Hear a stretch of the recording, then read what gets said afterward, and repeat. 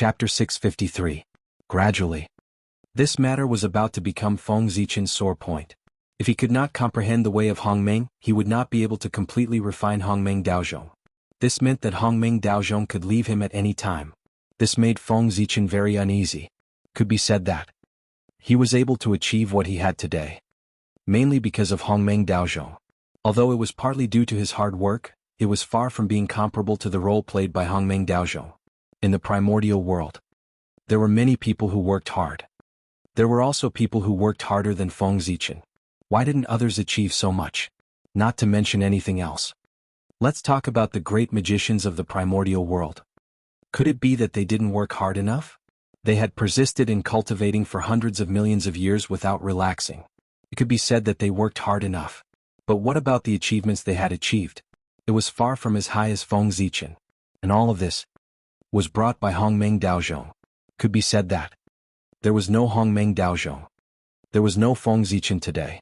Therefore, in Feng Zichen's heart he naturally valued Hongmeng Daozhong very much.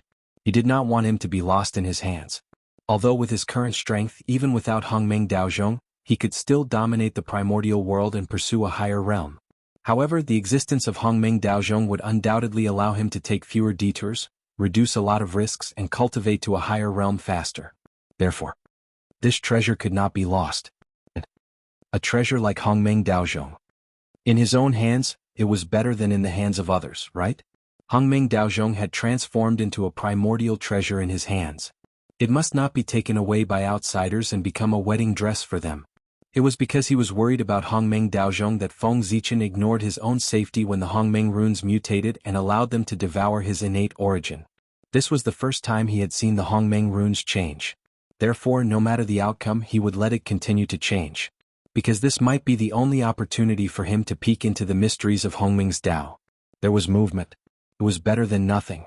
If the Hongmeng runes continued to remain dormant, Feng Zichen did not know when he would be able to see the mysteries of the Hongmeng Dao. And there was movement. This represented an opportunity. This was like a huge gamble. He won. They would be able to comprehend the mysteries of the Hongmeng Dao and obtain endless opportunities. He lost. Although his life would not be in danger, his strength would be greatly reduced due to the fall of his source energy.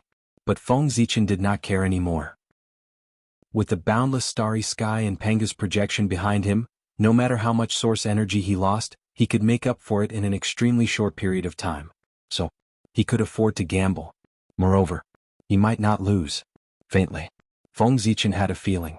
The mutation of the Hongmeng runes should be a good thing for him. After all, the Hongmeng runes had already merged with him. The two of them were bound together for good and ill, harming him.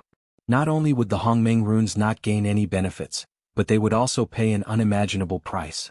Just like that, time ticked by second. In the blink of an eye, it was 10,000 years later. At this time, the Hongmeng runes seemed to have eaten their fill. They stopped devouring Feng Zichen's source and retracted into their bodies. They lay there quietly motionless. As the Hongmeng runes regained their calm, Feng Zichen also woke up. He had to wake up. His breakthrough had come to an end. He could no longer support his breakthrough. Fourth heaven of primordial chaos. This was Feng Zichen's current realm. Originally, he should have reached the sixth heaven of primordial chaos. Unfortunately, thanks to the help of the Hongmeng runes, they devoured the source that he used to break through, leaving him at the fourth heaven of primordial chaos. This was also a blessing in disguise. At the very least, he still maintained the cultivation of the fourth heaven of primordial chaos. He did not fall, did he? According to the devouring speed of the Hongmeng runes at that time, Feng Zichen was really afraid that his strength would fall. Is this Hongmeng? Feng Zichen, who woke up from his enlightenment, said in a daze. The price of 2 heavens was not in vain. After the Hongmeng runes devoured the source, they also gave Feng Zichen some information about the Hongmeng Dao. Although this information was still somewhat obscure and difficult to understand, it was much better than not understanding anything before. In Hongmeng Daozhong, with the help of the creation jade disc fragment, Feng Zichen finally sorted out some clues from this information and comprehended a trace of the mystery of the Hongmeng Dao. Don't underestimate this trace of comprehension. As the saying goes, everything was difficult at the beginning. But as long as he started, the next step was not so difficult. Comprehending a trace of the mystery of the Hongmeng Dao was equivalent to entering the door. Next, with the help of Hongmeng Daozhong, sooner or later, Feng Zichen would be able to completely comprehend the Hongmeng Dao. Moreover, the Hongmeng runes in his body. Since the first change could happen, then there would definitely be a second change, a third change, a fourth change, and this would be the best help for Feng Zichen to comprehend the Hongmeng Dao. My Dao has been completed. After comprehending the Hongmeng Dao, Feng Zichen's heart was abnormally excited. Even the unhappiness of not reaching his realm had been diluted a lot. If his realm was not enough, he could slowly increase it. But there were not many opportunities to comprehend the Hongmeng Dao. If he missed it, who knew if there would be a next time? As soon as he comprehended the primordial Dao, Feng Zichen could not wait to cultivate it. Soon he was lost in the boundless Taoist rhyme. Then, he was woken up by Hongmeng Daozhong. The most difficult thing about cultivating the Hongmeng Dao was that if one was not careful, there was a danger of being assimilated by the Hongmeng Dao. Hongmeng, the beginning of being. Anything that existed, whether it was a person or an object, originated from him. Therefore, he had the ability to assimilate all things. The most powerful part of the Hongmeng Dao was also the most dangerous part of him. Therefore, one needed to be extremely careful when cultivating this Dao. But Feng Zichen was not an exception, because he had Hongmeng Daozhong. With the help of Hongmeng Daozhong, he could pull Feng Zichen back from the crisis of Hongmeng's assimilation at any time. This was the reason why Feng Zichen was confident that he could cultivate the Hongmeng Dao. Fourth level of primordial chaos? It's still a little low, looks like I still have to give it a try. After the initial excitement, the unwillingness of not reaching his realm as expected once again surfaced in Feng Zichen's heart. For this, he planned to give it a try. He would continue to improve his realm. And in the primordial world, he had already used up all the power that he could use to improve his realm. There was no other power that could help him. So, Feng Zichen turned his gaze. He placed it in the chaos outside the realm. He remembered, in addition to being the great Emperor Ziwei of the primordial world, he also had another identity in the chaos outside the realm. A creature of chaos, the Pangu Zichen clan. This was back then. When he attained the Dao of Daluo Jingxian in the chaos outside the realm, the Great Dao personally gave him an identity. For this, he also received a reward from the Great Dao, a supreme-grade innate spirit treasure, the first origin Dao talisman as a protective spirit treasure. Feng Zichen was able to gather his timeline so smoothly in the river of time and space partly because of his Dao attainment in the chaos outside the realm. There was no concept of time and space in the chaos outside the realm. Therefore, when Feng Zichen successfully attained his Dao in the chaos outside the realm, there was no future for him in the primordial world. The past was constant and could be easily cut off. However, the future was fleeting and unpredictable. It was constantly changing, causing one to be unable to see through it or grasp it. Therefore, the future was the most difficult to cut off. However, Feng Zichen had no future. This saved him the most difficult step. He easily gathered his timeline, jumped out of the river of time and space and wandered outside the world. Imagine attaining the Dao in the chaos outside the realm. There were such great benefits. If he attained the Dao in the chaos outside the realm, wouldn't the benefits be even greater? Thinking about it, Feng Zichen was excited. He felt that he could give it a try. As for failure, he had never considered it. His Dao. It had already exceeded the scope of the Dao of stars. It was all-encompassing and all-encompassing. It was gradually approaching the Dao of Hongmeng. Its power was no weaker than the great Dao cultivated by the Chaos Fiend God. Since that was the case, how could it fail? After making up his mind, Feng Zichen immediately took action. He first looked at the outside world and found that the phenomenon of his Dao attainment had yet to dissipate. At that moment, he secretly activated the power of Pangu's projection and secretly interfered with the phenomenon of heaven and earth to prolong its existence so as to hide the fact that he was not in the primordial world. After doing all this, Feng Zichen immediately released his spiritual will and crossed endless time and space to establish contact with the chaos bead hidden in the human Dao Emperor's seal. Then, his figure flashed. He disappeared on the spot. He came to the chaos bead. And no one noticed all of this. Not to mention the fact that the boundless starry sky blocked everything. Feng Zichen's current cultivation base was at the 4th level of primordial chaos. He could already make it so that no one could discover his tracks. Let's go. Inside the chaos bead, Feng Zichen waved his hand and opened the space-time door. With a step, he left the primordial world and arrived in the chaos outside the realm. Rumble. After many years, Feng Zichen had already undergone earth-shaking changes, but the chaos outside the realm was the same as before. Loneliness, emptiness, chaos, and the endless tyrannical chaos aura were always the theme of the chaos. Hiss. No wonder the chaos fiend god is so powerful. In such a harsh situation, if one is not strong enough, they will not be able to survive at all. Every time Feng Zichen came to the chaos outside the realm, he could not help but sigh at the environment here. It was really too harsh. The Daluo Jingxian of the primordial world was here. It would not be long before it was completely destroyed. The worse the environment, the more powerful the existence born. After sighing, Feng Zichen removed the protection and stepped into the realm of the chaos outside the realm.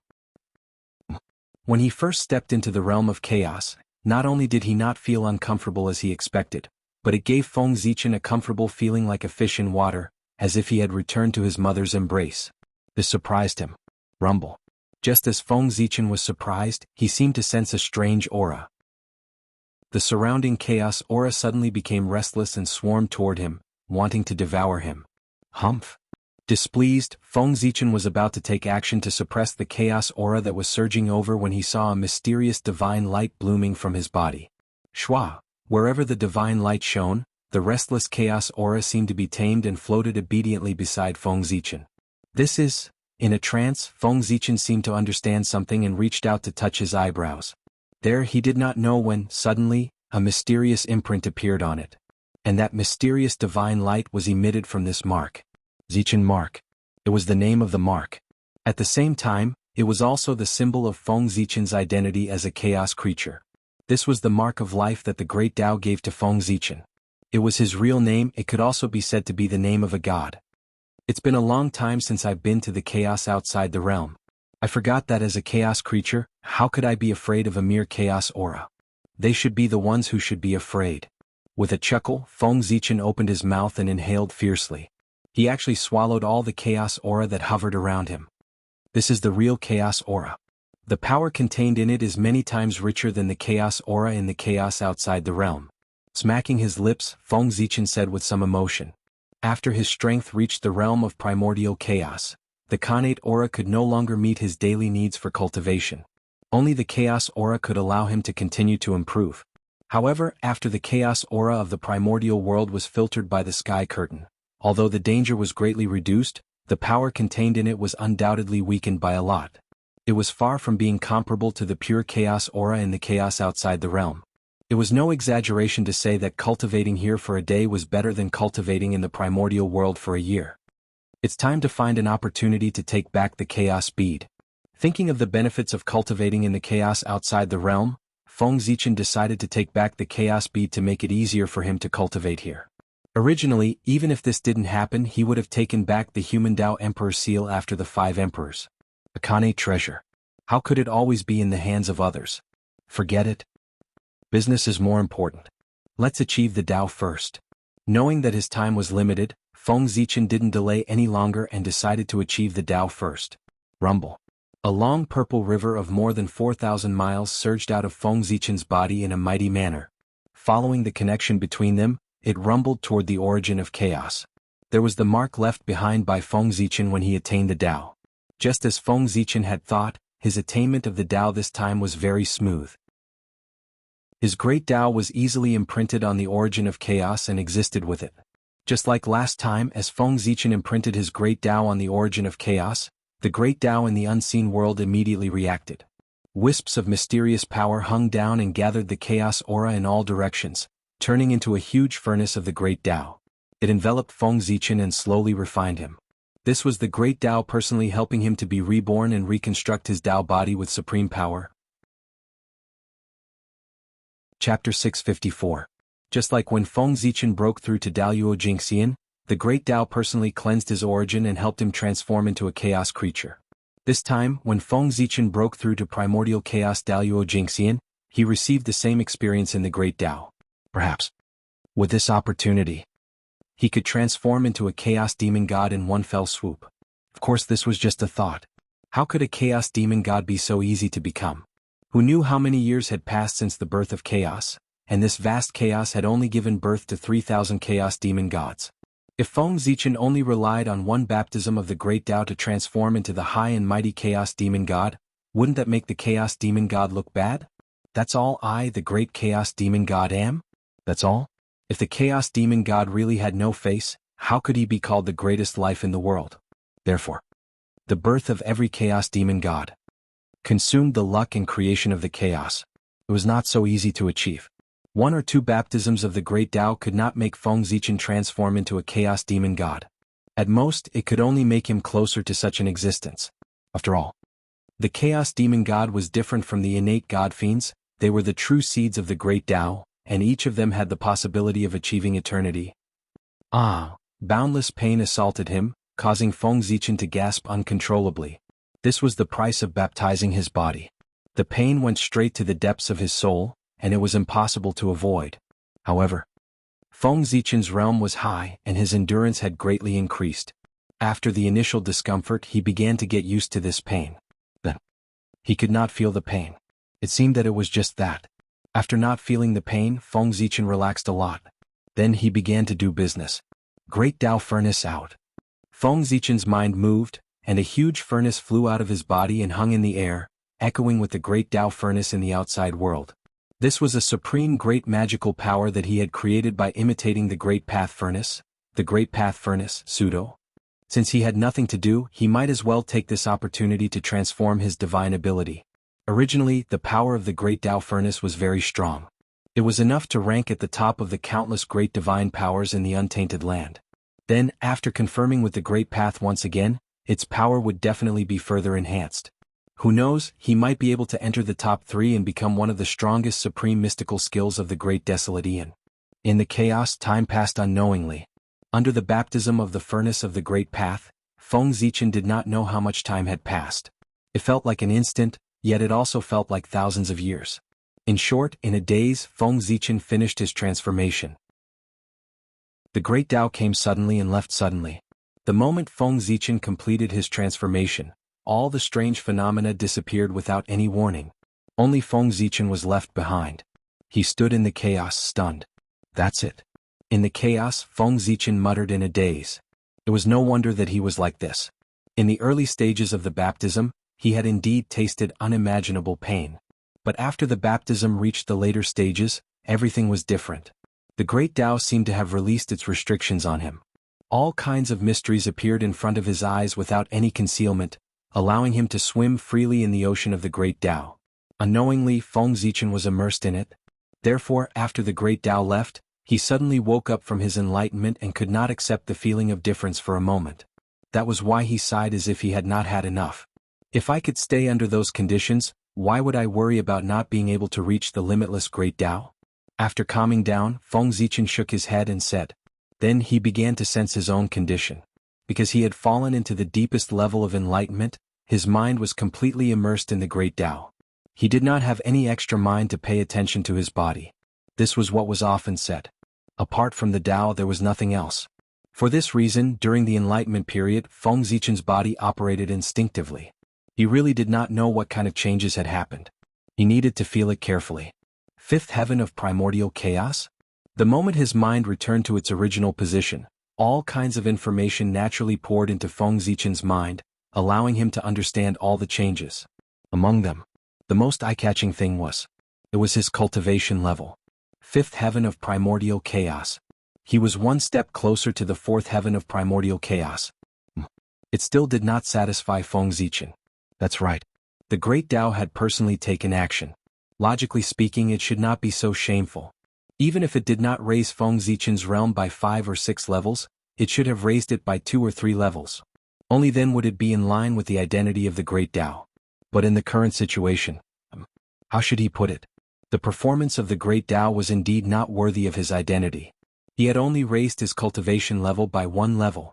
If word got out, Feng Zichen felt embarrassed for the Great Tao. Where was the face of the Great Tao? This time, it was all gone. At the very least, the Great Tao's impression in Feng Zi's heart plummeted. Although this was useless.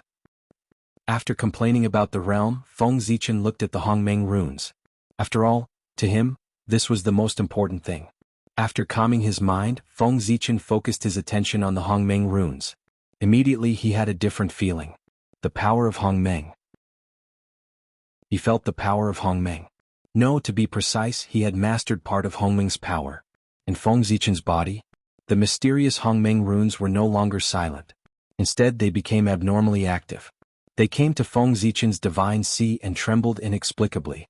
They emitted wisps of mysterious power and began to temper Feng Zichen's magic power. After being tempered by the Hongmeng runes, Feng Zichen's magic power condensed from starlight actually inherited some characteristics of the Hongmeng Qi. For example, it assimilated everything. In itself, the Ziwei star power in Feng Zichen's body could be said to be domineering and peerless. It had the power to destroy all laws. Now, in addition to the Hongmeng Qi's ability to assimilate everything, it had become even more domineering. That's right. The power of the Hongmeng Qi and the power of the Ziwei star power not only did not cancel each other out. Instead, they strangely merged into one and turned into an even more powerful force. Not to mention that it could destroy all laws, it even showed signs of destroying everything. It could even destroy the power of the Tao. Go! Subconsciously, Feng Zichen mobilized the magic power in his body and threw a punch forward. However, a dragon's roar sounded, and then an endless purple aura erupted. It moved forward in a mighty manner, as if it was going to sweep everything away. Rumble. The surrounding chaos shook as a result. Wherever that purple stream of air passed, the surrounding chaotic aura would rapidly melt away like snow encountering the blazing sun. No, it was not melted. It was assimilated by it. It became a part of the purple aura. After a long time, the wave that erupted in the chaos finally subsided. Looking in the direction of Feng Zichen's punch, the chaos aura could no longer be seen. It was empty, forming a huge passage. And the surrounding chaos aura did not make up for it. Hiss, so powerful. Even Feng Zichen was shocked by the power of the attack. If he had this ability before, even if he did not rely on external forces, he who was only a half-step primordial chaos realm, would dare to directly challenge the real primordial chaos Tao Master, an existence specially created by Daluo Jingxian who had just entered the primordial chaos realm. No wonder even the great Tao personally made a move, but my realm only increased by one level. So this is the problem. At this time, Feng Zichen finally understood why his realm only increased by one level. It turned out that the extra power had been devoured by the Hongmeng runes. The Hongmeng runes would not change for no reason, and the only thing that could change them now was the power of the great Tao. Combined with Feng Zichen's current situation, wasn't the answer very obvious? The Hongmeng runes must have been used by the great Tao to increase the power of Feng Zichen's realm, which was why there was such a huge change. Was it worth it? Of course it was worth it. Mastering the power of Hongmeng gave Feng Zichen the capital to fight above his level. This was something that could not be brought about by the increase of his realm. One had to know. At the end of the realm, without the help of external forces, it was very difficult for the previous situation of fighting above his level to happen. Those who could reach the primordial chaos realm, which one of them was not a stunning genius. Each of them had left their own legends in the history of cultivation. Such a figure. Who would be worse than who? Fighting above his level, it was impossible to think about it.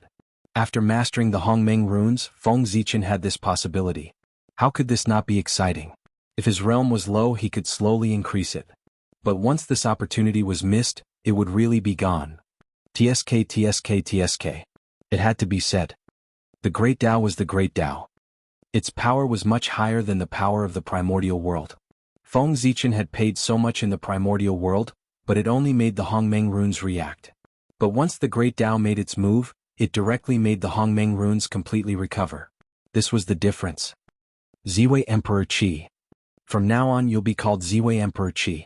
After sighing, Feng Zichen gave the power in his body a name. Ziwei Emperor Qi. Ziwei was the symbol of his identity. Emperor was simple.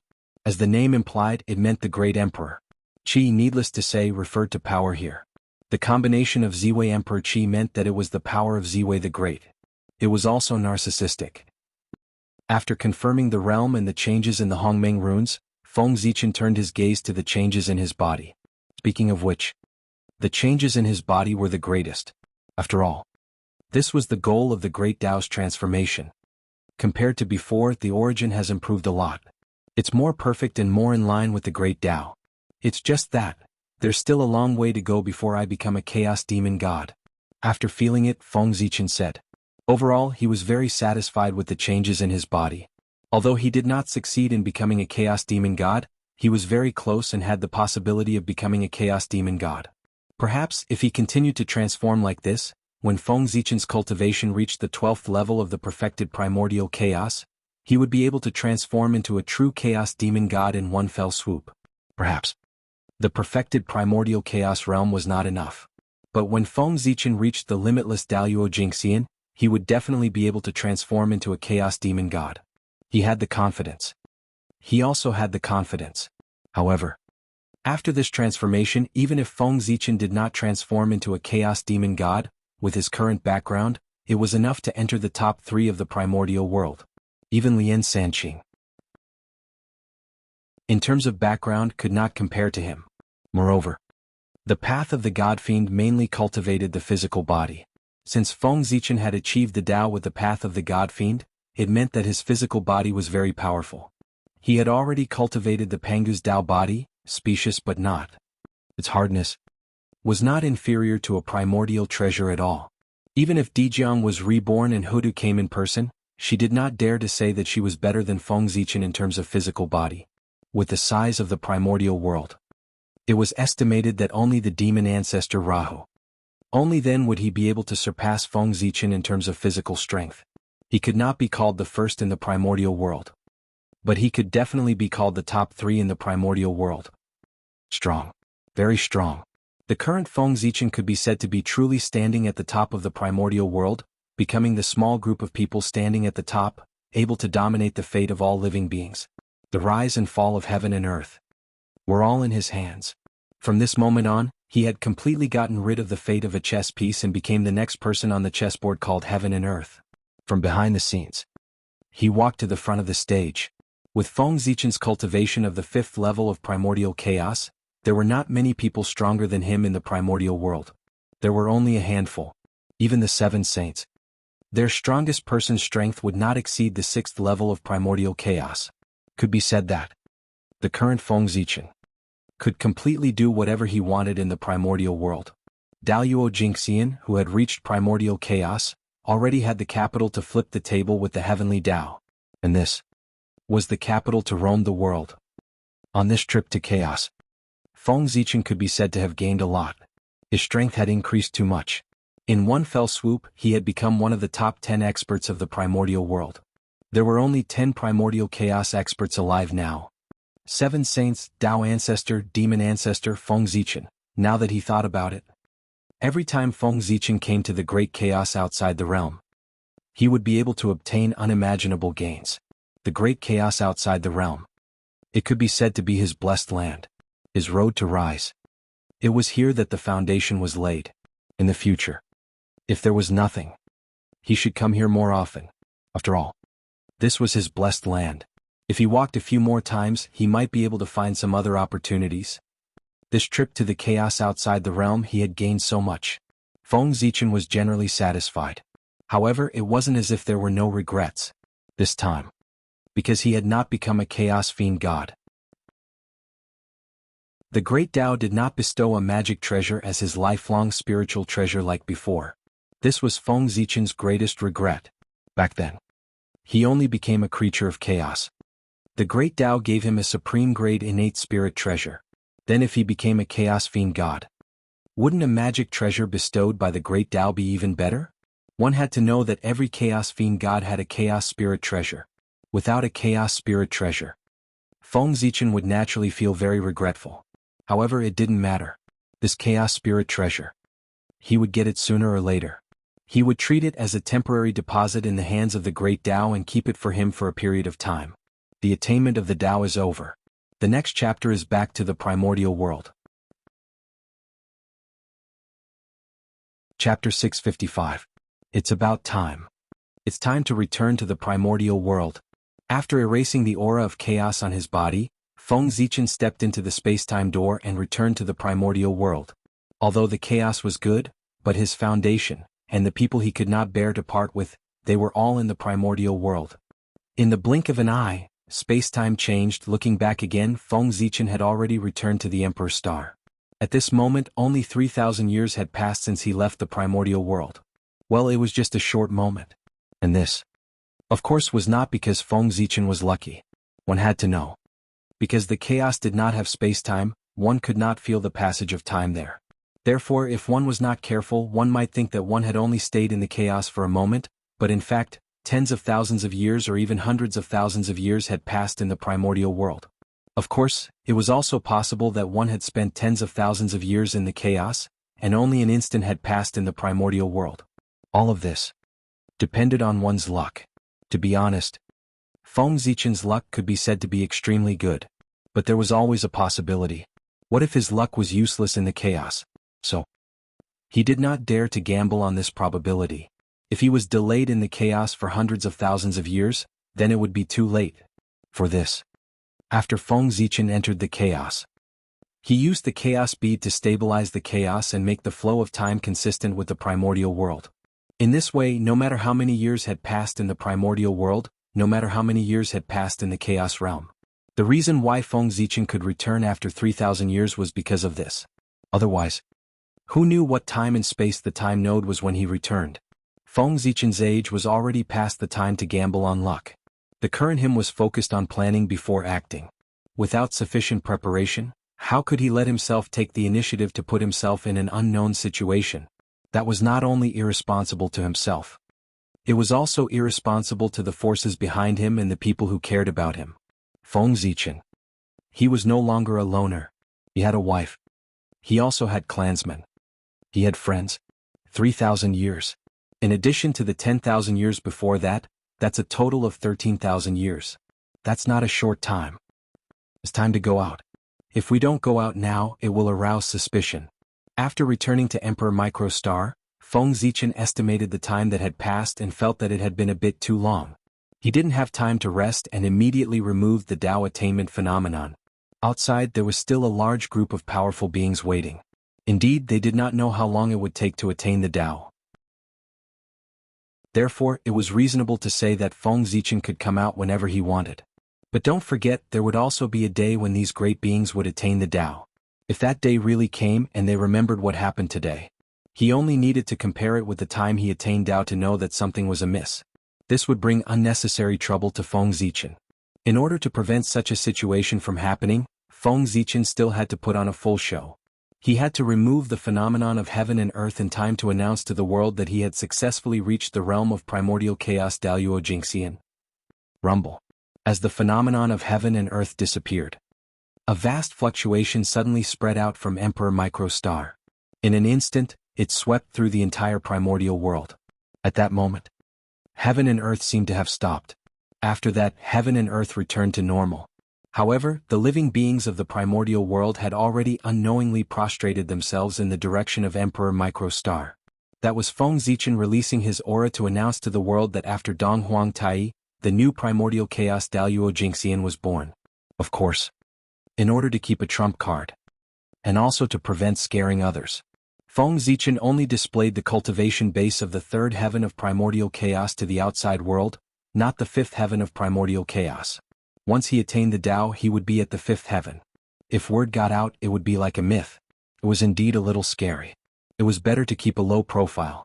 At the same time, he could also trick a group of people at the critical moment. The moment Feng Zichen's aura rose, everyone knew that Great Emperor Microstar had successfully attained the Tao. In this primordial world, another supreme expert was added to the mix. Suppressing the restlessness in their hearts and restraining the envy in their eyes, the group of great mediums walked out of their cave abodes one after another and headed outside the boundless starry sky to congratulate Feng Zichen for successfully breaking through to primordial chaos Daluo Jingxian. It was no exaggeration to say, the congratulations of everyone came from the bottom of their hearts, because they were all the beneficiaries of Feng Zichen's Tao attainment this time. In the primordial world, there was no such thing. When one person attained the Tao, he suppressed the situation where everyone else could not attain the Tao. In fact, the situation in the primordial world was exactly the opposite. The more people attained the Tao, the easier it was for the people after that to attain the Tao. In the primordial world, above Daluo Jingxian, there was actually no path left. Daluo Jingxian was already at the end of the Tao. But unfortunately, there were many capable people in the primordial world who forcefully broke the limit and walked a path above Daluo Jingxian. This was the origin of primordial chaos, and the new realm had just appeared. There were definitely many imperfections. This required generations of people to work hard to perfect it. And every time there was an additional primordial chaos Daluo Jinxian, the new realm would be perfected a little, and future generations would be able to take fewer detours. Attaining the Tao would also become easier. In this way, everyone had received benefits from Feng Zichen. Even if they did not accept his kindness, they would not speak ill of him. It was just a few words of congratulations. It was not like they would lose a piece of meat if they said it. How could it be compared to the benefits they had received? On the Emperor's Star, Feng Zichen saw that everyone was rushing towards the boundless starry sky. It was not good for him to continue sitting down. He quickly got up and went out to welcome them. Poor Wei and the others congratulate Your Majesty on attaining the Tao and enjoying the limitless Tao fruit. Your Majesty attaining the primordial chaos Tao fruit is equivalent to breaking free from the cage of heaven and earth. From now on, you will be free and unrestrained. You are really envious of others. When everyone saw Feng Zichen walk out, they all went forward to congratulate him. Fellow Taoists, you are too polite. The Emperor's Star is just one step ahead. I think that with your strength, it won't be long before you can take that crucial step and become a primordial chaos Tao realm like me. Waving his hand, Feng Zichen also smiled and congratulated everyone. Just like that. Both sides spoke one after another. Outside the boundless starry sky, they flattered each other. During this period, Feng Zichen did not mention anything about letting everyone enter the boundless starry sky for a chat. As for the crowd, they did not find this strange at all. He did not let everyone enter the boundless starry sky. It was not because there was some secret in the boundless starry sky that could not be discovered by others. It was because there were too many great mediums. If there were 3 or 4, it was fine for Feng Zichen to let them in. But basically all the great mediums of the primordial world had come. How could Feng Zichen dare to let them all in at once? Who knew? Among these great mediums, how many spies of the Chaos Fiend God were there? If they took the opportunity to cause trouble, that would be terrible. In the boundless starry sky, there were 4 great ferocious beasts suppressed. If any one of them was let go, it would be a great disaster for the primordial world. Therefore, Feng Zichen could not gamble. Since he could not determine which group of people were the spies of the Chaos Fiend God, he might as well not let them in. Without a doubt, there must be spies among the great mediums, and there would be many of them. Ever since the Chaos Fiend God possessed the great mediums, these great mediums of the primordial world could not be trusted. Who knew who was the Chaos Fiend God in disguise? There must be some unlucky people who were possessed by the Chaos Fiend God and were not exposed. There were quite a number of these unlucky people. They hid among the great mediums, like poisonous snakes hiding in the dark, and could give the primordial world a fatal blow at any time. Therefore, Feng Zichen had to be careful of them and not give them a chance to make a move. Regarding the matter of spies, Feng Zichen knew. The great mediums knew. In the primordial world, almost all the existences with the strength of the quasi-saint realm knew. Feng Zichen did not dare to let everyone enter the boundless starry sky because he was worried about the spies.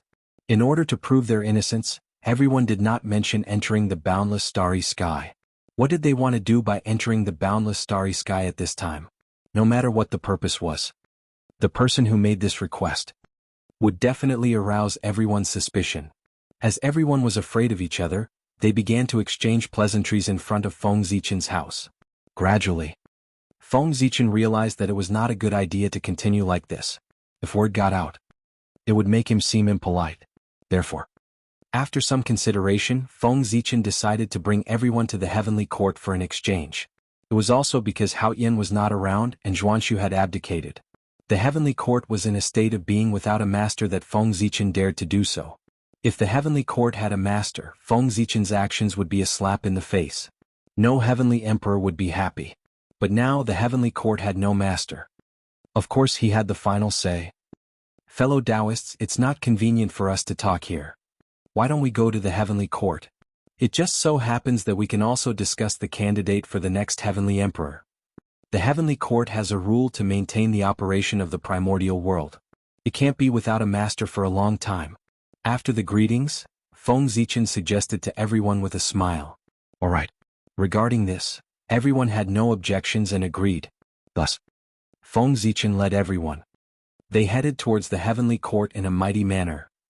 Fellow Taoists, now that Zhuanshu has abdicated, causing the position of heavenly emperor to be vacant, The heavenly court cannot be without a master for a day. Do you have a suitable candidate? In the Lingxiao Palace, after some small talk, Feng Zichen finally asked about serious matters. Your Majesty, do we still need the poor Wei and the others to recommend us? Right now, isn't there the most suitable candidate? As soon as Feng Zichen finished speaking, Zhen Yuanzi walked forward and said with a smile, "Fellow Daoist Jin Yuan is talking about?" Feng Zichen asked knowingly. He couldn't say his name himself, right? How inappropriate would that be? "It's you, Your Majesty." As he said that, without waiting for Feng Zichen to refuse, Zhen Yuanzi continued, "Your Majesty is the second in command of the three realms.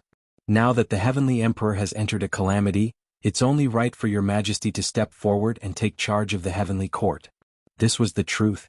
It was reasonable and irrefutable. Great Emperor Ziwei was the legal successor of the Heavenly Emperor.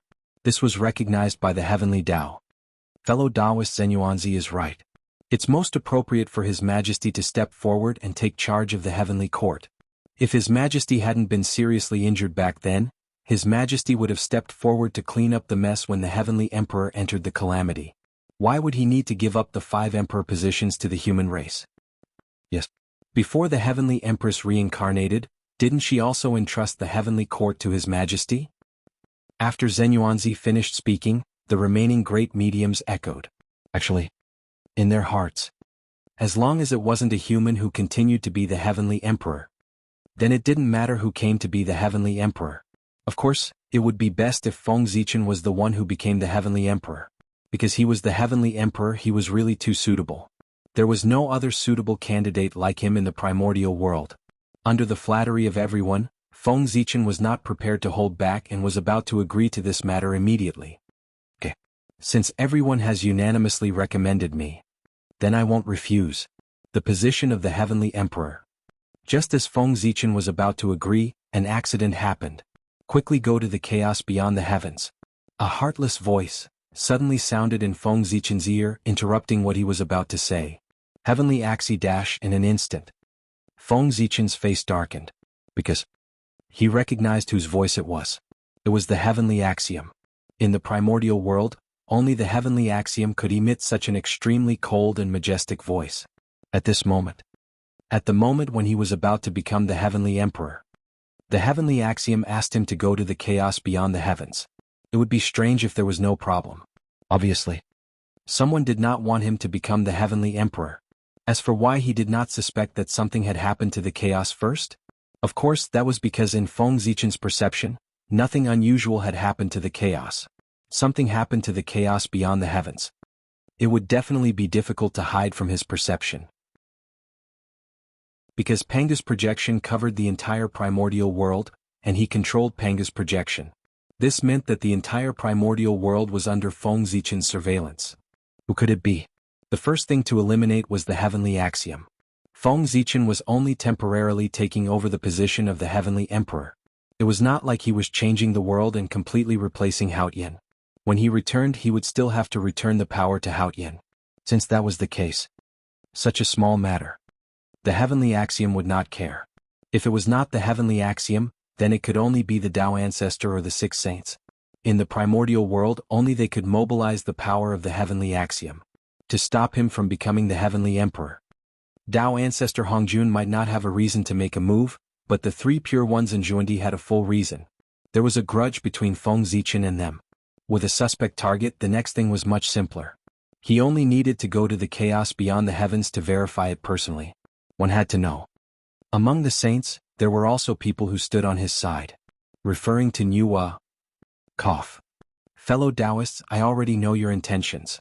However, the Heavenly Axiom urgently summoned me to the chaos beyond the heavens. Therefore, the candidate for the Heavenly Emperor, you should choose another person. With a light cough to hide his embarrassment, Feng Zichen continued to speak.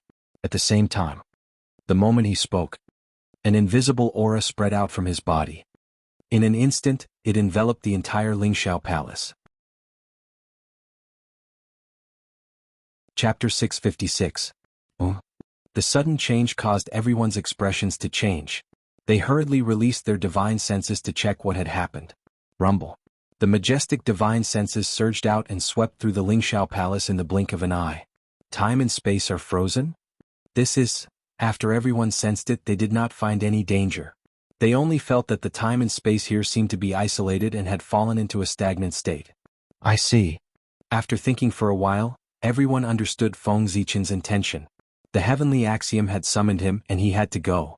However, at this time the candidate to succeed the heavenly emperor was still undecided, so he could not leave directly. The matters of both sides could not be delayed. For this reason, Feng Zichen simply froze the time and space here so that it could not flow.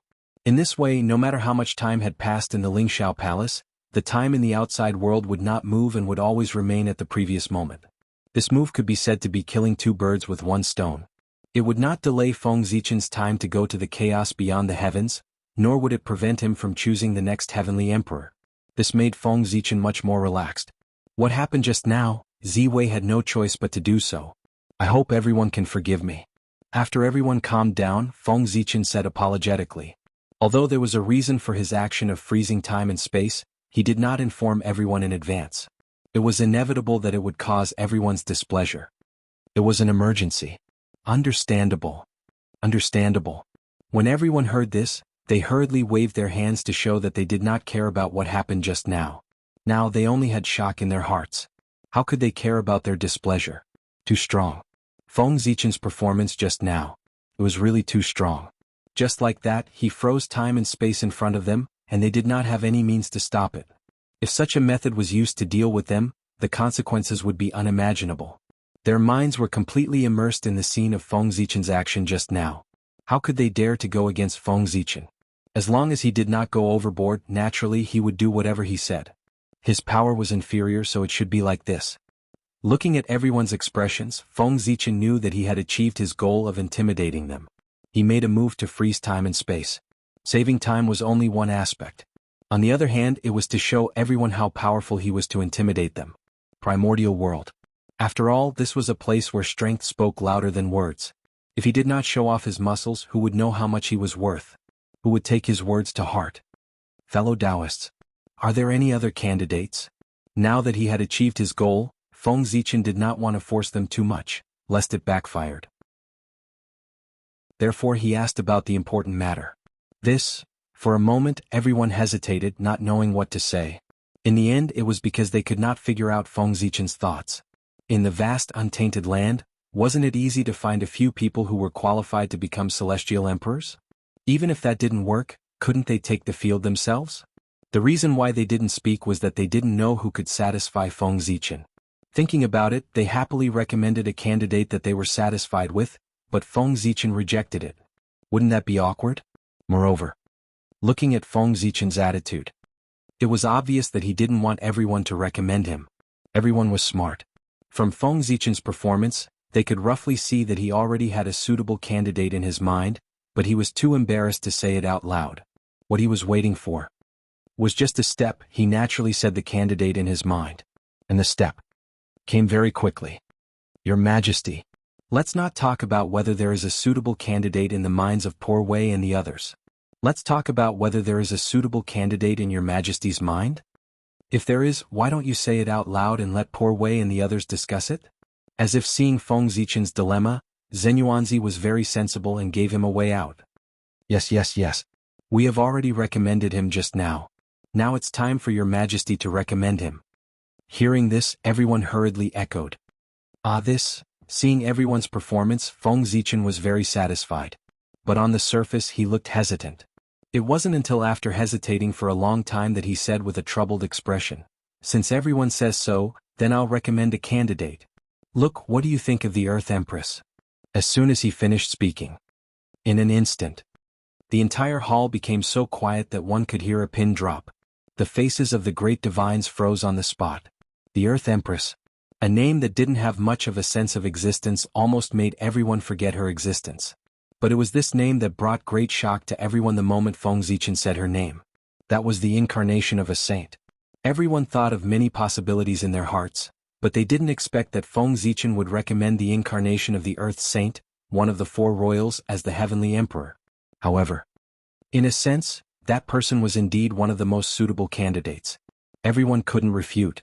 Of course, the main reason was that they didn't dare to. That person was the person who couldn't be offended in the primordial world. Facing the Earth Empress who controlled the 6 paths of reincarnation, even Dao ancestor Hong Jun had to be polite to her. Not to mention the great magicians. After all, the Earth Empress had too much merit on her. The merit she obtained when she transformed into reincarnation was second only to the merit of opening the heavens. Fellow Taoists, I would like to invite the Earth Empress to ascend to the heavens and become the Emperor. What do you think? After a long time, Feng Zichen said. Naturally, no one dared to have any objections. If the Earth Empress is willing to come, that would naturally be excellent. But I'm afraid that the Empress might not be willing to come. After a while, someone seemed to have thought of something and said uncertainly. Sigh, there's no need to worry. If the Earth Empress doesn't agree, you can let her recommend a candidate. Shaking his head, Feng Zichen said nonchalantly. Then, without waiting for anyone to reply, he disappeared on the spot. Fellow Taoists, I'll leave the matter of bringing the Earth Empress to the heavens to you. I'll head to the chaos outside the heavens first. After his figure completely disappeared, Feng Zichen's faintly discernible voice could be heard in the void. Obviously he had already gone far away. Crash. The sound of a mirror shattering could be heard. The barrier that enveloped the Lingxiao treasure hall quietly shattered, and time and space returned to normal. Looking at Feng Zichen's empty seat, everyone was speechless. He left just like that? He just threw the trouble to them so casually? He was too carefree. Sigh. He's born to work. After sighing, everyone did not dare to delay and hurriedly rushed to the netherworld. The earlier they invited the Earth Empress, the earlier they could relax.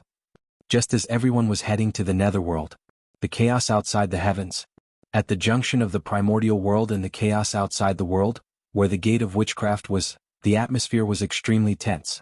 Feng Zichen was confronting the 3 pure ones, Zhuan-Ti and the others. Since he was already here, it was not difficult for him to see who was secretly plotting against him.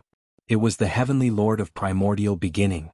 Back then, because of the matter of the South Pole Star, Feng Zichen had a conflict with the Heavenly Lord of Primordial Beginning and embarrassed him in front of everyone.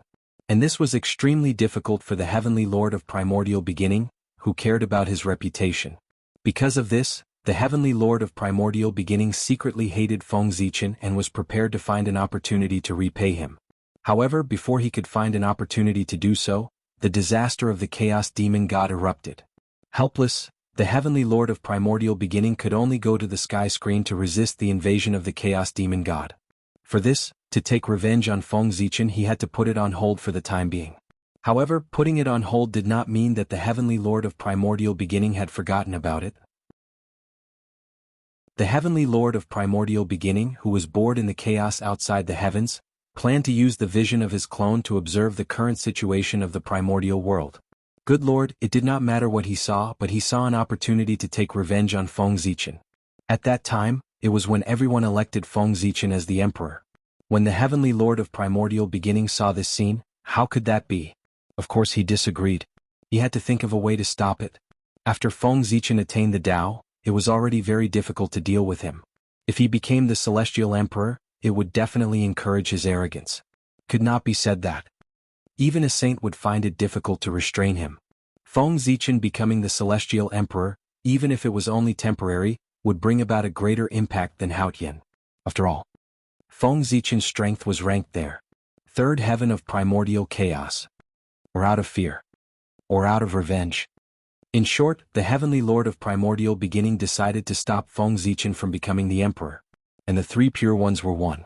Since the Heavenly Lord of Primordial Beginning had made a move, the Grand Pure One and the Grand Master of Heaven naturally could not just stand by and watch. Whether they were willing or not, they had to help. As for why the 3 pure ones were involved in receiving Zhuan-Ti, it had to be explained from the matter of their identities being exposed. Because of their background, the 2 of them had been faintly excluded from the circle by the crowd. For this, the 2 of them already had a bad relationship with the Panga divine system, and it fell to the freezing point. It could even be said that they had become enemies. Since that was the case, when the 2 of them saw the internal strife in the Panga divine system, they were naturally extremely happy. They had become enemies. Of course, they could not bear to see the other party doing well. If the Panga divine system was harmonious, how could the 2 of them have the chance to rise? Only when the Panga divine system fought with each other openly and secretly would they have the chance to fish in troubled waters and obtain a chance to develop. Under such circumstances, when they saw the 3 pure ones who were the authentic Panga divine system, targeting the other authentic Panga Divine Emperor Ziwei, they naturally did not want to stop them. Instead, they wanted to add fuel to the fire and make the relationship between them even worse. Only in this way would it be in their interest. Therefore, it was precisely because of this consideration. When the three pure ones made a move, receiving Xuanti also secretly helped. The power of the five saints working together was enough to affect the operation of the Way of the Heavens for a short period of time. This was also the reason why the Way of the Heavens called Feng Zichen to the chaos beyond the heavens. It was completely the result of the saints behind the scenes. Heavenly Lord of Primordial Beginning. What do you mean? Standing in the chaos, Feng Zichen coldly questioned the Heavenly Lord of Primordial Beginning opposite him. As he spoke, an invisible aura erupted. It pressed forward with a loud bang, crushing the surrounding chaos aura. To be honest, compared to the chaos aura of the great chaos beyond the realm, the chaos aura of the chaos beyond the heavens was as weak as a baby. Too weak. Feng Zichen could shatter it with a slight move. Feng Zichen was very angry, very angry. The position of Celestial Emperor was right in front of him, but it was gone just like that. No matter who it was, they would be angry. Moreover, was Feng Zichen angry about losing the position of Celestial Emperor? He was angry about the occurrence of the variables. The situation had already somewhat exceeded his control. One had to know that the position of Celestial Emperor was related to the future of the human race. In the end, it was lost by the Heavenly Lord of Primordial Beginning just like that. How could he not hate? If it weren't for the fact that the other party had more people, Feng Zichen would probably have made a move directly. However, he couldn't even defeat the three pure ones when they joined forces, let alone the two of them who were receiving Xuanti. However, even if he couldn't defeat them, he couldn't lose his momentum. After all, he was in the right. Moreover, the three pure ones probably couldn't afford to lose that person and would join forces to attack him. Xuanti was receiving Xuanti. Feng Zichen believed that the two of them would join forces. However, the three pure ones might not be so. It was not a good thing to care about face. Fellow Taoist Ziwei, what do you mean by this? Seeing Feng Zichen's aggressive posture, the Grand Pure One asked with some displeasure. At the same time as he spoke, he gently waved his hand and created a breeze. He easily resolved Feng Zichen's aura. Seeing this scene, Feng Zichen's pupils constricted. Just from this move, it could be seen that the Grand Pure One's cultivation was not weak. One had to know. In order to gain the upper hand. When Feng Zichen unleashed his aura. Although he did not use the Ziwei Emperor Qi, he used the power of the boundless starry sky. With the domineering power of the boundless starry sky, even if Feng Zichen unleashed it with the cultivation of the third heaven of primordial chaos, its power was not weaker than the full-strength attack of an ordinary primordial chaos expert. It was such an attack. But it was easily resolved by the Grand Pure One. From this, it could be deduced that he had at least the sixth heaven of primordial chaos. Well, most importantly, or because Feng Zichen could not see through the realm of the Grand Pure One.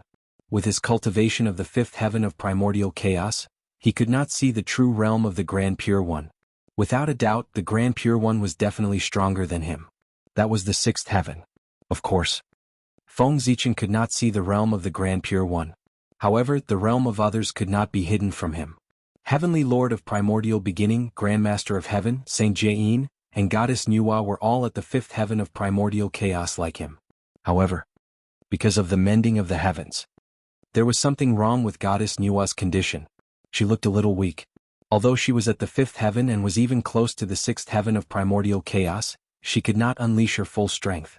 After the Tao body mended the heavens, it still affected her strength in the end, causing her to become a saint in one fell swoop. However, there were gains and losses. Although her strength had decreased, her realm had increased. The peak of the fifth heaven of primordial chaos was second only to the Grand Pure One's sixth heaven of primordial chaos. It was even higher than Feng Zichen's realm. Chapter 657. This was probably. It was the compensation that the Heavenly Tao gave to Nuwa. Since she was injured because of the world, the Heavenly Tao would naturally not treat her unfairly to avoid losing fairness. Anyway, in general, Nuwa did not suffer any losses. She even made a small profit. After all, after reaching the primordial chaos, the realm was harder to improve than the origin. Primordial chaos transcended time and space. Time was meaningless to them. They had an almost eternal lifespan, and the origin would slowly increase with the passage of time. But the realm would not.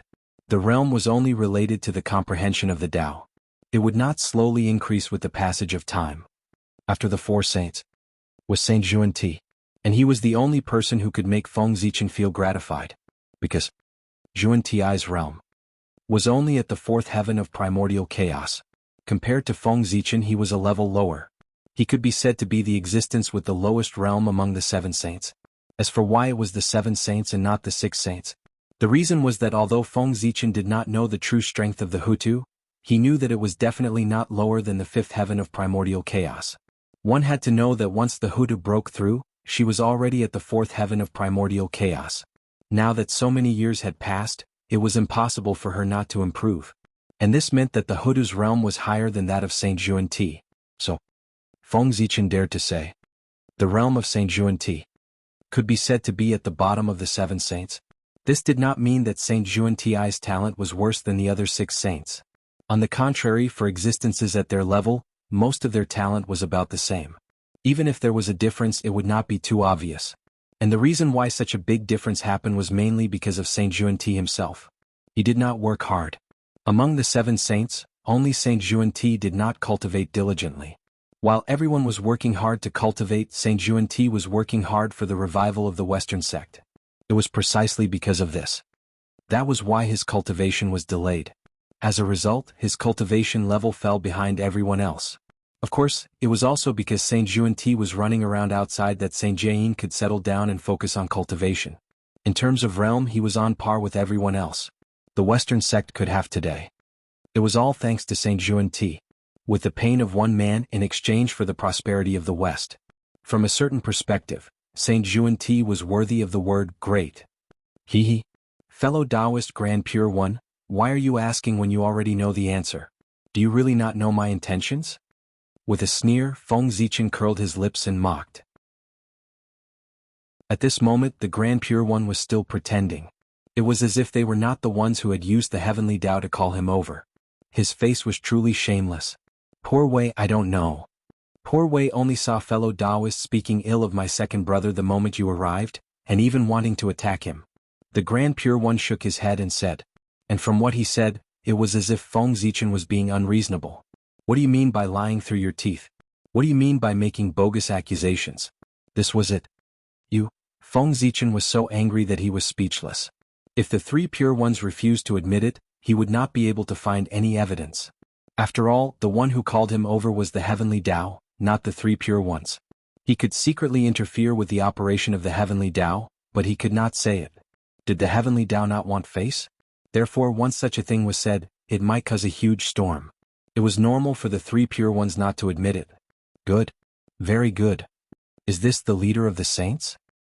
His methods are indeed impressive. I've seen it today. This is a loss. This solitude accepts it.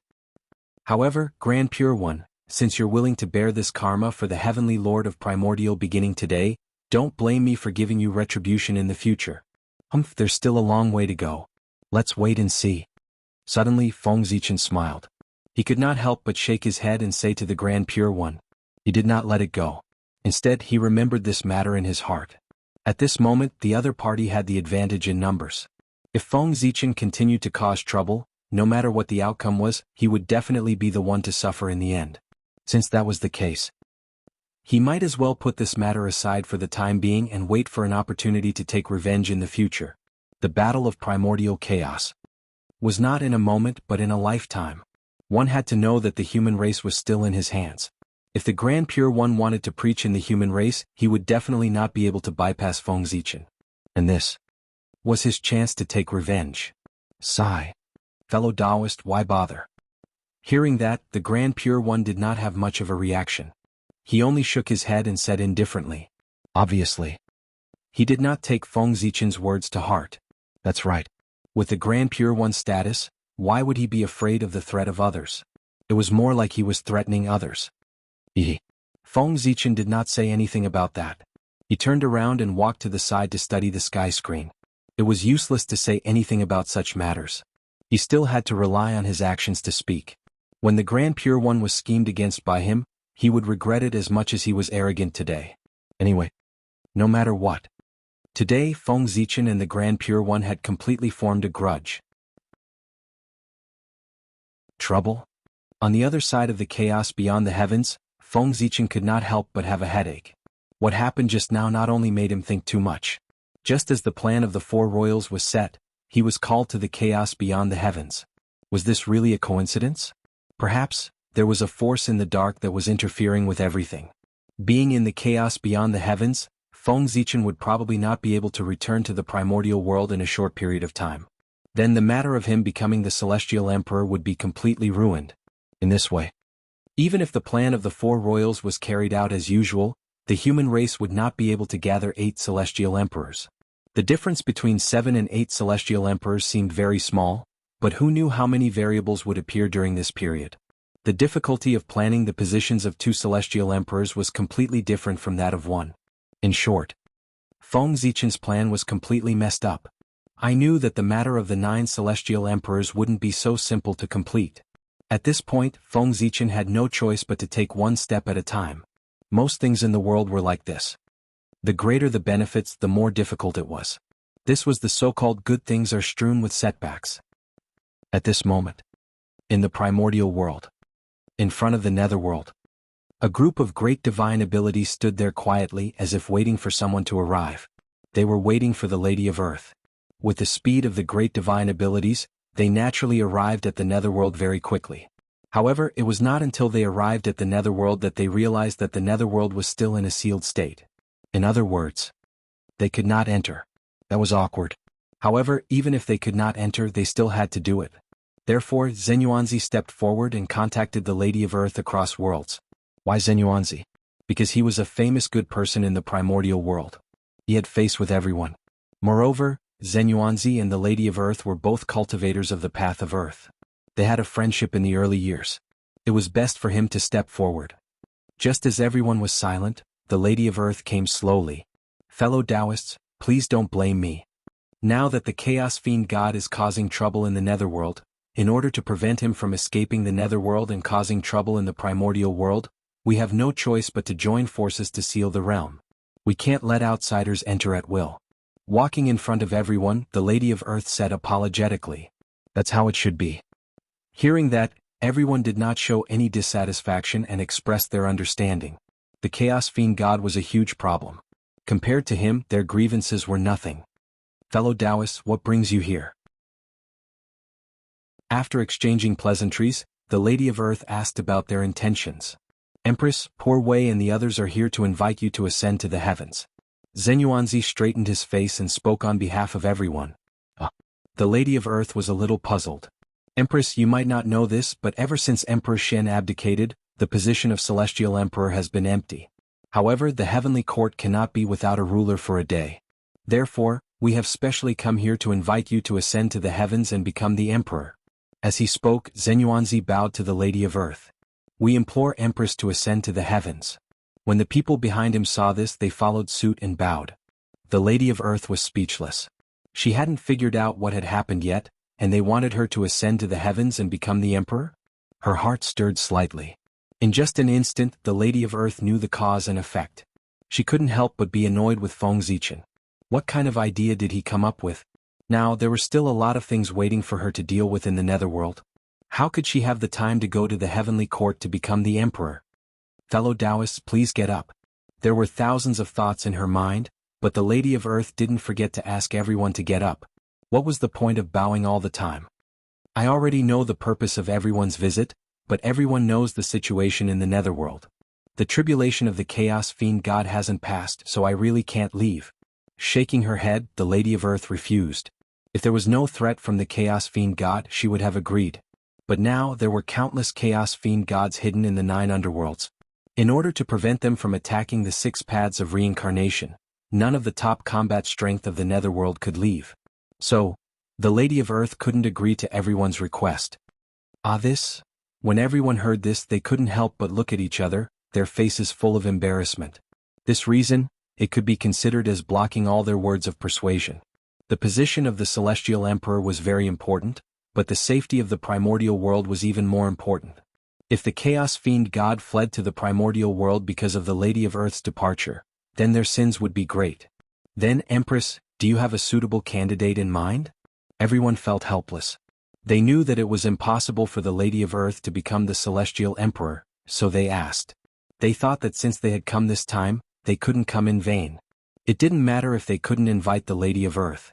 It wasn't impossible for her to recommend a suitable candidate. The great Emperor of Ziwei wasn't around. The great Emperor of the South Pole was in seclusion to heal his injuries.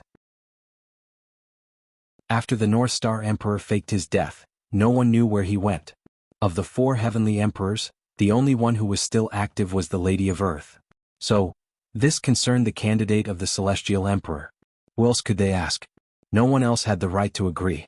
A suitable candidate? Yes, it's not that there isn't one. The Lady of Earth originally wanted to reject him directly, but suddenly, an idea flashed through her mind. She thought of someone and could not help but change her words. Who? After hearing that the Lady of Earth had a candidate, everyone's heart skipped a beat and they quickly asked. At this moment, everyone had already made up their minds. As long as the candidate proposed by the Lady of Earth wasn't too ridiculous, no matter who it was, they would directly agree. It was too annoying. This matter was too vexing. It was just choosing a temporary celestial emperor, and there were so many twists and turns. They had to run around. Wasn't it deliberately tormenting people? If they had known earlier, they wouldn't have let Xuanxu abdicate. They would have let him stay until Hao Yin returned. Fellow Taoists, what do you think of Taoist Xianqing? After thinking for a while, the Lady of Earth said a name that was beyond everyone's expectations. Oh, Empress, who are you talking about? Hearing this, everyone was stunned and asked in disbelief. They felt that the Xianqing that the Lady of Earth mentioned was not the same person as the Xianqing that they knew. The 9 heavens immortal venerables of the celestial sect of wonders, Taoist Xianqing. He is also the grand disciple of Tao ancestor Hongjun, the eldest disciple of fellow Taoist Shangqing, and your disciple nephew. Seeing that everyone was puzzled, the Lady of Earth repeated and emphasized Xianqing's origin. A genius of the celestial sect of wonders.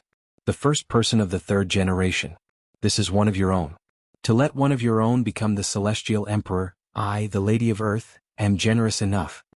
Empress, you're talking about disciple nephew Xianqing. If it's him, it's not impossible. I just don't know how his cultivation is now.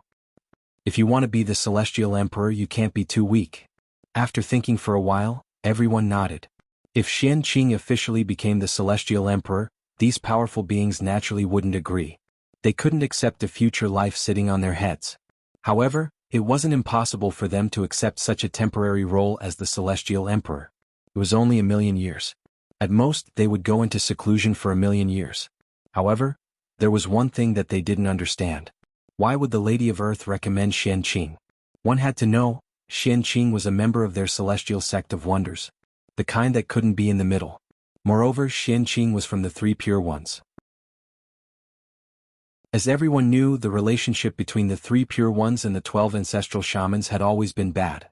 This made people have to investigate whether there was any conspiracy behind the Lady of Earth's recommendation of Xianqing. However, it didn't matter. Even if there was any conspiracy, it was aimed at the 3 pure ones. It had nothing to do with them. It should be the 3 pure ones' headache. And they. All he had to do was to complete his mission. Empress, since that's the case, Poor Wei and the others will take their leave. Let's go to the East Sea to see how strong Xianqing is. We'll make plans after that. After bowing to the Lady of Earth, everyone took their leave and hurried to the East Sea. Looking at her anxious look, it was obvious that she had set her sights on Xianqing. It was not easy to find a suitable candidate. There could not be any more accidents. Of course, it was better to find him as soon as possible. If they remembered correctly, Xianqing should have broken through to the quasi-saint realm. This strength might not be enough to be the real celestial emperor, but it was enough for the time being. Taoist Xianqing. With this, the karma between you and me can be considered to have been settled. Chapter 658. Looking at the back of everyone, the hoodoo had a lot of thoughts in her heart. She recommended Xianqing to be the celestial emperor, of course not because of Feng Zichen. In fact, because of the special identity of Xianqing. Feng Zichen hid his identity very well. Xianqing was a disciple of the 3 pure ones. If his true identity was exposed, what would happen? If not, the 3 pure ones, who were enraged out of humiliation, would crush his bones and scatter his ashes. Therefore, in the primordial world, Other than him, no one knew the relationship between him and Qianqing. In other words, in the eyes of the primordial world's great masters and even the heavenly Tao, Qianqing was a Khanate god-fiend born from the Khanate pure qi. He was a separate individual and had nothing to do with Feng Zichen. Then the problem came. Since the relationship between Qianqing and Feng Zichen was not exposed, why did the Hutu recommend Qianqing to be the celestial emperor? And this had to start from when the Hutu turned into reincarnation. Back then, when the Hutu turned into reincarnation in the Sea of Blood, Qianqing had once used the white lotus of purification to purify the vengeful souls and perfect the netherworld, helping the Hutu. For this, karma was formed between the two of them. Whether the Hutu was willing or not, she owed Qianqing a favor. Then Qianqing obtained the consent of the mighty figures of the netherworld and opened up the 10 directions pure land in this world. He used the white lotus of purification as a boat to guide the billions of suffering people in the primordial world. And the 10 directions pure land became the nail that the celestial sect of wonders buried in the netherworld. At the same time, it was also the only force of the celestial sect of wonders in the netherworld. The 10 directions pure land was formed. What was settled was only the karma between Qianqing and the netherworld, but the karma between him and the Hutu was not settled. No matter what Qianqing's original purpose was, he did contribute when the Hutu turned into reincarnation. The Hutu had to accept his favor whether she was willing or not. This was karma. All along, the Hutu had wanted to repay this karma to maintain the clarity of her soul. But she had never found an opportunity. Because Qianqing was too outstanding, the Hutu could not find a suitable thing to compensate him. Things had been put aside. And as time passed, this matter gradually turned into a sore point for Hutu. Logically speaking, a mere strand of karma should not have affected Hutu so much. However, Qianqing was a disciple of the 3 pure ones. There was no need to talk about the relationship between the 3 pure ones and the 12 grand sorcerers. In that case, as the ancestor of sorcery, the last thing Hutu wanted in her life was to have anything to do with the 3 pure ones. But because of Qianqing, he was involved with the 3 pure ones. This was something that Hutu couldn't tolerate. That was why she had been thinking of ways to end the karma with Qianqing. But it was a pity. No matter what Hutu did, she failed. As the leader of the 3 generations, Qianqing really didn't lack anything. Originally, as time passed, Hutu was about to give up. He decided to let nature take its course. After all, saints were immortal. In their long lives, there would always be a time when they would repay their karma. But she didn't expect that with the arrival of these people, Hutu would see the possibility of repaying her karma. If Qianqing was promoted to the position of celestial emperor, wouldn't the karma between him and her be settled?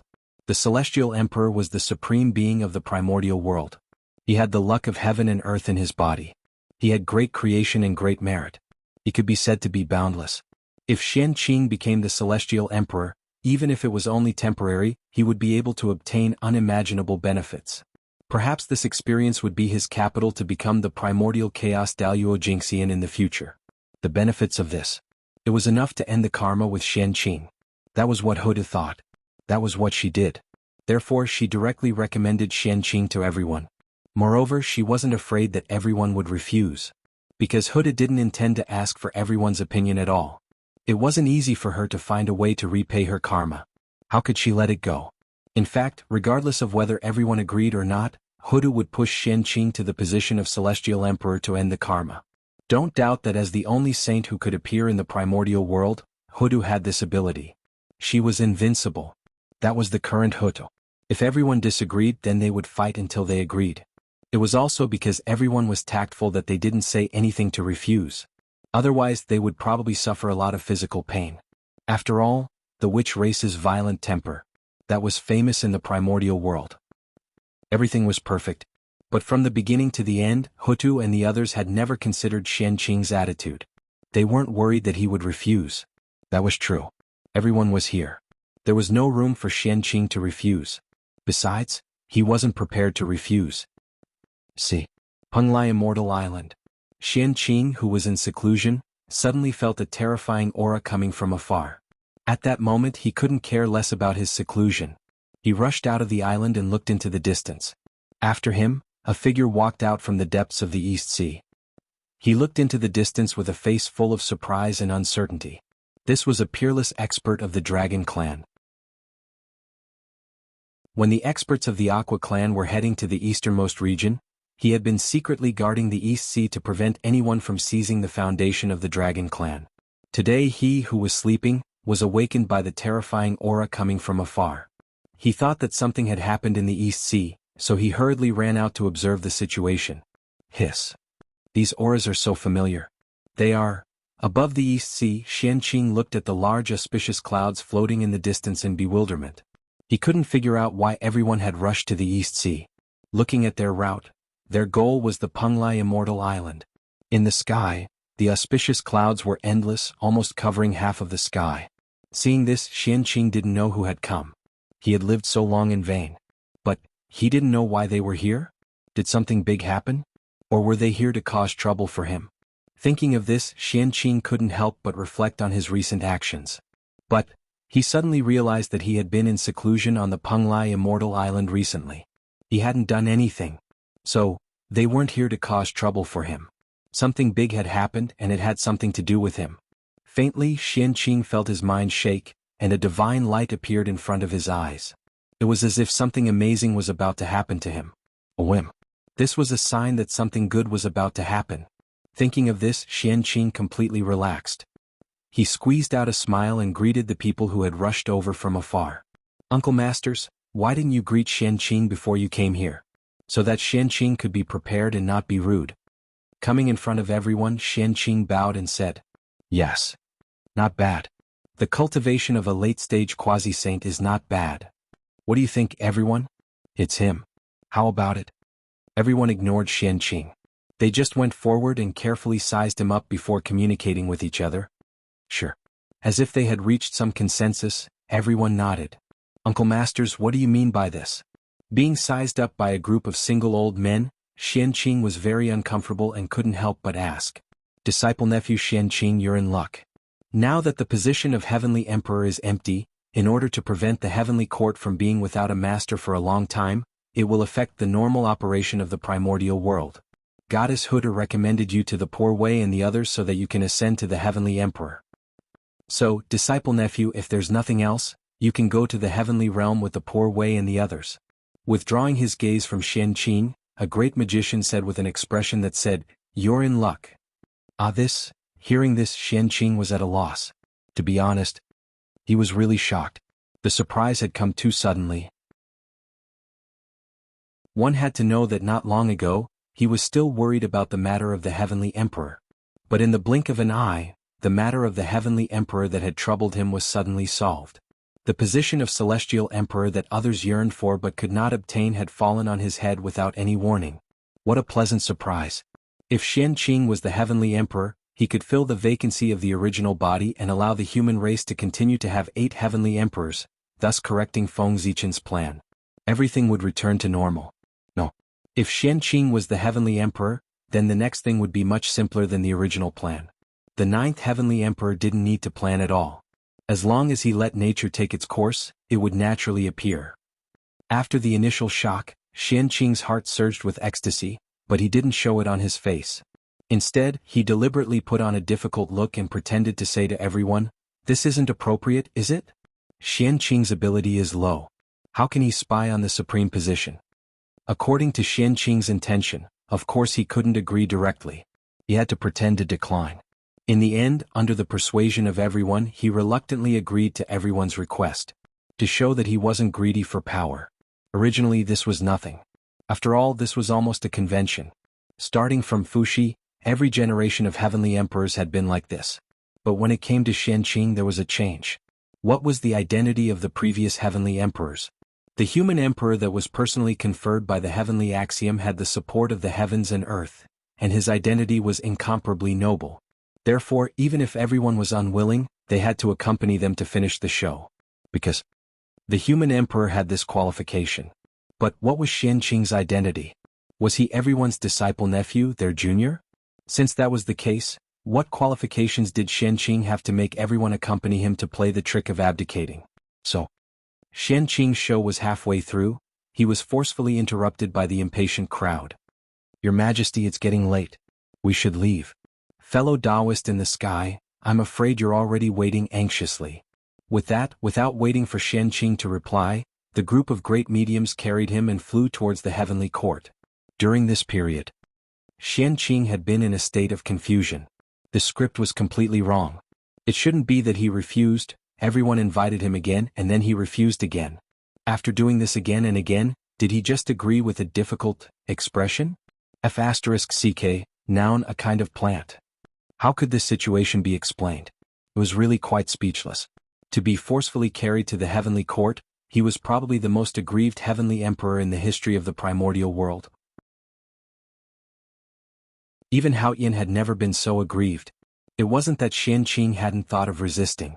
However, he was only at the late stage of the quasi-sage realm. Even with the power of a magic treasure, he could exert the power of a perfected quasi-sage, or even the power of a half-step primordial chaos. However, what he had to face was a group of top-notch great mediums of the half-step primordial chaos level. If they really fought, unless he could erupt with power comparable to the primordial chaos Daluo Jingxian, he could only be suppressed by everyone. The difference in strength was too great. Just like that, Xian Qing became the 8th heavenly emperor of the primordial world under the coercion of everyone. Di Jun, Hao Yin, the 5 heavenly emperors. And just after Xian Qing ascended the throne, a group of great mediums announced that they would be in seclusion and would not come out. This made Xian Qing, who wanted to take revenge, gnash his teeth in hatred, but there was nothing he could do about them. I didn't expect that the turning point of the matter would happen to the Lady of Earth. It's really a pleasant surprise. I didn't expect that the casual action back then would have such an unexpected effect. Can be said that it has helped me a lot. Fate is really playing tricks on people. In the chaos outside the sky, after learning about everything that happened in the primordial world, Feng Zichen said with emotion. He really didn't expect that the Lady of Earth would recommend Xian Qing to be the heavenly emperor. To be honest, Feng Zichen had long forgotten about the karma between him and the Lady of Earth.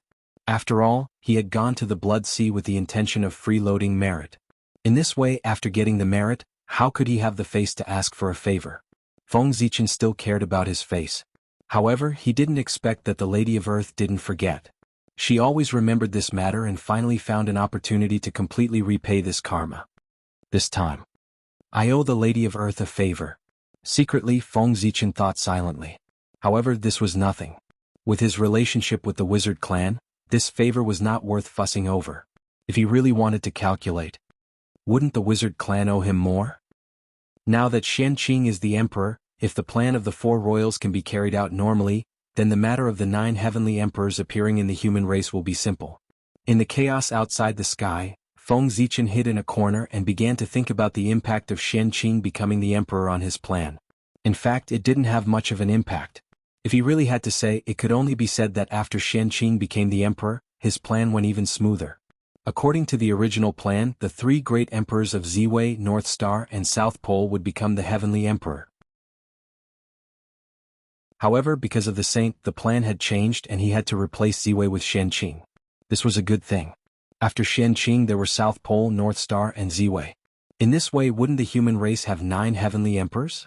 Of course, things weren't that simple. According to Feng Zichen's estimation, he was now like the saint, guarding the chaos outside the sky. If he wanted to return to the primordial world, he would have to wait until Hao Yin returned. In this way, the plan could be considered a failure.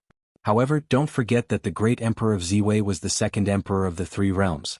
He was destined to become the heavenly emperor. Therefore, even if Feng Zichen couldn't become the heavenly emperor at this time, as time passed, he would eventually become the heavenly emperor.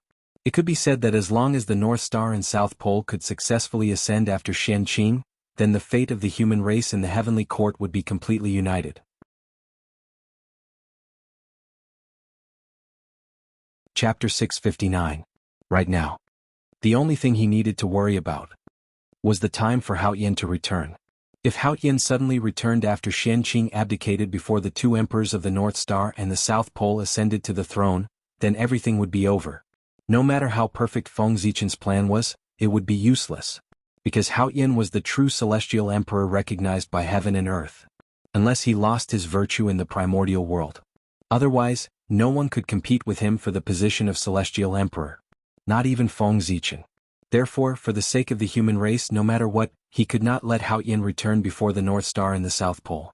He had to do everything he could to stop him. This matter can't be delayed. Millions of years have passed. Hao Yin might return at any time. I need to make plans early. I can't let him ruin my plan. Thinking of the impact of Hao Yin's return after the tribulation, Feng Zichen made a decision in his heart. Therefore he used the excuse of looking at the sky screen to walk to the other side of the chaos to avoid everyone's sight. The three pure ones and the others had no objection to this. They did not want to see Feng Zichen either. Since both sides hated each other, they might as well not meet. Anyway, the three pure ones and the others were not worried that Feng Zichen would do anything. He had already come to the chaos outside the sky. Could he still jump across the boundless chaos and interfere with the normal operation of the primordial world? Therefore, the three pure ones and the others were very assured of Feng Zichen. It was a pity that they still did not know Feng Zichen very well. Not to mention the chaos outside the sky, even in the chaos outside the world, Feng Zichen had a way to interfere with the normal operation of the primordial world. The huge projection of Pangu standing above the primordial world was the reason why he could still control the primordial world after leaving it. After all, the name of Pangu went deep into every corner of the primordial world. Feng Zichen walked for a long time in the chaos outside the sky. He only stopped when he could not see the figures of the three pure ones and the others. It's here. Calming his mind, Feng Zichen followed the connection and established a connection with the projection of Pangu standing above the primordial world. Sacrifice. An extremely small fluctuation emitted from Feng Zichen's body, crossed the boundless chaos, and entered the projection of Pangu. Then this inconceivably huge existence suddenly opened its eyes. Soon after, an invisible aura burst out and shook the entire untainted land. Rumble. At this moment, all the living beings in the untainted land, including the powerful divines and the saints in the chaos outside the sky, felt their hearts throbbing inexplicably. They could not help but feel a chill in their hearts as if they were being targeted by some great existence. But no matter how they probed, they could not find the source of this throbbing. Just as everyone was puzzled, another supreme power swept over and swept past their bodies. After that, these powerful beings all forgot what had just happened. It was the same for the saints. The reason for all of this was the power of Pangu's projection. Pangu's strength could be seen from this. Of course, not everyone was affected by the power of Pangu's projection. After all, Pangu's projection was only Pangu's projection. It was not the real Pangu, so its power was not limitless. And this upper limit was the perfected primordial chaos. Therefore, Dao ancestor Hong Jun, who was in the Purple Cloud Palace, was not affected by this power. He still remembered everything that had just happened. What? Pangu? Why would Grand Monarch Pangu's power suddenly appear? Could it be that there's some change in the primordial world that the poor Wei doesn't know about? In the Purple Cloud Palace, Dao ancestor Hong Jun stared at the primordial world in surprise, hoping to find something wrong. But unfortunately, he stared with his eyes wide open for a long time, but he did not find anything unusual. The primordial world was still operating normally. It shouldn't be. After staring for a long time, Dao ancestor Hong Jun did not see anything. He could only helplessly withdraw his gaze and continue to comprehend the heavenly Dao. He blamed all of this on the fact that Pangu's power was too strong, beyond his understanding. Therefore he could not see anything. It was normal for Dao ancestor Hong Jun to think so. After all, it was not the first time that he could not see the impact of Pangu's attack. For example, last time, Pangu's will suddenly appeared and blasted at the chaos demon god from afar. He could not see what Pangu's purpose was. This kind of thing might be shocking once or twice, but after experiencing it many times he would get used to it. Just as Dao ancestor Hong Jun continued to comprehend the Dao, in a place that he could not see, under the influence of Pangu's projection, the vast and unfathomable heavenly Dao slowly changed. The heavenly Dao changed. Countless changes immediately occurred in the heavenly Dao. Everything that had been arranged in the dark began to undergo unknown changes. Among these changes, Hao Yin's arrangement was the most variable. The time for his return from the tribulation was silently delayed and set to 3 million years later. Under the intervention of Pangu's projection, no matter when the heavenly Dao arranged for Hao Tian to return from the tribulation, it was now 3 million years later. And 3 million years was the limit that Feng Zichen could do. At the same time, it was also the limit that the heavenly Dao could bear. If it exceeded this time, even with Pangu's projection, Feng Zichen would still not be able to escape the backlash of the heavenly Dao. However, although 3 million years was not long, it was enough to give birth to 3 celestial emperors. This was exactly what Feng Zichen needed. In this way, then everything will be fine. As long as there are no accidents, the plan can be carried out smoothly. After doing all this, Feng Zichen did not worry about what would happen next. Instead, he immersed himself in cultivation. He had done everything that needed to be done. Next, he could only leave it to fate. Being in the chaos outside the heavens and separated by such a long distance, even someone as powerful as him could not always pay attention to everything in the primordial world. Since that was the case, he might as well use this opportunity to consolidate his realm. Time flew by. In the blink of an eye, 1,000,000 years had passed. And 1,000,000 years was enough for the primordial world to undergo earth-shaking changes. At this time, the cultivation environment of the primordial world further deteriorated. The traces of the pre-celestial era became fewer and fewer. On the contrary, the world was filled with the aura of the post-celestial realm. Obviously, the change of the world had reached the end. The era of the post-celestial realm was about to descend. The pre-celestial era was about to become history. For this reason, the pre-celestial life forms on the earth became fewer and fewer. They either gradually withered with time, or they could not hold on any longer and went to the heaven realm. Of course, there were also some pre-celestial life forms who were exceptions. For example, those pre-celestial races who controlled the heavenly palace. They relied on the heavenly palace's ability to go against the pre-celestial realm and barely retained some traces of the pre-celestial era. But this did not mean that their situation was very good. On the contrary, their current situation was very bad. Although the heavenly palace was powerful, it was not powerful enough to contend with the power of the world. Therefore, even if the heavenly palace's power was fully unleashed, it could only affect the nearby area, allowing it to retain the pre-celestial environment. It could not do anything further away. In other words, the closer it was to the heavenly palace, the more perfect the pre-celestial environment would be. And what about those further away? The effect would decline in a step-like manner until there was no effect at all. The heavenly palace's ability was limited and not enough to support a race. This forced those pre-celestial races to make a choice. They let the direct descendants live near the heavenly palace and occupy the best place. The collateral descendants lived in the periphery of the heavenly palace. By doing so, they preserved the congenital bloodline of the direct descendants. However, the bloodline of those collateral descendants had already degenerated and gradually transformed into post-celestial life forms. For this, the myriad races were declining. Of course, it was different from the gradual decline of the myriad races. With the advent of the post-celestial era, the human race as the #1 post-celestial race became more and more prosperous. Boundless luck gathered, causing the human race to produce a large number of experts. Even more than 10 Daluo Jingxian appeared one after another. To a certain extent, the current strength of the human race had far surpassed the 3 sections. This did not mean that the human race was very strong, but that the 3 sects were too weak. Even if the 3 sects were the orthodoxies of the saints, it could not hide the fact that the 3 sects were very weak. How weak were they?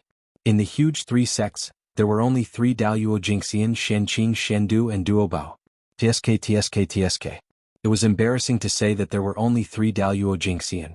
It was really a disgrace to the teachings of the saints. But unfortunately, this was the sins of the saints themselves. They could not blame their disciples. It could even be said that it was precisely because of their burden that their disciples were unable to attain the Tao. Otherwise, with the talent of Guangchengzi, Tai 3 Xiao and the others, they would have attained the Tao long ago. They would not have still been in the realm of Tai Jingxian until now.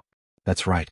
Other than Xianqing, Xiandu and Duobao, the rest of the disciples of the 3 sects were mostly in the realm of Tai Jingxian. The reason was still because of their master. Back then, the saints sat and watched the great Magi-Demon War, causing the apocalyptic calamity to erupt in the primordial world. Countless living beings died because of it. All sorts of things naturally attracted endless negative karma. However, saints were not tainted by negative karma. Therefore, these negative karma could not do anything to saints. However, since negative karma was born, it would not disappear for no reason. Therefore, in the situation where they could not deal with saints, those negative karma followed the connection in the unseen world and descended on the heads of their disciples. They were sitting at home and the tribulation came from the sky. For some reason, the disciples of the 3 sects were burdened with the crime of destroying the world. It was not easy to survive with monstrous negative karma, and they still wanted to attain the Tao. Wasn't that a dream? Only Xiandu, Xianqing and Duobao had attained the Tao earlier, so they escaped this calamity. However, the rest did not have the strength of the 3 of them, so they were all affected. The path of the Tao. It was broken just like that. If nothing unexpected happened, they would forever stay in the realm of Tai Jingxian. However, the three pure ones would not sit back and watch this situation continue. If their disciples could not attain the Tao, they would lose face. Therefore, they had been looking for a solution. Nearly 10 million years had passed, and the three pure ones had also thought of a solution. Now they were in the chaos outside the heavens. While defending against the chaos demon god, they were also deducing a solution. They reckoned that when they returned to the primordial world, they would be able to solve the problem of their disciples being unable to break through. Of course, this was the three pure ones' matter. It had nothing to do with Feng Zichen. Right now, there was something closely related to Feng Zichen that was happening. With the advent of the postnatal era, countless amounts of luck between heaven and earth gathered crazily towards the Gauchan planet. The luck was so dense that it almost condensed into a huge storm visible to the naked eye in the sky above the Gauchan planet. Boom, boom, boom. The wind whistled and made a huge sound of friction with the air, attracting the attention of a large group of powerful beings. Oh my God, so much luck. Seeing the scene on the Gauchan planet, the group of powerful beings were so shocked that they were speechless. Luck that was almost condensed into a substance. When had they ever seen such a scene? It was really too much. After the shock, there was only envy left in everyone's hearts. With so much luck, if they could share some of it, even if it was only 1/3, it would not be long before they could push them to the realm of primordial chaos Daluo Jingxian. But unfortunately, this kind of thing could only be thought about. This was the luck that the heavens and earth gathered spontaneously. It could not be snatched or destroyed. Therefore, even if everyone was envious, they could not touch it at all. Without a doubt, this luck all belonged to Feng Zichen, the emperor of the Gauchan. With the arrival of the postnatal era, as the number one living being in the postnatal era, Feng Zichen also began to gradually show his sharpness. The luck of heaven and earth gathered. This was the first step. After that, there were endless benefits waiting for him. If Feng Zichen could seize the opportunity and imitate the great Tao passed down by Tao ancestor Hong Jun, then under the push of endless luck, he might have the possibility of becoming a Tao ancestor. The postnatal Tao ancestor was Feng Zichen's future Tao ancestor. I didn't expect that the number one living being in the postnatal era would have such benefits. The great Taoist priest's encounters are really enviable. With the help of this luck, I'm afraid that it won't be long before there will be another primordial chaos Daluo Jingxian in the primordial world. Looking at the luck on the Gauchan planet, everyone said with envy. Back then, they felt that as the number one living being in the postnatal era, Feng Zichen would definitely have great fortune in the future. However, they did not expect that this fortune would be so great. It completely exceeded their imagination. That was also true. At that time, the primordial world was at the peak of the postnatal era. At that time, who would have thought that such a glorious postnatal era would wither and be replaced by the postnatal era? Everything was fate. There was no point in being envious. However, from the looks of this luck gathering on the Gauchan planet, the emperor of the Gauchan was indeed faking his death last time. Really? Sigh. Through this luck, it was not difficult for everyone to sense the true situation of the Gauchan. If the Gauchan had really fallen, then the postnatal luck would not appear at all. At the very least, it would not appear before he was resurrected. This was because the dead had no karmic luck.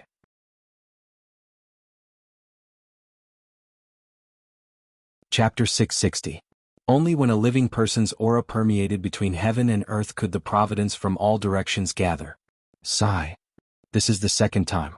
I wonder what His Majesty is planning for him to repeatedly fake his death. One must know that with his identity as the great Taoist priests, if he is willing to focus on cultivation, it won't take long for him to become a carefree primordial chaos Daluo Jingxian. He won't be like today, stuck in the half-step primordial chaos realm like us. However, after today everything will be different. With the help of so much providence, it will be difficult for great Emperor Gauchan not to break through. With the power of heaven and earth, under the push of endless providence, isn't it easy to achieve Tao?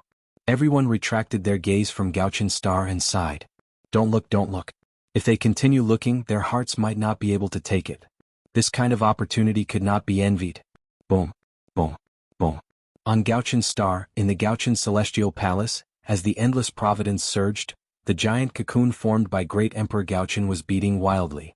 Every time it beat, it seemed to have reached a resonance with the myriad Tao of heaven and earth, affecting the pulse of heaven and earth, causing it to beat rhythmically.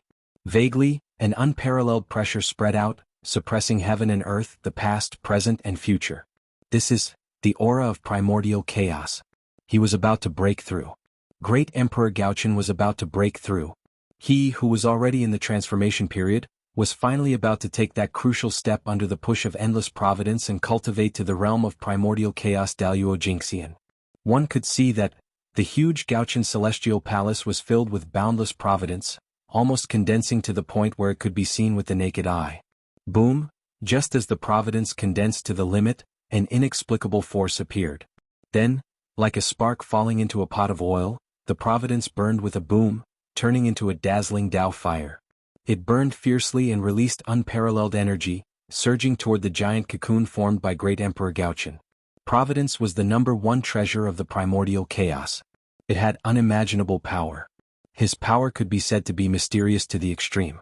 The power of a flame ignited with him as the fuel could be imagined. It was absolutely beyond imagination. You can see that. Under the burning of the fire of providence, the cocoon formed by the North Star Emperor underwent a tremendous change. Sizzle, wisps of black smoke rose from it and slowly dissipated into the void. Those were the impurities from the North Star Emperor's body.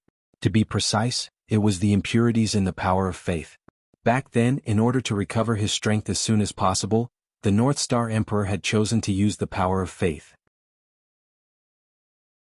He used his great magic to transform the power of faith accumulated by the Gaochen Celestial Palace for nearly 10 million years into a huge cocoon of light.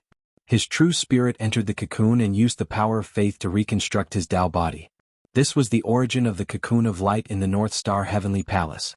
It was also the method that the North Star Emperor used to revive himself.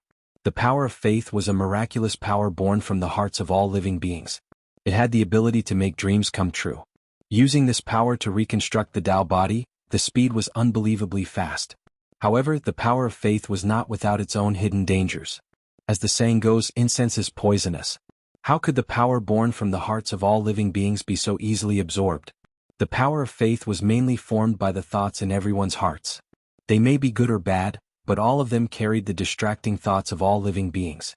Perhaps one or two wouldn't be a problem, but if the thoughts of countless living beings attacked together, even a great divine ability expert would probably lose himself completely under the impact of the thoughts of all living beings. Even though the faith force used by Great Emperor Gaochen had been refined by Xan Hua and removed the 7 emotions and 6 desires of the living beings, it was still not enough. But after all, Xan Hua was just the Xan Hua of the human race, its power was limited, and it might not be able to remove all the impurities in it. If it was any other time, some impurities might not affect anything. However, things were different when one broke through to primordial chaos. A primordial chaos cultivator's primordial chaos was perfect and flawless. The slightest flaw was enough to cause the breakthrough to fail. Therefore, making use of this rare opportunity, the North Star Emperor used his fate as the fire to temper his body.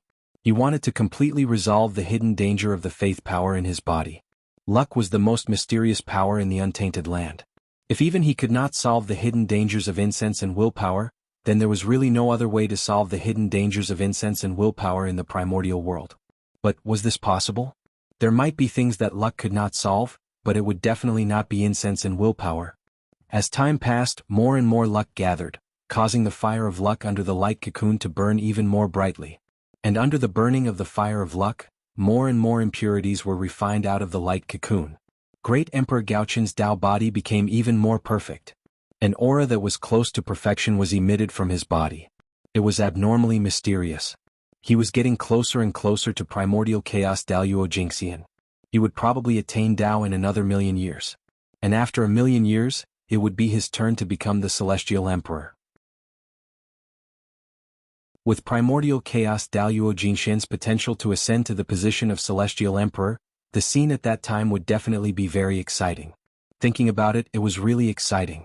Time passed unknowingly, and Great Emperor Gaochen had been silently transforming in the Gaochen star, waiting for the day he attained Dao. In 1,000,000 years, it was enough for too many things to happen. The most famous one was the abdication of the human emperor, Emperor Yao, and the succession of the human emperor, Emperor Shun. Just like that, the human race welcomed the 5th and last great emperor. Not long after the transfer of the supreme power of the human race, the high and mighty heavenly court's power also changed. On this day, Heavenly Emperor Xianqing, who had not moved for 1,000,000 years, suddenly walked out of the heavenly court and headed to the South Pole in the boundless starry sky. No one knew the purpose of Heavenly Emperor Xuanqing's actions. They only saw that 3 days after Heavenly Emperor Xianqing went to the South Pole suddenly emitted a bright divine light, shocking the entire primordial world. Then, an endless amount of lightning began to spread. It was like an ocean that covered the entire sky. Rumble. Thunder rumbled incessantly. Until 3 years later, it turned into a heavenly palace and slowly disappeared. It was also on this day the South Pole Emperor reappeared in the primordial world and walked out of the South Pole to the heavenly court. In the name of the South Pole Immortal Emperor, he ruled the primordial world. This also marked the change of ownership of the heavenly court. The era that belonged to Heavenly Emperor Xianqing had become a thing of the past. The current primordial world welcomed the era of the South Pole Emperor. Boom. It was like a bolt of lightning. The news of Xuanqing's abdication and the South Pole Emperor's ascension spread among the great mediums at an astonishing speed. Soon, almost all the great mediums were awakened by this news and looked at the heavenly court in bewilderment. They were puzzled as to why the South Pole Emperor suddenly appeared and took over the authority of the heavenly court. However, although they were puzzled, they could not stop it. Because, unlike the human emperor and Xianqing, the South Pole Emperor was the supreme of heaven and earth. In the era when the heavenly emperor did not appear and the other great emperors were in seclusion, he was the well-deserved master of heaven and earth. It was most appropriate for him to take charge of the heavenly court. Even the heavenly Tao approved of this. In the past, if the heavenly court changed owners and a new emperor ascended the throne, it had to be witnessed by everyone to complete the last step and obtain the recognition of heaven and earth. But the South Pole Emperor did not need it. Because he was the supreme of the primordial world recognized by heaven and earth, why did he need others to recognize him? A group of great mediums had the ability to stop the human emperor from becoming the heavenly emperor, but they did not have the ability to stop the 4 heavenly emperors from becoming the heavenly emperor. An outsider becoming the heavenly emperor was called promotion. And the 4 heavenly emperors becoming the heavenly emperor was fulfilling their duty. If an outsider dared to stop them, it would be defying the heavens. It would definitely attract the wrath of the heavens and end up in a miserable state. Therefore, with the ascension of the South Pole Emperor, the great mediums of the primordial world had already lost the ability to control the heavenly court. How the heavenly emperor would choose in the future was the matter of the 4 heavenly emperors. It had nothing to do with them anymore. They could finally go into seclusion properly. Boom, boom, boom. Above the heavenly court, countless bolts of lightning were ready to strike. They locked onto the primordial world from afar, as if they were about to descend upon the world and destroy all life. This strange phenomenon was the symbol of the South Pole Emperor as the heavenly emperor. Although the South Pole Longevity Emperor was known as the Longevity Emperor, in fact he was the emperor who controlled the power of punishment in the primordial world. He had the power to control lightning and was known as the Lord of all lightning. Because he controlled the heavenly tribulation, he was also known as the Lord of heavenly tribulation. The heavenly emperor, who controlled the power of punishment, knew what it would bring to the primordial world. During the reign of the South Pole Emperor, he took it as his responsibility to maintain the operation of the heavenly Tao.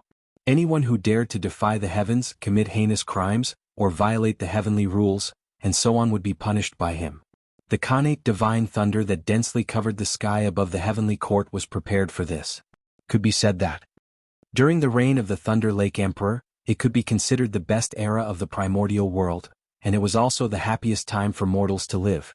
In this era, even someone as strong as Daluo Jingxian did not dare to kill mortals wantonly, let alone ordinary cultivators.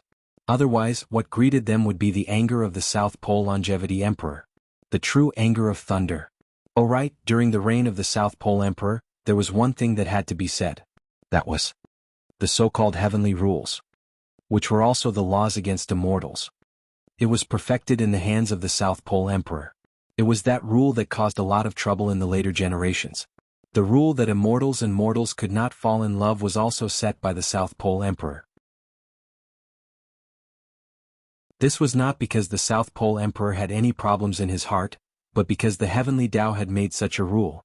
Feng Zichen was such a lazy person, how could he specially take out a portion of his time to deduce heavenly rules for the heavenly court? Of course, it was to directly copy the heavenly Tao and list all the things that the heavenly Tao did not allow. Wasn't this a ready-made heavenly rule?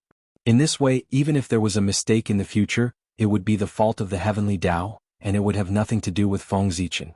That was the request of the heavenly Tao. What else could he do? Of course he had to follow it. Could it be that he still had to defy the request of the heavenly Tao? Moreover, from Feng Zichen's point of view, he did not feel that there was a problem with this rule. Not allowing immortals and mortals to fall in love was not allowing immortals to fall in love, but immortals and mortals were not allowed to fall in love. Immortals and mortals were two different species. If they were forcefully combined, they would not be happy. Think about it. Immortals were so powerful. They could move mountains and fill seas with a raise of their hands. What about mortals? Not to mention moving mountains and filling seas, they could not even lift a slightly larger rock. Compared to immortals, mortals were too weak. How were they different from ants? Just a breath could take a mortal's life. With such a huge gap, how could they be happy if they were still together? To put it bluntly, if an immortal was agitated and used a little strength, he would probably be able to tear a mortal into pieces on the spot. In this way, should he save or not? If he did not save, he would not be able to live with himself. If he saved, he would really be courting death. Bringing the dead back to life was a heaven-defying act. At any time, it was a great taboo of the heavenly Tao. Daoyuo Jingxian could do it at will. Tai Jingxian could also do it if he paid a price. However, ordinary immortals would definitely not be able to do it, because what he had to fight against was the entire world. The combination of immortals and mortals was the beginning of the tragedy. Therefore, the heavenly Tao would not allow such a situation to happen. Husband and wife were harmonious. That was just the plot of a novel. The reality was that immortals and mortals lived together. They had to be careful in everything they did so as not to accidentally kill mortals. The difference was too great. It was just like how humans and ants lived together. They had to be vigilant at all times, afraid that they would accidentally kill the ants. Of course, if their love was unwavering, then they could nurture each other into immortals. The heavenly rules only stipulated that immortals and mortals could not fall in love, but they did not stipulate that immortals could not fall in love with immortals. If they wanted to fall in love with mortals, they could either cripple their own cultivation, reincarnate, or nurture each other into immortals. The heavenly rules were so harsh. Of course, no matter how strong the heavenly rules were, they were only targeted at ordinary immortals. When one's strength reached Tai Jingxian, they could basically ignore them. After all, no matter what era it was, the strong all had special privileges. The bigger the fist, the harder the truth. Amidst the rumbling of thunder, time quietly passed. Unknowingly, 1,000,000 years had passed. Rumble. On this day, the destiny of the human race shook. That vast aura spread out from the long river of destiny, shocking the entire primordial world. This was the destiny of the human race was perfect. They had completely stabilized the position of the protagonist of the world.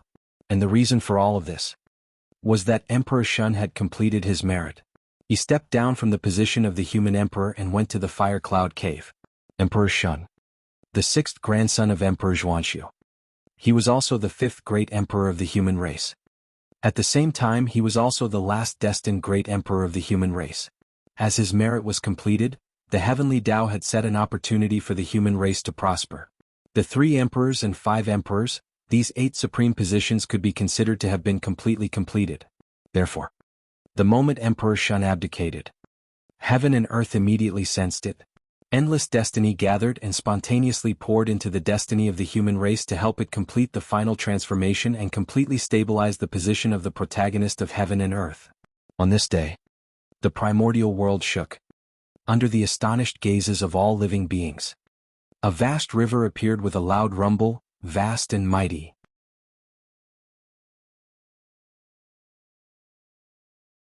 Chapter 661. That was the River of Destiny. The place where the fate of all living beings gathered. It was also the most mysterious place in the primordial world. Rumble. The River of Destiny was vast and boundless. It appeared from the mysterious and unknown void and spanned between heaven and earth. It was vast and mighty, passing through the past, present, and future. Countless universes appeared clearly in front of everyone. At this moment, all living beings who raised their heads to look at the River of Destiny found a trace of their future trajectory in the vast river. Vaguely, some living beings seemed to have understood something. They grasped a trace of opportunity from the future and had the possibility of confirming their Tao. However, most of them still gained nothing. They looked at the river of destiny blankly, not knowing what had happened. Boom. Suddenly, an inexplicable vibration shook the entire primordial world and attracted everyone's attention. Just as everyone was puzzled, they saw a shocking change in the human race. Terrifying destiny rose and rushed straight to the river of destiny. It gradually merged with the tributary that represented the destiny of the human race in the river of destiny. At the same time, in the void, the phantoms of the 5 elements sacred beasts suddenly appeared. They were accompanied by terrifying dragon roars, phoenix cries, chelan roars, tiger roars, and turtle roars that shook the entire primordial world. Rumble. With the appearance of the 5 elements sacred beasts, the river of destiny changed again. Among the countless tributaries of destiny, 5 of them were countless times larger than the other tributaries. They were like vast rivers that suddenly changed their trajectories and flowed towards the destiny of the human race, converging with it. After that, countless mysterious shadows appeared in the sky above the river of destiny. Each of them represented a tributary and gathered towards the destiny of the human race. These mysterious shadows were formed from the destiny of the myriad races. The tributaries of the river of destiny that they represented converged into the human race, which meant that the destiny of the myriad races was flowing towards the human race, harming the myriad races to raise the human race. In terms of destiny, the human race could be said to be number 1 in the primordial world. However, if one wanted to become the main character of the world, being number 1 was not enough. Because number 1 was only the strongest, it did not mean that one was invincible. The second, third, fourth, and even later existences might be able to defeat the first if they joined forces. Therefore, if the human race wanted to truly become the main character of the world, they had to suppress the primordial world in terms of destiny. Even if all the factions of the primordial world joined forces, they would not be able to suppress the human race in terms of luck. He had gathered the destiny of all races in order to establish the destiny of the human race to suppress the primordial world. However, luck suppressing the primordial world was only the beginning. Afterwards, as the human race developed, its karmic luck would grow stronger and stronger until it completely devoured the karmic luck of all other races and occupied the entire river of fate. In fact, take the human Tao and replace it. To redefine humanity with the human race. Rumble. Under the infusion of the providence of the myriad races, the providence of the human race became stronger and stronger. One could see that the tributary that represented the karmic luck of the clan within the river of destiny was growing wider and wider as countless tributaries poured into it. Crush. It was like the sound of a flowing river, clearly transmitted to everyone's ears. It was the sound of the river of fortune flowing. Now, under the blessing of the myriad race's providence, his appearance had changed greatly. If the human race's karmic luck had been a small river before, then the human race's karmic luck was now as vast and boundless as an ocean. Vast and deep. This was the current river of fortune of the human race. It could no longer be called a tributary. In the vast river of destiny, the countless tributaries became smaller and smaller, almost to the point where they could not be seen with the naked eye. On the other hand, the destiny of the human race was the opposite. He was like a vast ocean, occupying the center of the river of destiny and flowing towards the unknown. The river was so vast that it almost occupied more than half of the river of destiny, squeezing the living space of the other tributaries of destiny. And in the process of flowing, some smaller tributaries of the river of destiny began to slowly merge into it under the summoning of an inexplicable force, becoming a part of the river of destiny of the human race. Boom! The river of destiny was so vast that it could be said to be boundless, and the destiny of the human race could occupy half of it. From this, it could be seen that the destiny of the human race had far surpassed that of the Magi and demon race at their peak. Even the celestial sect of wonders could not be compared to it, and this was the protagonist of heaven and earth. Not only was he number 1, but he also used the power of a single race to monopolize more than half of the primordial world's destiny, completely eliminating the possibility of others surpassing him. Otherwise, he could not be called the protagonist of heaven and earth. The protagonist of heaven and earth. He was the protagonist of the primordial world, his glory illuminating the entire primordial world, and he was unparalleled. If his glory was overshadowed by others, how could he still be called the protagonist? Boom! Just as the destiny of the human race reached its peak, suddenly, a supreme pressure spread out from the river of destiny. The strength of that power caused the entire primordial world to tremble. Then a resplendent Tao light erupted, even more dazzling than the sun, illuminating the boundless universe and countless spacetime. That was Xianhua. The symbol of the human race's destiny. It appeared. Rose slowly from the river of destiny. His glory was so resplendent. Even the sun and moon could not compare. Boom, boom, boom. The moment Xianhua appeared, the destiny of the human race suddenly began to shake violently, and released a mysterious power that spread throughout the entire human race in an instant. And under the influence of this power, all kinds of mysterious insights arose in the hearts of many human experts. At this moment, their understanding of the great Tao had deepened, and they had a deep understanding of things that they did not understand before. Their realms were increasing. Almost as if they were blessed, all the human experts chose to break through at this moment. Boom, boom, boom, powerful auras rose from the human race and brazenly collided with the river of destiny, causing it to shake non-stop. Then, specks of light that looked like stars rose from the river of fate and disappeared into the void. This was. Someone was proving the Tao. Transcending from the river of destiny. Boom. Dozens of powerful auras rose from the human territory, vast and mighty, filling the entire primordial world. That powerful pressure made all living beings feel reverence from the bottom of their hearts. Daluo Jingxian. Someone in the human race had become a Daluo Jingxian. And it was not just one, but a total of 36. At the moment when the human race became the protagonist of the world, under the surge of destiny, it actually gave birth to a total of 36 Daluo Jingxian for the human race. 36 Daluo Jingxian. Although it was far from being comparable to the magi and demons at their peak, it was indeed the number one in the primordial world. There was no other race with such a foundation. Moreover, the 36 Daluo Jingxian were only the beginning. Under the infusion of the human race's destiny, even more human experts fell into Tao enlightenment. It would not be long before more Daluo Jingxian were born in the human race. At the very least, it would not be much less than before. And this was under the restrictions of the world. If the heavenly Tao was willing to let go of the restrictions, just the infusion of destiny just now would be able to give birth to no less than 100 Daluo Jingxian for the human race. But unfortunately, the world had changed. The cultivation environment of the ancient times was no longer there. The current primordial world had completely become the postnatal era. The laws of heaven and earth seemed to be covered with a layer of gauze, becoming hazy and difficult to comprehend. It was more than 100 times more difficult than in the ancient times. In addition to the other restrictions, if the living beings wanted to become Daluo Jingxian, it could be said to be thousands or tens of thousands of times more difficult than ancient cultivators.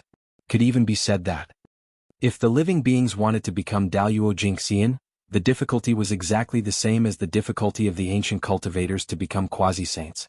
From this, it could be seen the difficulty of the living beings to attain the Tao. In other words, it was almost impossible for the living beings to attain the realm of Daluo Jingxian through normal means. This was a restriction of the heavenly Tao on all living beings. There were too many Daluo Jingxian in the primordial world, but the world did not need so many Daluo Jingxian. Therefore, the heavenly Tao placed a restriction on the world, increasing the difficulty of attaining the Tao. It was fine if there were Daluo Jingxian in the past, but in the future, not too many Daluo Jingxian would be allowed to appear. This could be considered a punishment of the heavenly Tao for cultivators. The reason why cultivators were getting worse with each generation was not only because the cultivation environment was getting worse, but also because the heavenly Tao was deliberately restricting them. Even under such circumstances, the destiny of the human race could still give birth to 36 Daluo Jingxian for the human race. It could be seen how powerful the destiny of the human race was. And the strength of the destiny of the human race was not only shown. Under the Daluo Jingxian, there were more Tai Jingxian and golden immortals breaking through. Could be said that as the human race became the main character of the world, the strength of the human race as a whole increased by a large level. With so many experts breaking through, almost all the spiritual energy in the human territory was squeezed dry. Even the heavenly cycle palace, which the human race had the most, was not enough. If the human race's destiny was not strong enough to directly draw innate spiritual energy from the heavenly realm, the spiritual energy in the human territory would not be enough to support the breakthrough of so many experts. After this, the only shortcoming of the human race has been completely fixed. In the heavenly court, the South Pole Emperor quietly watched the changes of the human race, his heart filled with joy. The sudden change really brought him a huge surprise. One had to know that although the human race was strong in the past, it was obviously abnormal. There were many low-level cultivators, and they could be said to be the most powerful in the primordial world. Excluding Feng Zichen, there were also the 3 sovereigns and 5 emperors, these 8 supreme experts. However, there were really too few middle-level and high-level cultivators. Daluo Jingxian was only in his 30s, obviously not worthy of the identity of the main character of the world. However, under the infusion of destiny, the strength of the human race suddenly increased to a level that was enough to match the identity of the main character of the world. In Feng Zichen's eyes, the strength of the human race was still far from being comparable to the shamans and demons at their peak. However, in the current primordial world it was enough. They deserved to be number 1. Even if the 4 great sage orthodoxies attacked together, they were far from being a match for the human race. It could be said that under the infusion of destiny, the changes of the human race in this short period of time were comparable to the changes of the human race's normal development for tens of millions of years. This change. Who would it be? Who would be unhappy? Not to mention Feng Zichen. The human race's destiny skyrocketed, and even the 3 sovereigns and 5 emperors who were cultivating in the Fire Cloud Cave received some benefits, and their strength increased to varying degrees. Even Yuhua, who was far away in the chaos outside the heavens, was also affected, and her strength suddenly increased by a large margin. However, for them, the improvement of their strength was secondary. The main thing was that with the improvement of their destiny, their understanding of the Tao had become deeper. Especially for Fuxi, the improvement of his destiny was even more significant.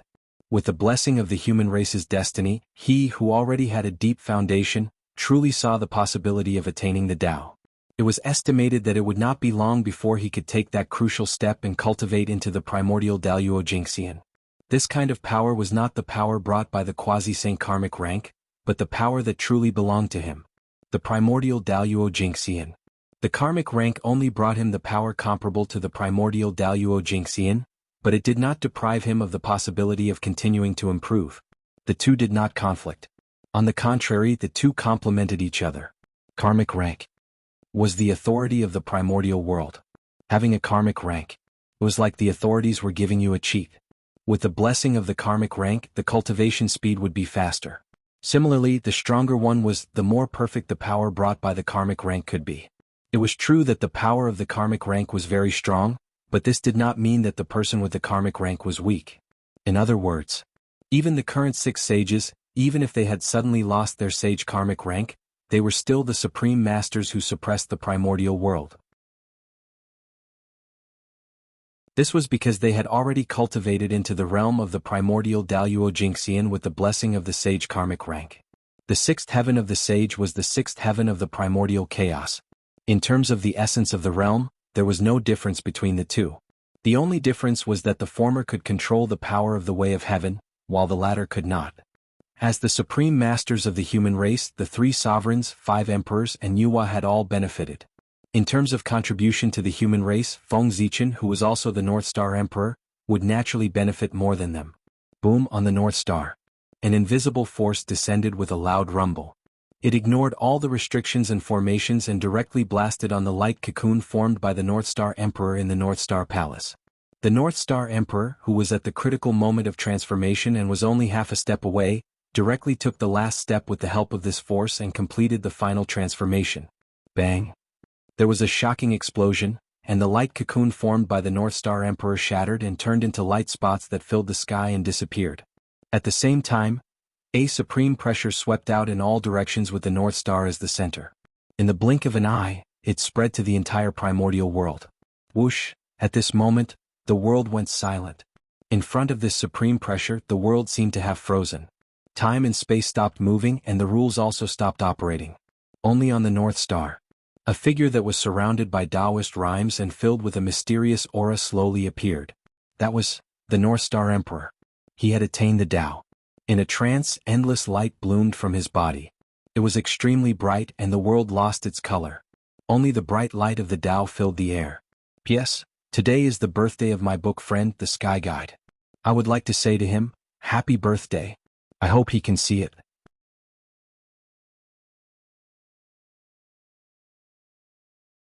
Chapter 662. However, very soon, the unbelievably bright Tao light began to fade. Like flowing water, the Tao light that shrouded the entire Eldritch universe vanished in the blink of an eye and gathered behind the North Star Emperor. After a series of distortions, the bright Tao light gradually dimmed, and endless mysterious runes appeared. Not long after, the Tao light completely disappeared.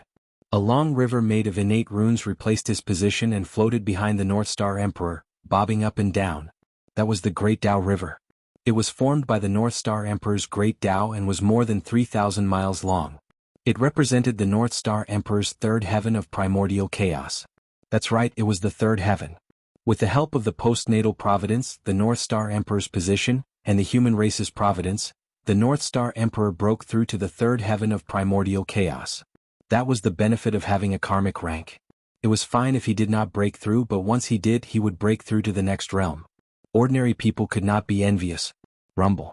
The Great Tao River was vast and mighty. It was only 3,000 miles long, but it gave people a feeling that it was incomparably huge. It was like a bridge of heaven and earth that pierced through the entire world and emanated endless majesty. But, suddenly, the Great Tao River moved. Endless innate runes flowed like flowing water and made splashing sounds, breaking the peace of heaven and earth. Then, as if something was broken, heaven and earth resumed its flow. Time and space were no longer stagnant, and the laws began to operate again. Everything returned to normal. Rumble. The moment heaven and earth returned to normal, countless great Taos and laws appeared in the sky at the same time and gathered toward the North Star. When one person achieved the Tao, thousands of Taos came to congratulate him. That was the sign of achieving the Tao. Almost at the same time, a hazy figure appeared in front of everyone. He stood at the peak of heaven and earth. He was only the size of an ordinary person, but he gave people the feeling that he was as vast as heaven and earth. It was as if he was the incarnation of the Tao. No, not the incarnation of the Tao, nor the carrier of the Tao. Instead, he was the Tao. Praise the North Star Upper Palace's Heavenly Emperor, Infinite. Praise the West's Heavenly Emperor of Supreme Polarity, Infinite. Praise the West's Heavenly Emperor of Supreme Polarity, Infinite. Almost involuntarily, the living beings could not help but worship the Gauchan star and praise it. After that, not long after all the living beings bowed, the phenomenon of flowers falling from the sky and golden lotuses surging from the ground suddenly appeared in the heavens and the earth, and boundless auspicious aura suffused the air. It could be said that, following the North Star's attainment of the Tao, a joyous atmosphere pervaded the entire wilderness. This was the heavenly Tao's blessing to the North Star Emperor. The North Star Emperor's attainment of the Tao was celebrated by everyone. This treatment was almost comparable to that of a saint. As the supreme of heaven and earth, the innate sword ancestor, the sage emperor of the human race, the post-celestial Tao ancestor, and the great Taoist priests, great Emperor Gauchan was qualified to do so. If the heavens and earth did not bless him when he attained the Tao, given the vastness of the primordial world, who was qualified to receive the blessings of the world when they attained the Tao? After all, in a sense, the status of the North Star Emperor was even more honorable than that of a sage. Not to mention anything else. The three words, great Taoist priests, were enough to make the North Star Emperor stand at the top of the untainted land and be worshipped by all living beings. The North Star Emperor has attained the Tao. The great divine masters who were awakened by the commotion of the human race stared blankly at the North Star Emperor's attainment of the Tao. Even though they had thousands of words in their hearts, they could not say a single word. Even though they knew that the North Star Emperor would attain the Tao at any time, everyone was already mentally prepared. However, when this scene really happened, it still brought great shock to the great divine masters of the primordial world. Even the great Emperor Ziwei's attainment of the Tao did not bring such a great shock to everyone. Under this kind of shock, because of the North Star Emperor's attainment of the Tao, the bottleneck that restricted them from breaking through the primordial chaos Daluo Jingxian began to loosen. They did not have the time to check. Everything was because the one who attained the Tao was the North Star Emperor. The young man from the human race was from the Zichen clan. He was different from the great Emperor Ziwei. The great Emperor Ziwei had a strong background and was almost unparalleled in the primordial world. He was a great god born from the Ziwei star and was from the same sect as the heavenly Tao. He was known as the god of Pangu and was the purest Pangu. Such a person was destined to attain the Tao. No matter how great his achievements were, it would not surprise anyone. At most they would sigh and say, the legacy of the Pangu is so terrifying. On the contrary, it would be surprising if such a person could not attain the Tao. Therefore, even if the great Emperor Ziwei only used less than 10 million years to attain the Tao, no one would be too surprised. Moreover, From the fact that the Great Emperor Ziwei and the North Star Emperor were on good terms, it could be seen that the Great Emperor Ziwei had already existed countless years ago. It was just that he did not show up because of the threat of Dijun. Being born during the great calamity of the world was just a trick to deceive people. Who knew how many years he had hidden in the dark to cultivate? Therefore, using less than 10 million years to reach the Tao was something that could only deceive some ignorant existences. None of the truly powerful existences would believe such a thing. However, the North Star Emperor was different. He was a great existence that had really grown up under their noses. It had only been more than 10 million years since the birth of the human race. As the leader of the 10 generations of the human race, Feng Zichen, from the moment he embarked on the path of cultivation, it had been less than 10 million years. However, in such a short period of time, not only had he surpassed them, but he had also attained the Tao before them. He had left them far behind and even surpassed them by a large margin. Compared to him, they could be said to have lived for hundreds of millions of years in vain. Moreover, the most unacceptable thing for the great divine masters of the primordial world was Feng Zichen's background. If Feng Zichen was the reincarnation of a chaos fiend god or some other creature with a profound background, then everyone would be able to accept his current achievements. However, Feng Zichen was a postnatal life form. Even if he was the first postnatal life form in the primordial world, he was still a postnatal life form. In the Khanate era, he was far inferior to a Khanate life form, let alone a Khanate god fiend or a Khanate saint. A creature that was incomparably humble in their eyes, even inferior to an ant, had achieved more dazzling achievements than them in a short period of time. In front of Feng Zichen, the great divine masters, who had always thought that they were not weaker than others, felt that they were inferior to him for the first time. The huge difference made it difficult for the great divine masters, who were used to being high and mighty, to adapt. That sense of unwillingness deeply pierced their self-esteem, making it difficult for them to accept the truth in front of them. However, they had to accept it even if they couldn't.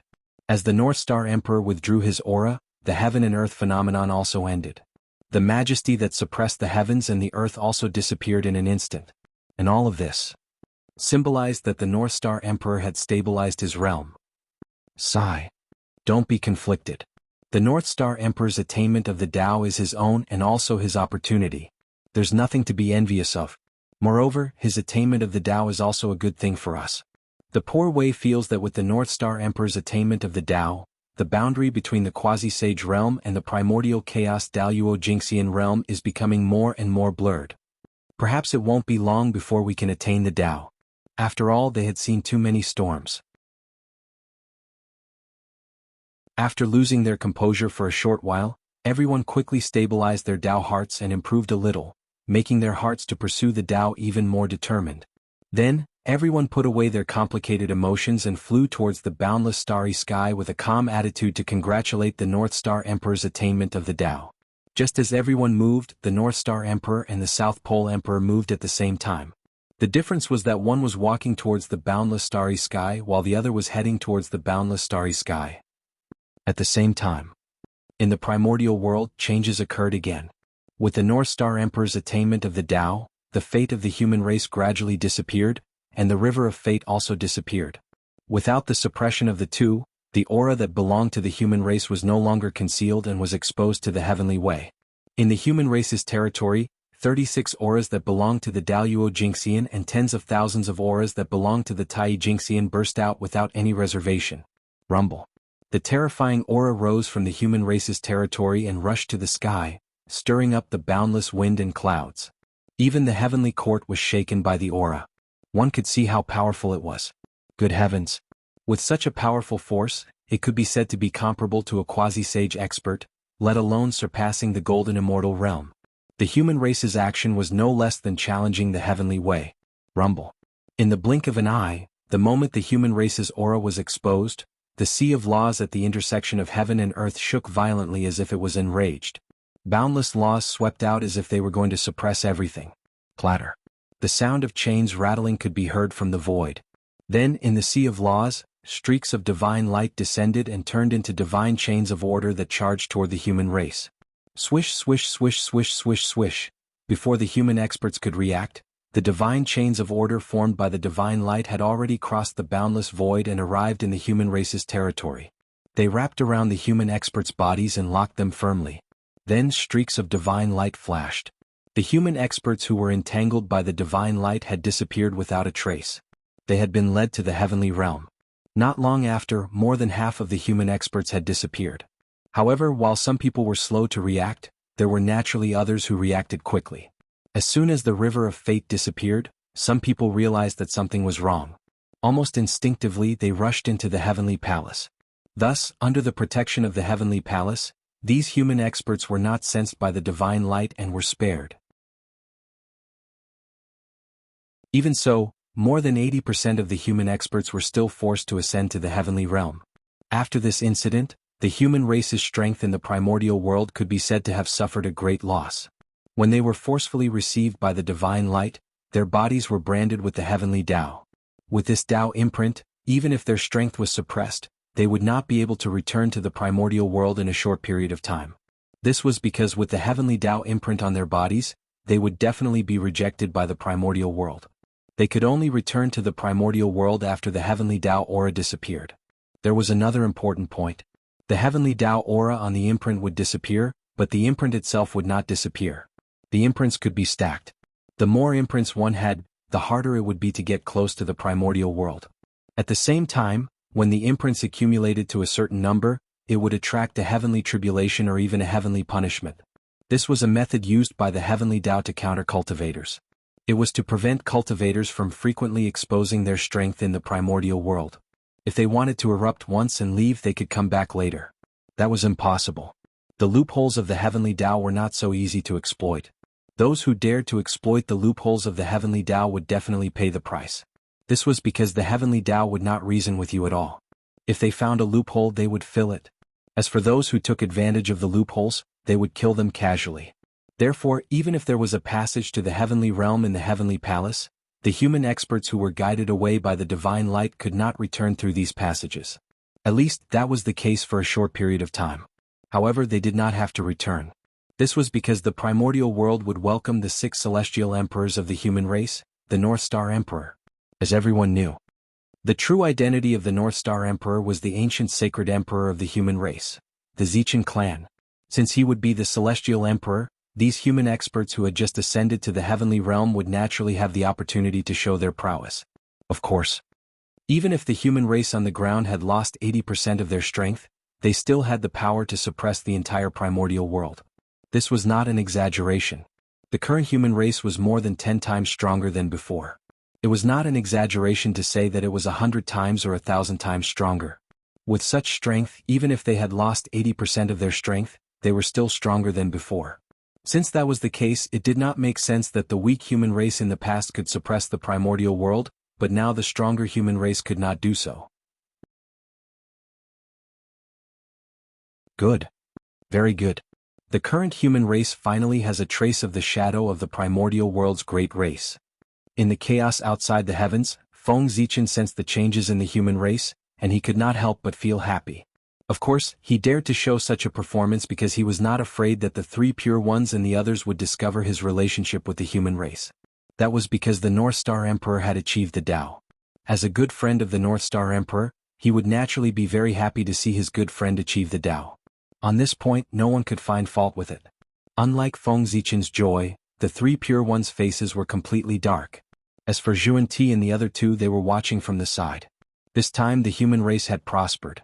Because of the Khanate ferocious beasts, the chaos of the demon sect, and the disaster of the chaos fiend god, most of the 3 pure ones' plans had failed.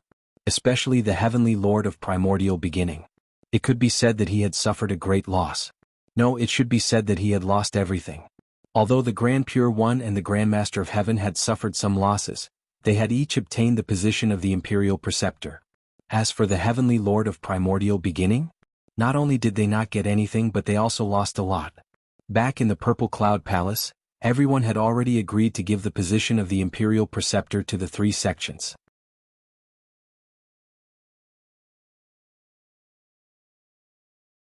Chapter 663. As for why it was 3 sects and not 4? That was naturally because everyone followed the usual practice and excluded the Western sect. The matter in the East. How could he allow the Western barbarians to interfere? After the 3 sects obtained the position of the teacher of the 3 emperors, The Grand Pure One personally descended to the mortal world to teach the Emperor of the human race, Fuxi. Although the identity of the Emperor was noble, the Grand Pure One was the heavenly Tao saint. He was the spokesperson of the heavenly Tao in the primordial world. With such a status, he was definitely qualified to become the Sky Emperor's master. After Heavenly Emperor Fuxi, it was Earthly Emperor Shinno. However, at that moment, in order to protect the primordial world, all the saints had left the primordial world and headed to the chaos outside the heavens. Since the prime of Tong Tian was not around, Xian Qing took the Earthly Emperor as his disciple. Although the Earthly Sovereign's status was much higher than Xian Qing's, the Earthly Sovereign's status was much higher. Moreover, Xian Qing was far from being comparable to the Grand Pure One. But in the end, the Earthly Sovereign was also a human. On the other hand, Xian Qing was the immortal master of the human race. He was the teacher of all the immortals of the human race and was worshipped by the entire human race. Therefore, as long as the Emperor of Earth was still a human, he would have to call Xian Qing teacher. With this identity, Xian Qing was naturally qualified to be the teacher of the Earthly Sovereign. Ren School had the Grand Pure One and Jie School had the 9 Heavens Immortal Venerables. However, Chan School had nothing. Although the 12 Golden Immortals all had extraordinary backgrounds, their achievements were extremely limited. He hadn't even touched the threshold of Daluo Jingxian, let alone become the teacher of Ren Huang. Furthermore, due to Fuxi and Shinong's exceedingly outstanding performance, the position of the Ren Huang changed. He went from the ruler of a race to the ruler of all races. Therefore, the Ren Huang became even more honorable. In that case, with the cultivation of the 12 golden immortals of the Chan school who were not as strong as Daluo Jingxian, how could they be qualified to be the human emperor's teacher? Wasn't he afraid of being devoured by the qi of heaven and earth and falling into the cycle of reincarnation? He knew that he was not qualified. Even if the disciples of Chan school were unwilling, they had no choice but to change. He changed his plan from becoming the teacher of the human emperor to helping the human emperor unify the primordial world. In this way, although the merit points obtained would be less, at least he would not return empty-handed. After all, no matter what, this was an opportunity that the 3 pristine ones fought so hard for. They cannot waste it. If he could get a little more, he would get a little more.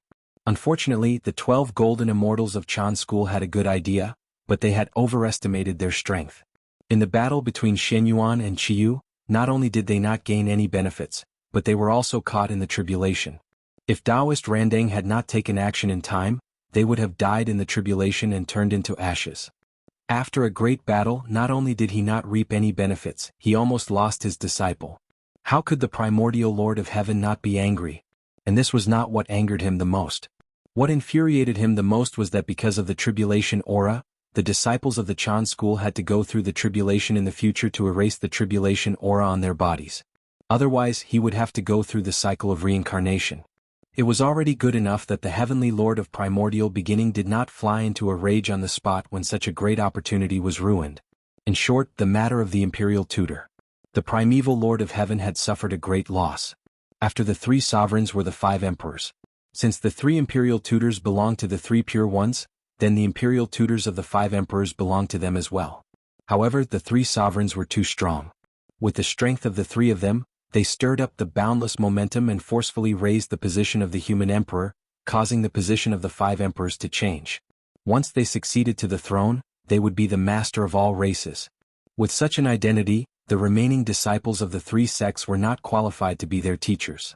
If they forced it, they would only end up being devoured by luck. Just like that, the 3 pure ones' plan for the human race was broken in an unexpected way. The failure of the imperial tutors' plan undoubtedly had a huge impact on the 3 pure ones, because this caused their subsequent plans for the human race to be unable to be carried out. The reason why the 3 pure ones valued the position of the imperial tutors so much was not because of the merit. How much merit was there? How could it move the 3 pure ones who had the merit of opening the heavens? What really moved them was the destiny of the human race. After grasping the position of the imperial tutor, they could use this as a foundation to slowly erode the destiny of the human race. Without the position of the imperial tutor, the 3 pure ones would lose a method to erode the destiny of the human race. In this way, how could their faces not turn black?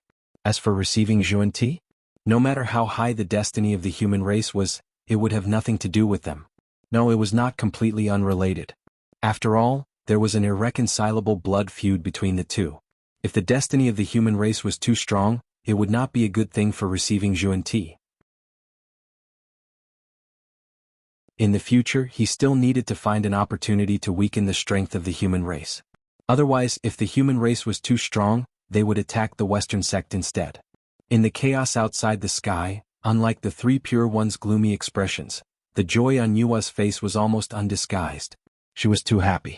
No matter how much she fantasized, she would never have thought that the postnatal race that was created to achieve the Tao. Today she had achieved something that even the Magi and demons had not done at their peak and become the main character of the primordial world. That was the main character of the world, a powerful race that controlled half of the destiny of the primordial world.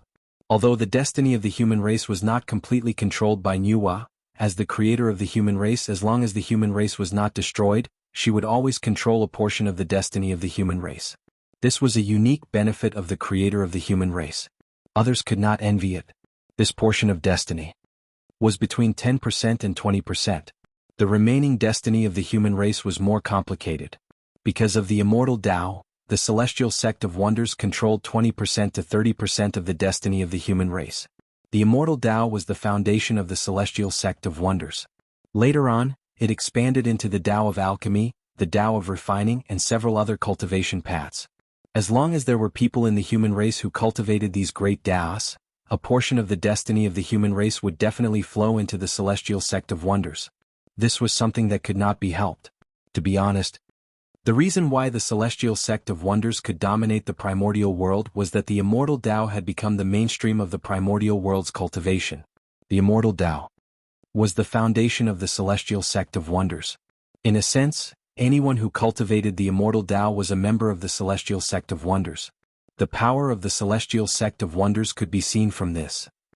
The destiny of the human race that belonged to the celestial sect of wonders was not unique to the three pure ones, but shared by the disciples of the celestial sect of wonders. However, the three pure ones made up the majority, about 90% of them. After the celestial sect of wonders, the heavenly court also controlled a portion of the human race's destiny, but it was not much. The heavenly court, as the ruler of the primordial world, his destiny was not born out of thin air. When the heavenly court was formed, all existences in the primordial world, regardless of whether it was a person or an object, as long as they were in the primordial world, they had to part a wisp of destiny and gather in the center of the primordial world. And this was the destiny of the heavenly court, and it was also the symbol of the heavenly court's control of the primordial world.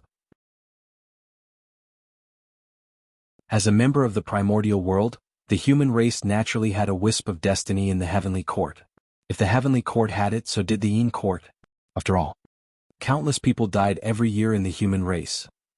After deducting the destiny in the hands of outsiders, the destiny that the human race truly controlled was only about 50%. This was already quite a lot. In addition to the destiny in Yua's hands, it was already almost 70%. This 50% of the destiny that belonged to the human race belonged to the human race, and it was not in the hands of a single person. However, although this portion of destiny was shared, it was not something that anyone could use. Without a doubt, Feng Zichen had the highest priority in the use of this portion of providence.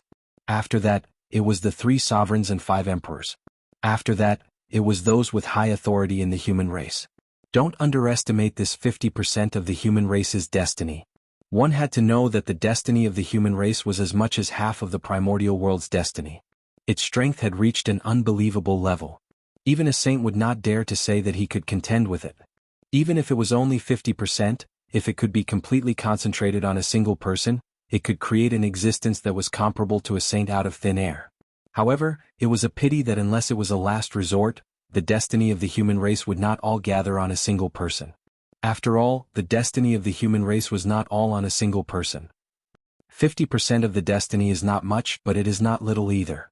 However, for the human race, it is already the bottom line. It can't be less.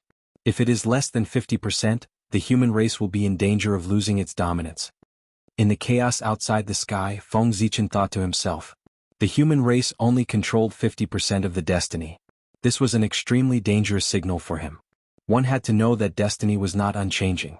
If someone controlled more than 50% of the destiny of the human race, then if this person wanted to do something to the human race, Feng Zichen would not be able to stop him at all. Therefore, 50% of the destiny was Feng Zichen's bottom line. However, this was far from enough. He still needed more. Only when more of the destiny of the human race was in the hands of the human race could the human race truly control their own destiny and not become someone else's puppet. 50% of the destiny of the human race outside, other than the 10% of the destiny of the Nuwa that could not be changed, the rest of the destiny was Feng Zichen's goal. Destiny was not unchanging. External factors had a great impact on it. If the immortal path's influence in the human race was weak, then correspondingly, the destiny of the human race that it controlled would be reduced. At present, Feng Zichen's primary goal was to suppress the immortal path and weaken the influence of the three pure ones on the human race.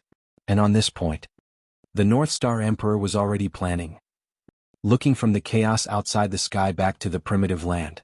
At this moment, with Emperor Shun's abdication, everyone elected Yu as the leader of the human race to rule the primitive land. However, due to the end of the Emperor's destiny of the human race, Yu was only respected as King Yu, not Emperor Yu. However, even though the Emperor's destiny of the human race had ended, the Emperor's aura of the human race did not weaken at all.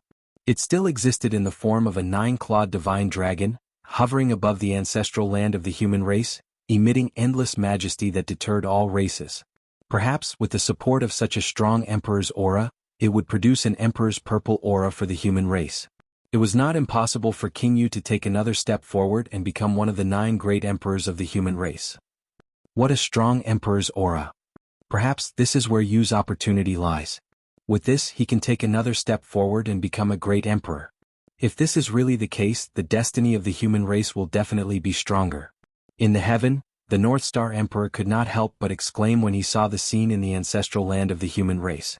Such a strong emperor's aura could be said to be the foundation of becoming an emperor. As long as the human race could develop steadily in the coming days without any major issues, the matter of Yu becoming the Mother ** King Human King was basically set in stone. However, things would obviously not go so smoothly. That was because Heaven's Way had decided for the human race to prosper and there were only 8 great emperors, the 3 sovereigns and 5 emperors. The extra one was obviously not within Heaven's Way's plan. This was going against Heaven's Way.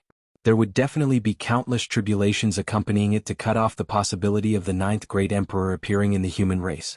The peace in the primitive land would not be maintained for long. That was because Heaven's Way had not noticed the signs of King Yu becoming an emperor. Therefore, the primitive land could continue to maintain its peace.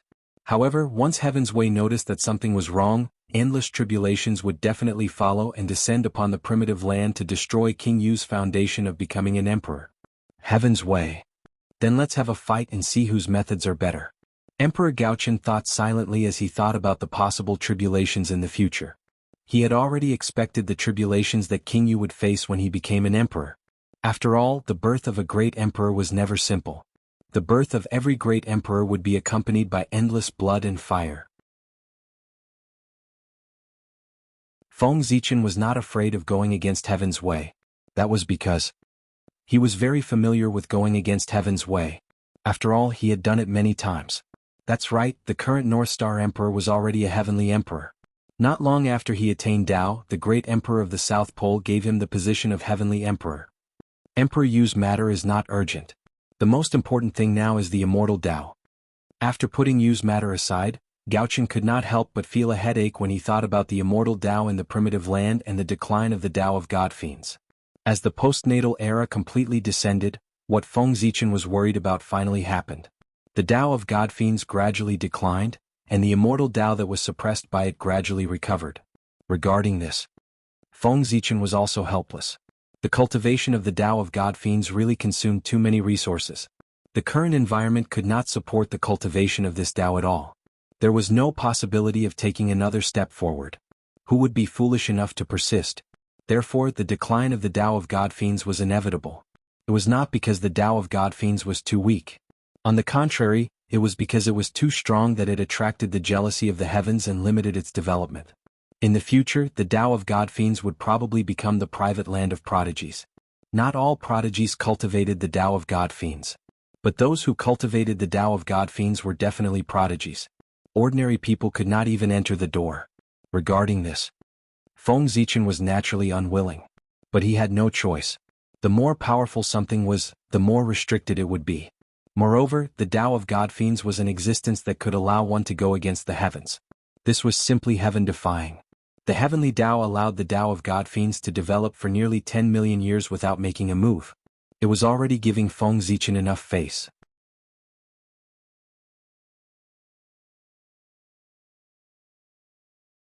Chapter 664. Sigh. The times have changed. If the Tao of the God Fiend cannot be changed, it is inevitable that it will be abandoned by the times. Forget it. Since I have nothing to do recently, I might as well spend more effort on the Tao of the God Fiend to simplify it and make it like the immortal Tao, suitable for the general public. With that thought, Feng Zichen made a decision in his heart to modify the Tao of the God Fiend. If the threshold of cultivation was too high, it was definitely not a good thing for a Tao path, especially one that was preparing to prosper in the world. If the threshold was too high, it was equivalent to rejecting the majority of living beings. However, if that was the case, what was the use of being able to produce world-shaking experts? If there were too few people, they would not be able to support a Tao. Not to mention competing with other orthodoxies for the providence of heaven and earth. The longevity of a Tao path had nothing to do with whether it was the strongest or not. It had to do with whether it was the most suitable for all living beings. Compared to the Tao of the God Fiend, the immortal Tao was indeed weaker. However, its threshold was extremely low, and almost everyone could get started. And this was the advantage of the immortal Tao. In this world there might be times when there were no prodigies born. However, there would never be a lack of ordinary people. The weakness of the Tao of the God Fiend was that it relied too much on prodigies. If there were no prodigies born in several generations, wouldn't the Tao of the God Fiend be cut off? Therefore, Feng Zichen thought of modifying the Tao of the God Fiend. To compete with the immortal Tao, the first thing the Tao of the God Fiend had to do was to lower the threshold. Otherwise there was no need to compete. The Tao of the God Fiend had already lost from the beginning. Just like that, Feng Zichen was immersed in modifying the Tao of the God Fiend. Just like that, time passed by unknowingly. In the blink of an eye, 10,000 years had passed. Rumble.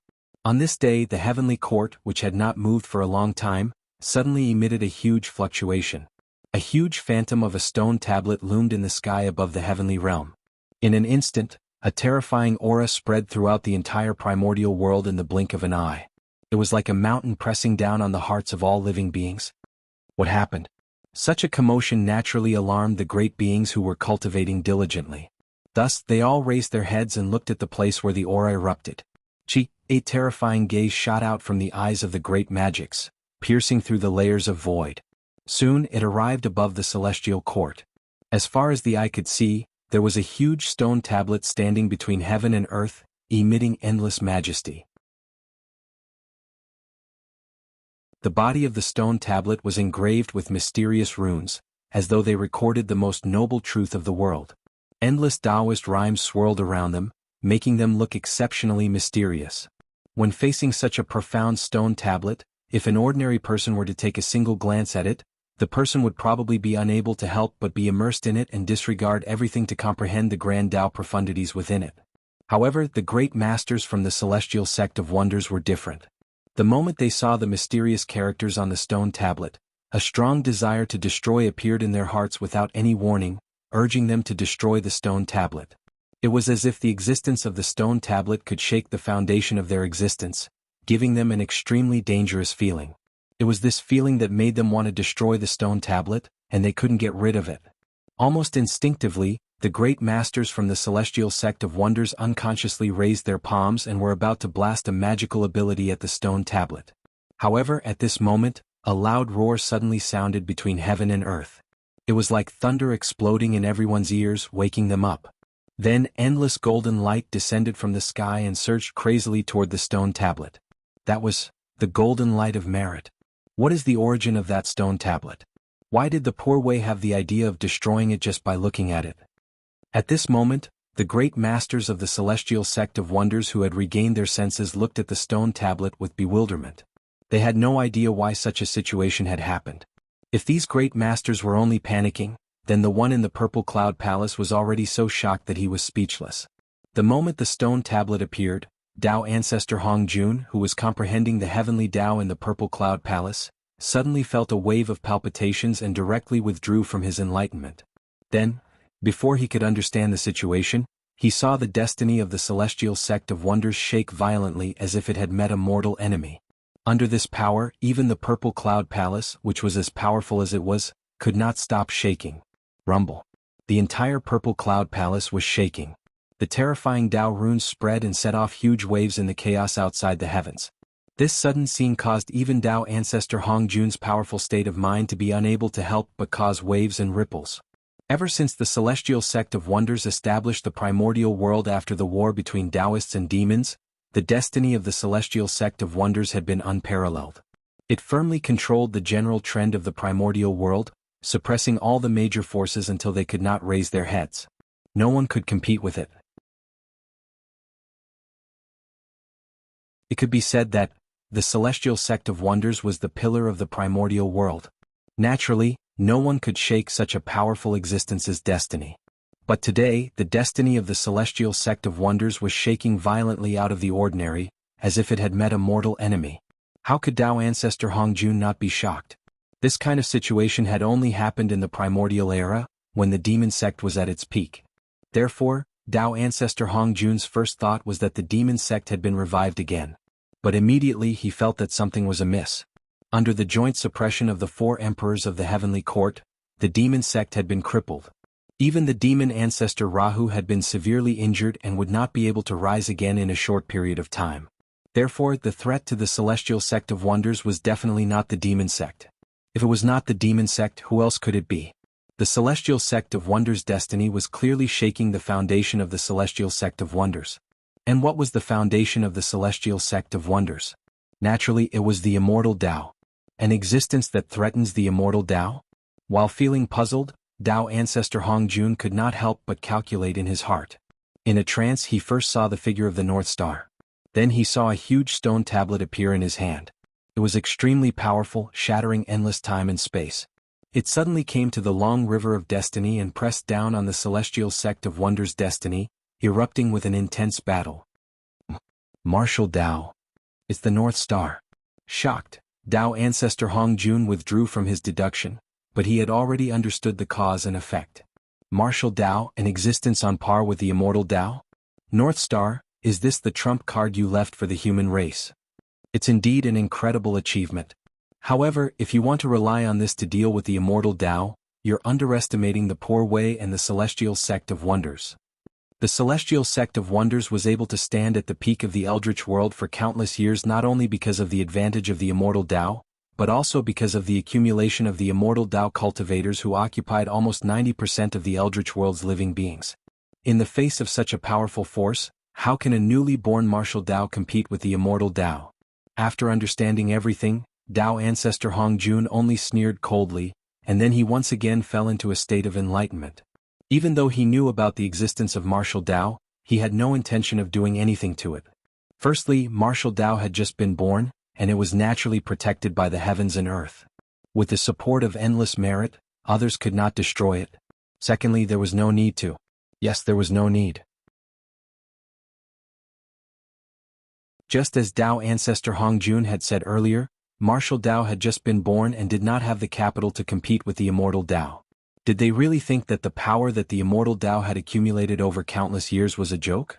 It could be said that, as time passed, the immortal Tao had long penetrated into every corner of the world and became an indelible part of it. In the Eldritch world, almost 90% of the living beings had chosen to cultivate the immortal Tao. This power, just thinking about it, was terrifying. Back then, the reason why the demonic Tao could compete with the immortal Tao was only because everyone was on the same starting line. And now, the Celestial Sect of Wonders had long reached the end, but the martial Tao had just started from the beginning. With such a huge gap, how could the two compete? There was no comparison at all. If the immortal Tao was surpassed by the martial Tao under such circumstances, then it could only be said that the experts of the Celestial Sect of Wonders were worse than pigs. They might as well all die of stupidity. In short, regarding the competition with the martial Tao, Tao ancestor Hong Jun could not be considered to have interfered. He had already merged the Tao and become a part of the heavenly Tao. Although the luck of the Celestial Sect of Wonders was not something dispensable to him, it was not of much use. Moreover, anything that was beneficial to the Eldritch world, even if it hindered the development of the Celestial Sect of Wonders, he would still support it. This was the price of merging the Tao. He had no choice. Not to mention, right now the most important thing for Tao ancestor Hong Jun was to pursue the realm of the Wuji Daluo Jingxian. Some mundane matters should not affect him. However, even so, Tao ancestor Hongjun did not do nothing. Just as he was cultivating in seclusion again, information about the martial Tao naturally appeared in the sea of consciousness of the second-generation disciples of the celestial sect of wonders. After all, it was the great Tao that he had created himself. Tao ancestor Hongjun had some selfish motives? Haha. Very good. In a hall somewhere in the heavenly court, Feng Zichen looked at the stone tablet floating in the air in front of him and could not help but nod his head in satisfaction. This stone tablet was called the Heavenly Tablet of Martial Tao. The mysterious runes recorded on the tablet were the general outline of Martial Tao. And without a doubt, the so-called Martial Tao was a simplified version of the Path of Gods and Demons. Compared to the Path of Gods and Demons, the Martial Tao was undoubtedly much weaker. Not only was its combat strength far inferior, but even its ability to go against the innate heavens was also removed. This formed the Martial Tao in front of him. However, although the Martial Tao was weak, its threshold had dropped too much. It was even lower than the Immortal Tao. Basically, anyone could enter the Martial Tao. There was no aptitude requirement at all. There was just one thing that was not good. It was easy to enter the Martial Tao but difficult to achieve great success. If one wanted to achieve great success in the Martial Tao, it was much more difficult than achieving great success in the Immortal Tao. However, it did not matter. The Martial Tao was not prepared for those with good talent. The meaning of the Martial Tao was to facilitate those with insufficient aptitude to step onto the path of cultivation. Those with good talent did not need to cultivate the Martial Tao. At the end of the Martial Tao, there was still the path of gods and demons waiting for them. The end of the Martial Tao was the beginning of the Divine Tao. The end of the Martial Tao here did not refer to the Tao. It was when the Martial Tao Foundation establishment reached an extremely perfect realm. There was no way to advance. In this way, one could break the shackles of the Martial Tao and step into the domain of the path of gods and demons. It could be said that the Martial Tao was the foundation of the path of gods and demons. The meaning of its existence, other than helping those with poor talent to step onto the path of cultivation, there was another purpose. That was to select talents for the path of gods and demons. Only those with the most outstanding performance when the Martial Tao Foundation establishment could step onto the path of gods and demons. Although the path of gods and demons and the Martial Tao were two different great Taos, in fact they were the same great Tao. The difference was, one walked the elite path, the other walked the popular path. The path of gods and demons was Feng Zichen's painstaking effort. How could he give up so easily? Naturally, he had to think of a way to preserve it completely.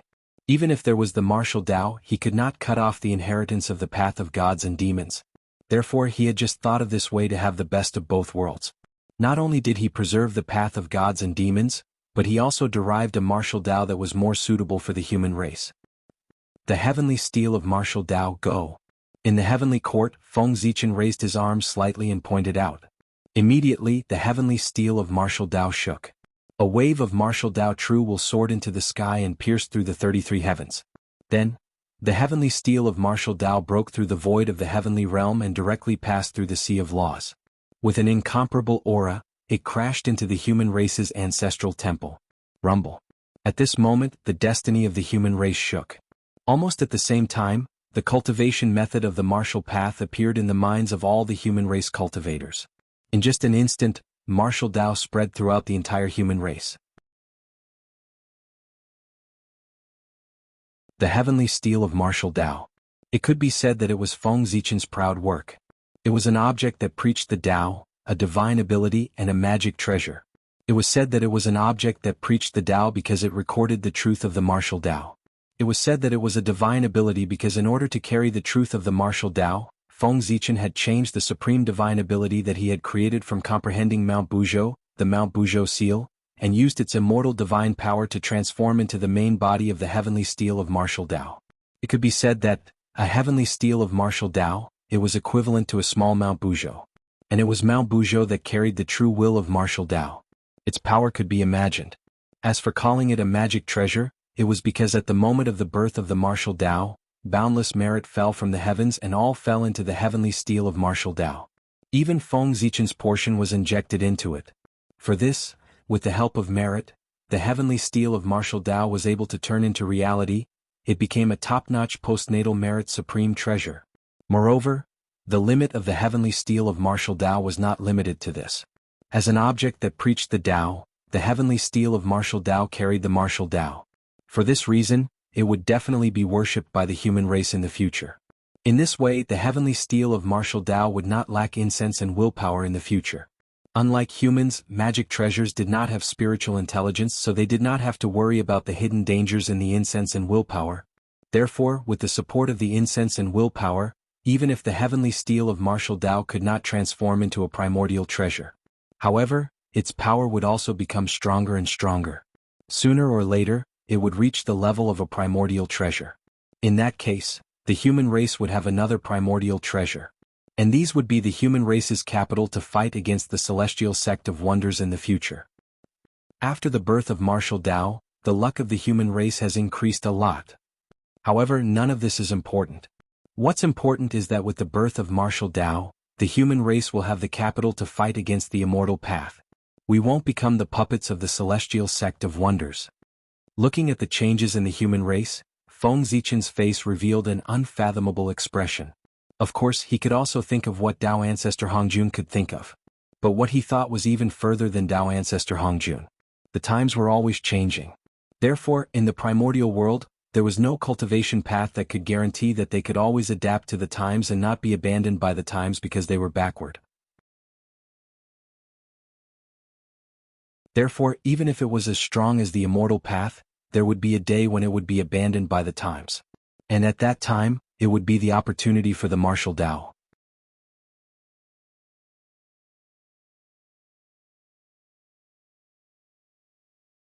Chapter 665. If Feng Zichen remembered correctly, in the near future, due to the further deterioration of the world's environment, the immortal path that everyone could cultivate would gradually become unsuitable for everyone. There would always be a portion of people who could not enter because of their poor aptitude. And this group of people would increase as time passed. This kind of situation was inevitable in the development of the era. Even the powerful immortal path could not avoid it. But martial arts would not. The extremely low threshold made it almost impossible for martial arts to be affected by the external environment, unless the world completely entered an era of no return. Otherwise, even in the age of chaos, martial arts would still have room to survive. And this was an advantage that the immortal path did not have, and also the hope of martial arts surpassing the immortal path. Martial arts had a lot of potential. Of course, all of this was Feng Zichen's imagination. The changes in the future were just a possibility for martial arts to surpass the immortal path, but whether or not it could really achieve this would depend on Feng Zichen's methods. After all, the Xian sect was not to be trifled with. They would not watch martial arts surpass the immortal path. Moreover, the world's environment could not continue to be bad. This was because with the formation of the god Pangu, the primeval world had the possibility of taking a step closer. In theory, the innate spirit qi should be getting denser and denser. The current situation in the primeval world was the result of the deliberate suppression of the heavenly Tao. However, there was a limit to everything. Even the powerful heavenly Tao could not always suppress the primeval world. When it reached the limit, the harder it was suppressed now, the stronger it would rebound in the future. Perhaps, it would return to the ancient primeval age in one fell swoop or even surpass it. However, that was another story, the story of the recovery of spirit qi. To be honest, Feng Zichen was looking forward to the day of the recovery of spirit qi, because that was the most suitable era for the path of gods and demons. After the recovery of spirit qi, the ancient bloodline that had been suppressed by the environment for countless years began to slowly recover in the bodies of all living beings. If at this time all living beings with awakened bloodlines cultivated the path of gods and demons, combined with their ability to go against the innate heavens, wouldn't they have the potential to soar into the sky? This was an advantage that the other Grand Daos did not have. It could be said that this environment was tailor-made for the Tao of Fiend gods. With the momentum in his body, his God-Fiend Tao soared, suppressing all other great Daos. Therefore, Feng Zichen was looking forward to that day. Of course, this was all in the future. It was also a backup plan that Feng Zichen had deliberately left behind. If in the future martial arts really lost to the immortal path, then the rise of the Tao of gods and demons would be Feng Zichen's last resort to deal with the immortal path. However, according to his original intention, he still did not think that the martial path would lose to the immortal path. Martial arts. A future enemy of the immortal Tao. Seeing the message that suddenly appeared in their minds, the people of the celestial sect of wonders were puzzled at first. Then they suddenly became alert. There were also many people whose eyes were emitting shocking killing intent. According to their thoughts, anything that could threaten the immortal path should not exist. The immortal Tao was too important to them.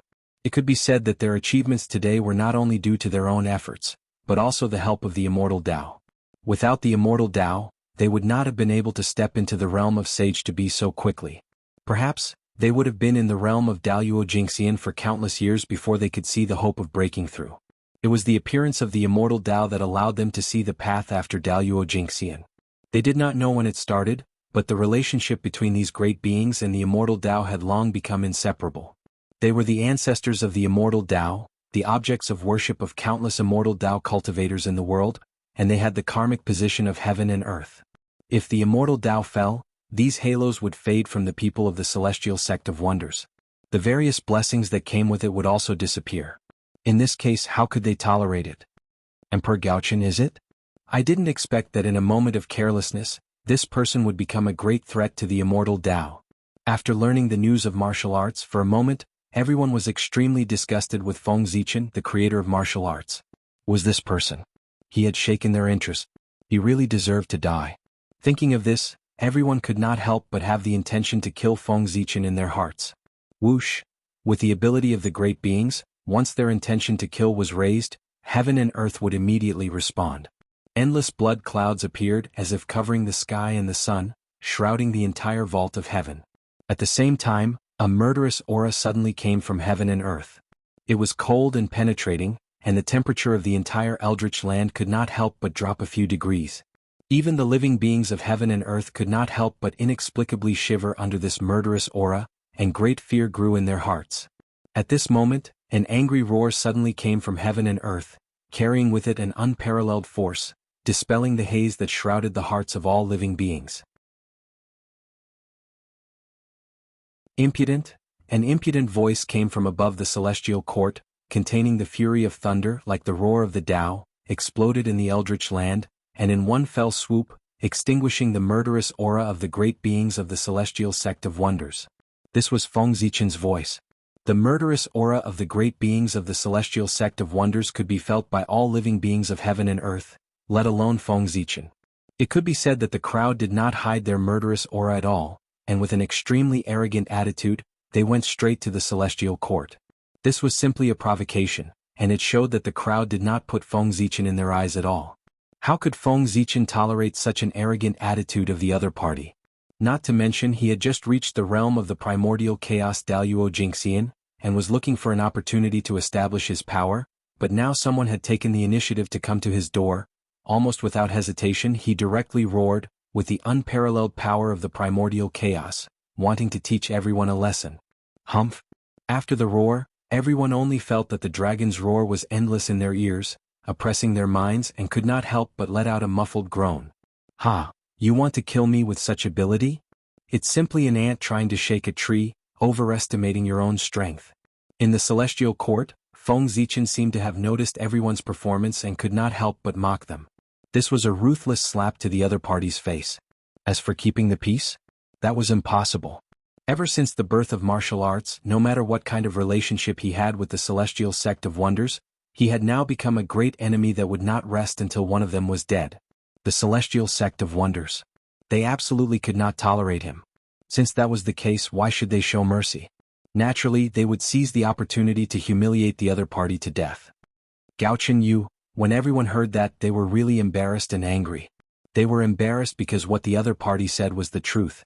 He was the primordial chaos Daluo Jingxian, and his strength was far beyond theirs. Moreover, he was the current celestial emperor. If they really fought, they would definitely not be a match for him. They were angry because the other party's words were too unpleasant. It was really infuriating. Gaochen, you've gone too far. Just as everyone was unable to get out of the embarrassing situation, a bolt of divine lightning suddenly flew from the chaos outside the heavens and blasted fiercely toward the celestial court. Taiqing divine lightning. Feng Zichen's pupils constricted slightly, but he recognized the origin of the divine lightning in front of him. It was the supreme divine lightning of the celestial sect of wonders, the Taiqing divine lightning. The Grand Pure Saint had made his move. That made sense. As the eldest senior brother of the celestial sect of wonders, and also the acting sect master, how could he not make a move when such a big thing happened to the Celestial Sect of Wonders? If he really sat and watched the group of Celestial Sect of Wonders being wantonly humiliated by Feng Zichen without doing anything, then it could be said that the Celestial Sect of Wonders' reputation had been completely lost. How dare you, Grand Pure Saint? How dare you attack the Celestial Court? Even if you're a saint, you'll have to pay the price. The moment he saw the Tai Ching Divine Lightning, Feng Zichen's heart did not feel any fear. There was only endless anger in his heart. No matter what the Grand Pure Saint's reason was, if he dared to blast the Tai Ching Divine Lightning towards the Celestial Court, then he must pay the price. Because what was trampled on was not only Feng Zichen's dignity, but also the dignity of the entire Celestial Court. There was no dignity. How could the Celestial Court command the Eldritch world? If Feng Zichen retreated at this moment, then the Celestial Court would have to bow down to the saints from now on. Absolutely not. The Celestial Court was the orthodox of the Eldritch world, and also the most powerful force in the Eldritch world. Kill. Divine Steel of Martial Arts, suppress it for me. Furious, Feng Zichen activated the Mao Buzhou mark in his body. Combining the power of martial arts, it transformed into a gigantic steel that crashed towards the Tai Ching Divine Lightning. Martial Arts Supreme Skill, Divine Steel of Martial Arts. In an instant, the image of an ancient steel appeared from the void, exuding an enormous aura that could suppress all things, holding the Tai Ching Divine Lightning in place. The true meaning of martial arts in the Divine Steel of Martial Arts came from Mount Buzhou. If the Tai Ching Divine Lightning was in its peak state, it might be able to resist a little. However, crossing the endless chaos had already consumed too much of the Tai Ching Divine Lightning's power. As such, the current Tai Ching Divine Lightning was no match for the Divine Steel of Martial Arts. Boom. The Divine Steel of Martial Arts shook, and the image of Mount Buzhou appeared vaguely, exuding a monstrous aura that suppressed the surrounding space. One could see that the Tai Ching Divine Lightning was unable to resist this power as it kept shrinking. In the blink of an eye, it turned into a lightning pearl and fell into the Celestial Court. Boom. After that attack, the remaining power of the Divine Steel of Martial Arts did not dissipate. It broke through the endless void and charged towards the chaos beyond the heavens. Taoist Tai Ching, when you return from the chaos beyond the heavens, we will settle this karma. The North Star Emperor put away the lightning pearl formed by the Tai Ching Divine Lightning and snorted coldly. He did not charge towards the chaos beyond the heavens. At this critical moment for the human race, it was not appropriate for him to leave the Eldritch world. Otherwise, he would not let today's matter go so easily. However, the Grand Pure One's attack this time had formed a huge karma with the Celestial Court. Whether it was the four heavenly deities or Hao Yin, they would have to fight with him in the future to settle this karma. The two of them were not fighting to determine the victor, but to express their attitude. Therefore, after that attack, the two of them stopped. This farce ended, and the Eldritch world returned to peace. However, the Eldritch world was calm, but the chaos beyond the heavens stirred again. With a boom, the chaos shattered, and a huge stone tablet suddenly appeared and blasted towards the Grand Pure One. How dare you! With a roar, the Grand Pure One waved the horsetail whisk in his hand and brushed it towards the Divine Steel of Martial Arts. Immediately, endless Grand Pure Immortal Light erupted, drowning and devouring the Divine Steel of Martial Arts. Old Grand Pure One, how dare you bully me like this? The moment the Divine Steel of Martial Arts shattered, Feng Zichen casually threw out 1,000 elephant divine lightning at the defenseless Grand Pure One.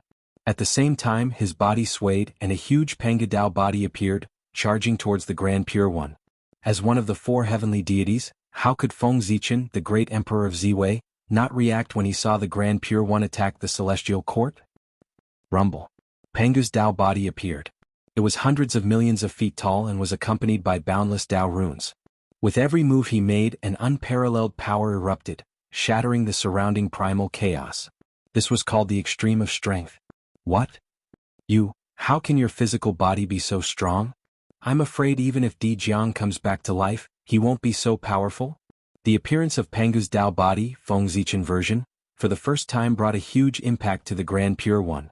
The vast and violent aura made his eyelids twitch, and he felt a sense of oppression. Oh no.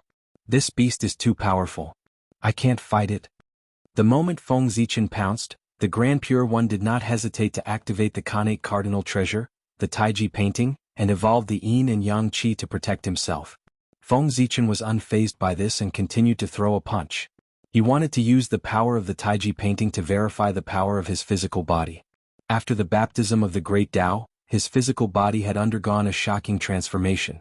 His strength had reached an unbelievable level. Strong, unimaginably strong. Although his Dharma powers and soul were also very strong, they were much weaker in front of his physical body. It could be said that Feng Zichen's physical body was his strongest technique at the moment. He could shatter the Tao with his bare hands. The power of a single attack could shatter the world. Boom.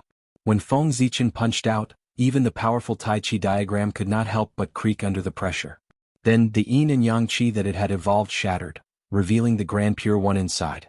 Oh no! In his field of vision, a fist kept enlarging. The Grand Pure One did not have time to be shocked. He hurriedly took out the Heaven-Earth Mystic Yellow Merit Pagoda and placed it above his head. Wisps of Heaven and Earth Mystic Yellow Chi hung down to block Feng Zichen's punch. With a bang, Feng Zichen's punch collided with the Heaven-Earth Mystic Yellow Pagoda. Although it did not break through its defense, it sent him flying. Very good. In the distance, the Grand Pure One stood up in a slightly sorry state. His face was no longer as calm as before. There was only endless anger. Fellow Taoist Ziwei, let the poor Wei experience your supreme method of suppressing the primordial world. As soon as he finished speaking, the Grand Pure One had the Heaven-Earth Mystic Yellow Pagoda above his head. He held the Khanate Cardinal Treasure, the Taiji painting, and charged towards Feng Zichen with a murderous expression. All right. I've long wanted to experience the methods of the leader of the saints. With a thought, Feng Zichen faced him with his bare hands. He could not use the Hongmeng Daozhong. The Zhouxing painting was no match for the Taiji painting. Since that was the case, he would use his physical body to resist the Taiji painting. Anyway, with the strength of his physical body, it was no weaker than a middle-grade Khanate Cardinal Treasure. Boom. As soon as they fought, the disadvantage of Feng Zichen's insufficient realm was highlighted. He was almost suppressed by the Grand Pure One. However, the Grand Pure One could not hurt him.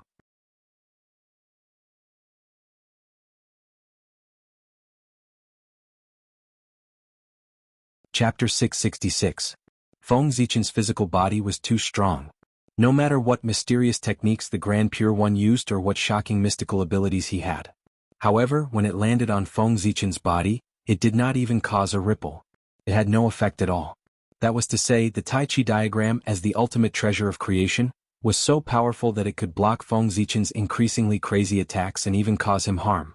However, how astonishing was the recovery ability of Panga's Tao body. Feng Zichen had just been injured by the Taiji painting, but in the blink of an eye, his injuries would recover at an extremely fast speed as the qi and blood in his body flowed crazily. It was because of the amazing recovery ability of Panga's Tao body that Feng Zichen could fight with the Grand Pure One, who was at the sixth heaven of primordial chaos, with the power of the third heaven of primordial chaos. In fact, he slowly reversed the situation. After realizing that the Taiji painting could not cause fatal damage to him, Feng Zichen gave up on defense and launched the most ferocious attack on the Grand Pure One. Could be said that every move was a life and death attack. Under such a desperate attack, Feng Zichen gradually turned the situation around. From being suppressed by the Grand Pure One previously, he was completely suppressing the Grand Pure One. Boom, boom, boom. After fighting with the Chaos Fiend God for countless years in the spiritual world, Feng Zichen's mystical abilities had long been polished to an extremely high realm. It could be said that it had gone deep into his bones and turned his mystical abilities into instincts. Every punch, every kick, even a strand of hair and a gaze were all incomparably powerful mystical abilities. With a thought, it was an explosion of energy waves that could destroy the world. Under Feng Zichen's attack, the chaos outside the sky boiled as if it could not withstand the power and was about to collapse. Even someone as strong as the Grand Pure One, who was known as the number one saint, was forced to retreat. Even the Heaven-Earth Mystic Yellow Pagoda, which was known to have the best defense in the postnatal realm, was dimmed. Clearly it had been severely injured. At that moment, the Grand Pure One looked like a lone boat in the storm under Feng Zichen's attack. He was in danger of capsizing at any time. But in reality that was not the case. Although Feng Zichen had suppressed the Grand Pure One the entire time and seemed to have the upper hand, he knew his own situation very well. This situation could not be maintained for long. Completely abandoning defense and turning it into the strongest offensive, this move of his had, of course, temporarily gained the upper hand. However, doing so would consume a lot of energy and he wouldn't be able to maintain it for long. Furthermore, as a heaven-opening cardinal treasure, the Tai Chi diagram was far more mysterious than other Khanate cardinal treasures. Even among chaos spiritual treasures, it was one of the best. Not to mention anything else, just the 10% merit of creation in the heaven-splitting treasure was enough to make them stand at the top of all the treasures in the untainted land. What kind of concept was 10% of the merit of creation? The three pure ones became the saints of heaven because they each had 10% of the merit of creation. Each of the three heaven-opening cardinal treasures had 10% of the merit of creation. That was their invincible foundation in the primordial world. Facing such a powerful treasure, no matter how strong Feng Zichen's body was, it was only comparable to a middle-grade Khanate cardinal treasure. How long could he last under the attack of the Tai Chi diagram? It could be said that the current situation where Feng Zichen had the upper hand was just an illusion that he had risked his life to maintain. Once his strength was exhausted or his body reached its limit and he could not continue to resist the Tai Chi diagram, that would be the beginning of his defeat. Feng Zichen knew that, and so did the Grand Pure One. Therefore, in the face of Feng Zichen's crazy attacks, the Grand Pure One did not choose to resist them head-on. Instead, he chose to defend. With his realm that surpassed Feng Zichen's third firmament, it was enough for him to calmly block Feng Zichen's attacks. He was not very calm either. At the very least, he looked quite pathetic, but he did not suffer any injuries. Defense was the best way to deal with Feng Zichen at this moment. If he used the Tai Chi diagram to exhaust his Qi and blood, wouldn't he be at his mercy when his Qi and blood were exhausted? However, how could Feng Zichen let the Grand Pure One have his way? After fighting for so long, Feng Zichen was certain that unless he revealed his strength at the fifth firmament of primordial chaos, he would definitely not be a match for the Grand Pure One. However, it was not a life-and-death battle now. It was just a battle of emotions. It was not worth him revealing his trump card in advance. With that thought in mind, Feng Zichen decided to call a truce. He was not playing anymore. The moment he thought of it, Feng Zichen retreated and distanced himself from the Grand Pure One.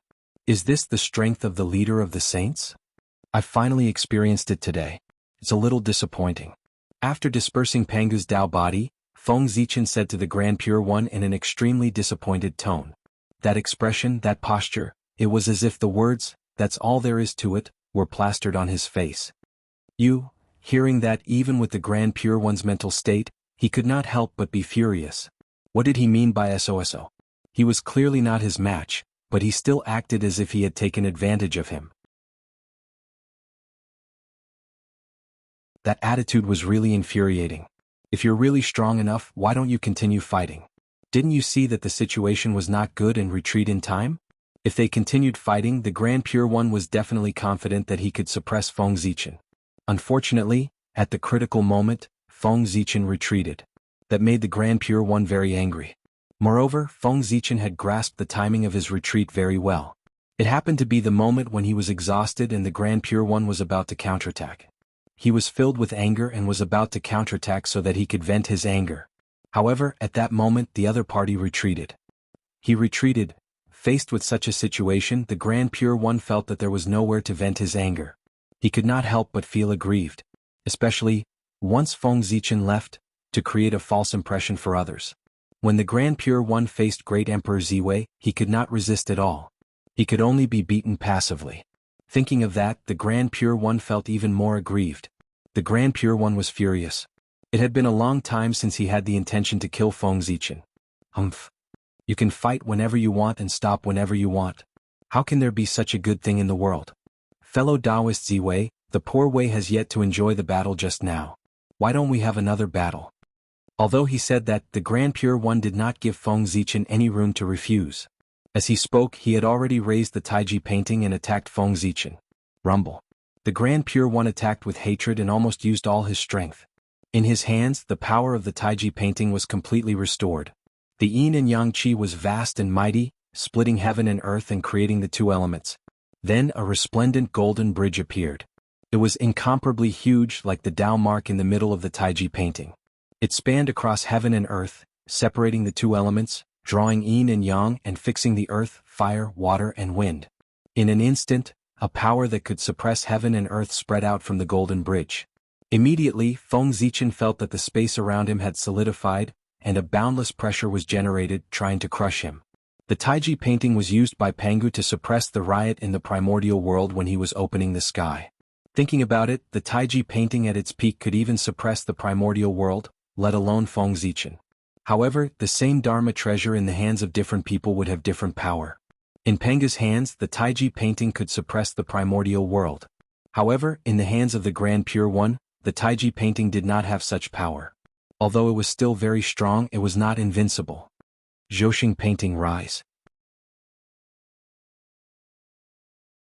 With a thought, Feng Zichen raised the Zhousing painting and developed a resplendent galaxy to resist the pressure brought by the Taiji painting. Compared to before, the power of the Zhousing painting was even stronger. It was vaguely showing signs of breaking through to a superior grade Khanate cardinal treasure. Destruction and establishment were not only useful to cultivators, but also to Dharma treasures. During the battle with the fiend ancestor Rahu, the Zhousing painting was severely injured. After the battle ended, Feng Zichen placed it in the core of the boundless starry sky and used the power of the stars to repair its injuries. This recovery would take several million years. When Feng Zichen took it out of the core of the boundless starry sky, not only did the Zhousing painting recover completely, but its power also increased greatly. It was only a step away from forming the 48th Khanate divine restriction and becoming a superior grade Khanate cardinal treasure. Rumble. The golden bridge shook. A destructive power erupted, and the Khanate Tai Chi wantonly surged into the starry sky above Feng Zichen's head. Immediately, the stars exploded one after another and the galaxy withered. The vast starry sky was on the verge of collapse. The Zhousing painting was no match for the power of the Taiji painting. Not to mention that the Zhousing painting was not a superior grade Khanate cardinal treasure. Even if it was, it would not be a match for the Taiji painting. After all, although the Taiji painting was called a Khanate cardinal treasure, its power far exceeded this level. Rumble.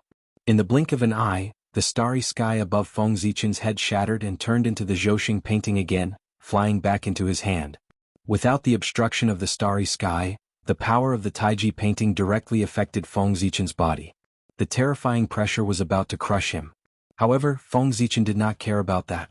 He did not unleash his true strength, nor did he use the Hongmeng Daozhong. He treated it as if it did not exist. That was because he was not fighting alone. He had an ally. Seeing that the golden bridge formed by the Taiji painting was about to press down on Feng Zichen's body, a huge cauldron with 4 feet and 2 handles suddenly appeared in the middle of the two. The aura that could suppress the universe erupted and resisted the golden bridge. The supreme grade Khanate cardinal treasure, the cosmic cauldron. Nuwa had finally attacked. Eldest senior brother, please stop. A faint voice sounded. Nuwa leaped in front of the Grand Pure One and interrupted his next actions. Junior sister Nuwa, do you want to be enemies with the poor Wei too? Seeing Nuwa stop him, the Grand Pure One's expression turned cold as he asked in a low voice. As he spoke, the Heavenly Lord of Primordial Beginning and the Grand Master of Heaven also moved. With a flash, they arrived behind the Grand Pure One and faced Nuwa together. The 3 Pure Ones were indeed the 3 Pure Ones. Even though they did not attack, just standing together gave people endless pressure. The chaos was destroyed silently. In the blink of an eye, thousands of kilometers of chaos turned into nothingness. Everything showed the power of the 3 Pure Ones. It's not that the poor Wei wants to be enemies with senior brother, but the heavenly Tao doesn't allow it. Not to mention that the Chaos Fiend Celestial is eyeing the primordial world covetously and can invade at any time. Let's talk about the two of you. One is the heavenly Tao Saint, and the other is the paragon of heaven and earth. What would happen if you fought with your life and death here because of a momentary dispute? Nuwa shook her head and said in a low voice. However, her words were clearly not convincing. The Grand Pure One only sneered at that. He continued to activate the Taiji painting and charged towards Feng Zichen. Amir knew, how could she shake his decision? Although she had expected it, the Grand Pure One really did not give her face. Nuwa was still so angry that her face turned pale. She immediately raised the cauldron of heaven and earth and collided with the Taiji painting. However, the moment she attacked, the Heavenly Lord of Primordial Beginning and the Grand Master of Heaven also attacked. Pangu's banner and the immortal vanquishing array appeared at the same time. They tore through the chaos and collided with the cauldron of heaven and earth, sending it flying far away. Being surrounded by the two of them, Nuwa was shocked and furious. She did not waste any time and directly revealed the Dharma idol of the human-headed snake god and charged towards the two of them. With Nuwa's strength, she was no match for one of them, let alone two of them. However, the two of them did not dare to attack her. In order to make up for the lack of heaven, Nuwa had destroyed her Tao body, causing her strength to regress. In order to compensate her, the heavenly Tao used the Qi of heaven and earth to reconstruct her Tao body. Although the body of heaven and earth merit was not as powerful as her previous Tao body, it was clearly more mysterious. At the very least, no one dared to hurt her. If anyone dared to damage the Tao body refined by the heaven and earth merit, they would definitely attract negative karma. Although the saints were not afraid of negative karma, their disciples were. If the negative karma could not hurt the saints, it would descend on their disciples. It could be said that if the heavenly Lord of primordial beginning and the Grandmaster of Heaven dared to attack Nuwa, they would not only lose their mystical abilities, but also the future of their disciples. Was it worth it to use the future of their disciples in exchange for Nuwa's injury? It was definitely not worth it. Nuwa was immortal and indestructible. If she was injured, it would be a loss of face. However, if the future of their disciples was gone, it would really be gone. The Grandmaster of Heaven and the Heavenly Lord of Primordial Beginning were both smart people. Naturally, they knew how to choose. Therefore, after seeing Nuwa rush over, the two of them did not dare to make a move. They only used their methods to trap Nuwa so that she could not save Feng Zichen. Senior brothers, do you really want to make things difficult for the poor Wei? Trapped by the two of them, Nuwa said unhappily. Junior sister Nuwa, it's not that the poor Wei wants to be your enemy. It's that you're determined to be my enemy and the entire celestial sect of wonders. Your disciple, the Zichen clan, has created their own martial arts and shaken the foundation of our celestial sect of wonders. Instead of cleaning up the sect, you're protecting his good friend. What are your intentions? Do you still have the celestial sect of wonders in your eyes? The heavenly Lord of primordial beginning smiled coldly. Not only did he not take Nuwa's threat seriously, but he also questioned her. Feng Zichen was from the human race. He was a disciple that the Nuwa had personally admitted. Moreover, he had the capital to show off to everyone back then. Now, he had created his own martial arts and shaken the foundation of the celestial sect of wonders. He had become the greatest sinner of the immortal Tao. As his backer, it was natural for Nuwa to be angered by the people of the celestial sect of wonders. The martial arts created by Brother Gaochen can pose a threat to the immortal Tao. Doesn't that prove his excellence? The disciple is more outstanding than the teacher. Doesn't that mean that the Empress has taught well? Since that's the case, why is the Empress Nuwa angry? Could it be that I have to be like you, the heavenly Lord of primordial beginning? All of your disciples are useless. After tens of millions of years, none of them have succeeded in proving their Tao. Is that how you're considered outstanding? Before Nuwa could reply, Feng Zichen, who was fighting the Grand Pure One, took the time to mock the heavenly Lord of primordial beginning. His disciples' cultivation was not good enough. That was the pain in the heavenly Lord of primordial beginning's heart. That was because his disciple could not prove his Tao.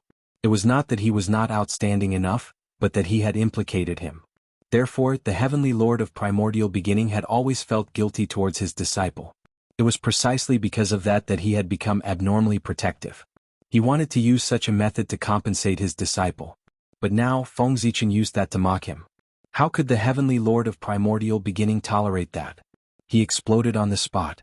Bastard, you're courting death. Grabbing the Pengu banner, the heavenly Lord of primordial beginning slashed fiercely at Feng Zichen. Rumble. Streaks of chaotic sword chi burst out, carrying traces of the heavenly god's murderous aura. They shattered the chaos and emitted a mighty force that could split the world. Back then, when the Pengu axe shattered, Pengu used the Pengu banner to shatter the chaos and continue to split the world. Although the three heaven-splitting treasures were all the strongest Dharma treasures of the primordial world, their focus was different. The Taiji painting was a suppression treasure, the Pengu axe was a killing treasure, and the Chaos Bell combined the advantages of the two. It could attack and withdraw. For this reason, among the three heaven-splitting treasures, the Pengu banner had the strongest killing power. It could even be said that in the primordial world, the Pengu banner was the #1 killing treasure.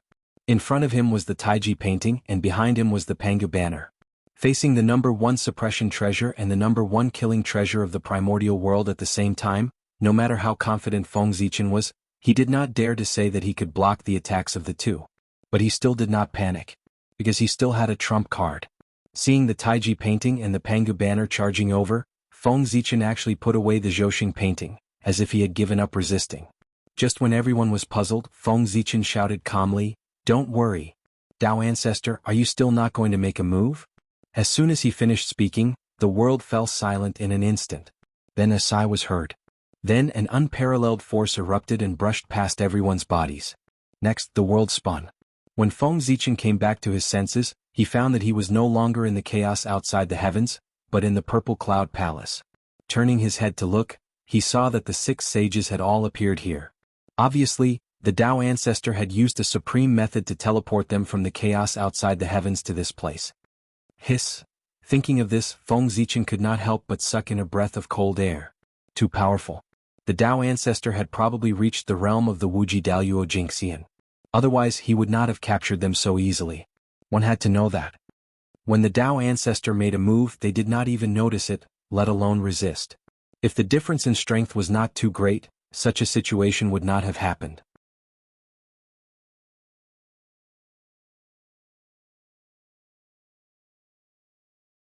Chapter 667. However, it was not like Feng Zichen had never seen a perfected primordial chaos existence. Back then, demon ancestor Luo Ho was at this realm. However, he definitely could not reach this level. If not, how could they have defeated demon ancestor Luo Ho back then? Since that was the case, then Tao ancestor Hongjuan's realm was self-evident. He must have surpassed the primordial chaos realm and reached the level of Wuji Daluo Jingxian. It was just that he did not know which level he had reached. However, even if it was the lowest level, the power it possessed was far from what the current Feng Zichen could contend with. Just now, he had been captured by Tao ancestor Hongjun without any resistance. This was enough to prove this point.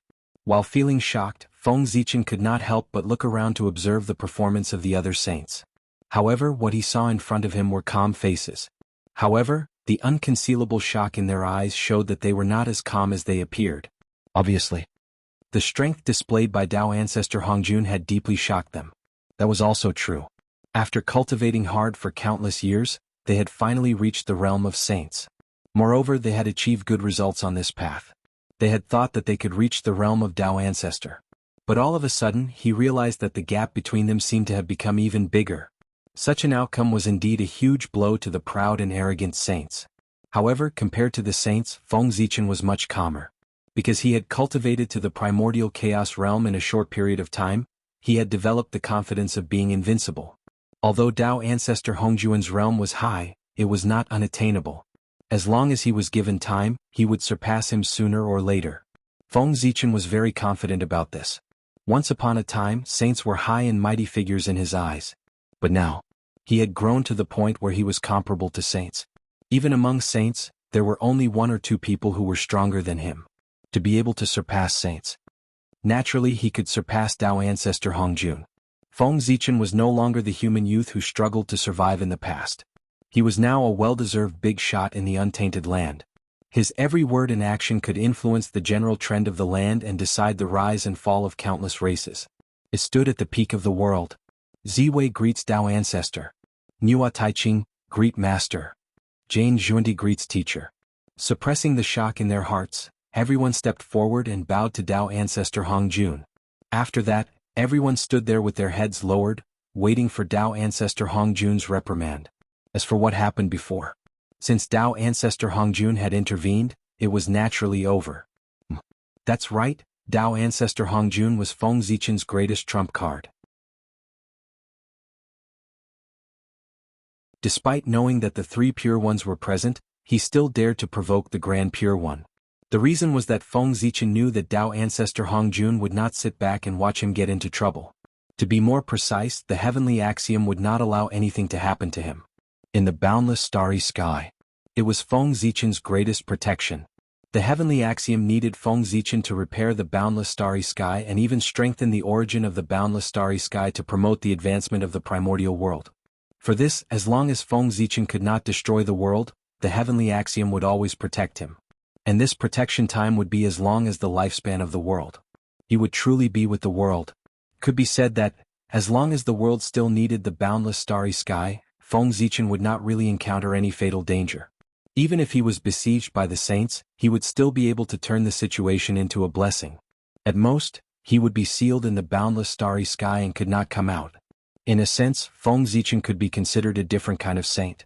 Under the protection of the heavenly axiom, he could already be like a saint and achieve immortality in the true sense of the primordial world. What he lacked was to mobilize the authority of the heavenly axiom. However, as the supreme being of heaven and earth, how could Feng Zichen lack the authority of the heavenly axiom? Even if he was not as good as a saint, it would not be that bad. Therefore, the saint did not have much of an advantage in front of him. That was not right either. At the very least, the vast sea of knowledge that the saint had accumulated over the countless years was what Feng Zichen lacked. Sigh. You are also existences that have achieved the Tao. It's not appropriate to reprimand you like before. Therefore, the poor way will not say much today to avoid annoying people. However, I have something to remind you. I hope you will keep it in your hearts. In the future, when you attack, can you first consider whether the primordial world and the endless living beings can withstand your torment? Tao ancestor Hong Jun's words were not heavy, but in everyone's ears, they were like a thunderclap. They were so frightened that they hurriedly stood up and said that they did not dare. All right. They are all figures like Saint Tao masters. How can they lose their composure in front of the poor way? Get up. Tao ancestor Hong Jun waved his sleeve, causing a gust of wind. Immediately, everyone felt a supreme force, causing them to be unable to bow. They could not help but be incomparably shocked. Thank you, Master, Teacher. Once again feeling the power of Tao ancestor Hong Jun, everyone did not dare to be rash. They hurriedly returned to their original positions and waited for the Tao ancestor's instructions. All right. It's been hard on you all these years. Since all of you are here and the poor way has recently made a breakthrough in her cultivation, I'll tell you about the path after primordial chaos. Perhaps it was because of the breakthrough in his cultivation, or perhaps it was because everyone had worked hard to guard the chaos outside the sky for so many years. In short, Tao ancestor Hong Jun was very happy and had the idea of preaching to everyone. Thank you, Master, Teacher. Hearing this, everyone was overjoyed. What kind of realm was Tao ancestor Hong Jun? He had already surpassed primordial chaos and reached the level of Wuji Daluo Jingxian. For such an expert to preach to them and elaborate on the cultivation path of the primordial chaos realm, it could be said to be a shocking opportunity. If they could comprehend something from it, it would save them a lot of detours and a lot of time. In that case, how could everyone not be happy? Perhaps the opportunity to advance further should be here. Not to mention how the Tao ancestor preached in the Purple Cloud Palace. After Feng Zichen passed down the martial path, chaos gradually appeared in the primordial world. And this was inseparable from martial arts. What was martial arts? Some people said that it was to stop the spear for martial arts. Some people said that it was to use the spear for martial arts. However, whether it was to stop the spear or to use the spear, they both had the meaning of fighting. Martial meant fighting. And with fighting there would be chaos. Therefore, due to the gradual rise of martial arts experts often broke out into great battles. Moreover, there were many troubles caused by martial arts battles in various places, causing chaos in the primordial world to gradually appear. Logically speaking, even if martial artists liked to fight, the human emperor ruled the primordial world and ordered all races. He should be able to control the situation. Moreover, no matter how bad he was, he should have the ability to suppress the chaotic situation within a certain range and not affect the entire primordial world. However, right under the nose of the human emperor, the chaos in the primordial world quickly spread to the entire primordial world with an irresistible force. As a result, the human emperor completely lost the ability to control the situation. By the time he came back to his senses and comforted the good people, the situation in the entire primordial world had already become a mess. The various races attacked each other and the war was endless. Many races took advantage of the chaos in the primordial world to target the heavenly cycle temple, causing the war to further worsen. There were also many powerful beasts that were unknown, extinct, or only existed in legends. They suddenly appeared out of nowhere and scattered all over the primordial world, causing chaos one after another. These chaos broke out almost at the same time. It was precisely because of this that the peace that had lasted for millions of years in the primordial world was suddenly broken and it fell into chaos again. And these things happened so together, of course it could not be a coincidence. All of this was secretly pushed by someone.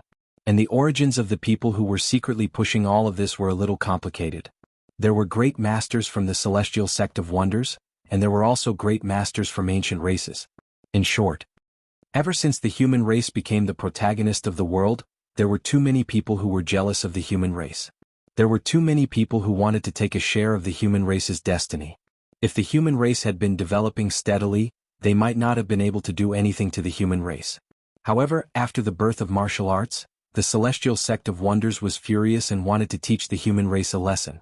At the same time, they also used this as an excuse to restrict the development of the human race, lest their strength become too strong and exceed their control. The thoughts of the great masters of the celestial sect of wonders were very simple. If they could not deal with Feng Zichen, could they not deal with the human race? Therefore, a series of conspiracies against the human race soon appeared in the primordial world. And the great masters hiding in the dark saw that the celestial sect of wonders had taken action. They also took action. However, their goal was not to target the human race, but to create chaos so that they could fish in troubled waters. These great masters hiding in the dark knew one thing very well, and that was, with the celestial sect of wonders around, it was very difficult for them to obtain benefits from the human race. Therefore, they simply did not target the human race but focused on creating chaos. When the primordial world was completely chaotic, the human race and the celestial sect of wonders would have no time to take care of themselves. That would be their opportunity. Muddy water. It was easy to fish. Therefore, with this thought, these great masters hiding in the dark secretly unlocked the ancient seal and released the primordial mutants inside. Of course, there were also some great masters who released the exotic beasts that they had raised in the past from the secret realm and let them wreak havoc in the primordial world. This was the origin of the exotic beasts that had wreaked havoc in the primordial world. Countless years had passed since the creation of the world. The wild heaven and earth mutants had long been wiped out. Only a few of them were kept in the hands of those with great magical powers. Now, taking advantage of the chaos in the primordial world, they had released all of them. The impact on the primordial world could be imagined. One had to know. Those that could be called primordial mutants were either extremely powerful or had extremely strange abilities. Otherwise, why would they be called such? It was precisely because of these strange abilities that these exotic beasts were extremely difficult to deal with. Moreover, the shackles that limited the strength of cultivators had now become the protection of these exotic beasts. If the primordial world did not have the ability to isolate heaven and earth, allowing Daluo Jingxian and above to take action, what was there to be afraid of these exotic beasts that wreaked havoc in the primordial world? No matter how many came, they could be killed with a flick of their fingers. However, it was precisely because of the ability to isolate heaven and earth that all existences above the gold immortal realm could not take action. The primordial exotic beasts might not be strong, but their innate magical abilities were absolutely strange. With only the cultivation of a gold immortal, how difficult would it be to suppress and kill them? If one was not careful, one might even be killed by them instead. Moreover, these exotic beasts were not the most terrifying. They were just scabies. Although they were a little troublesome, they could still be solved with some time. The truly troublesome ones were the heaven and earth mutants that had walked out of the ancient seal. The fact that the ancient seniors had sealed them instead of killing them was enough to show how troublesome they were. If they could kill them, they would have done so long ago. They would not have spent too much effort to seal them and leave behind a huge hidden danger in the future. The reason why they did not kill them was very simple. It was because the seniors could not kill them, so they had no choice but to seal them. When it came to the origin of the heaven and earth mutants, they were also extraordinary existences. At the beginning of the world, when all living things were born, the primordial world was far from as perfect as it was today. There were all kinds of flaws in the operation of the rules of heaven and earth. It was because of the existence of these flaws that those heaven and earth mutants were born. They were formed from the flaws of heaven and earth, therefore their abilities were unpredictable and impossible to guard against. Moreover, because they were related to heaven and earth, they could be said to be immortal and indestructible existences. They had no realm and could not cultivate, but they could obtain power by breaking the rules. The more rules the heaven and earth mutants destroyed, the more terrifying their power would be. The strongest existence among them could even be compared to a quasi-saint. Their existence was the bug of the primordial world. It was simply unsolvable. In the primordial era, these heaven and earth mutants wantonly broke the rules and finally angered the strongest of the primordial world at that time. They were jointly besieged by the innate saints and innate ferocious beasts. In the face of such powerful two sides, the heaven and earth mutants were naturally no match for them and were beaten back. However, they had the ability to be immortal and indestructible. No matter how the innate ferocious beasts and innate saints tried their best, they could not kill them. In desperation, these ancient-era experts could only seal them to prevent them from continuing to break the rules of the primordial world. However, they did not expect that after countless years, in order to seek their own interests, some of the ancient-era experts secretly opened the seal and released those heaven and earth mutants, taking the initiative to let them wreak havoc in the primordial world. This action was really hateful. After being sealed for countless years, the strength of those heaven and earth mutants could be said to have fallen to the freezing point. From the level of Daluo Jinxian, they had fallen to the level of a gold immortal. However, since they were heaven and earth mutants, their physical bodies were definitely not weak. They could even be said to be extremely strong, not much weaker than the innate ferocious beast. These heaven and earth mutants had such strong physical bodies. Even if their strength had fallen, they were still not something that those gold immortal cultivators could resist.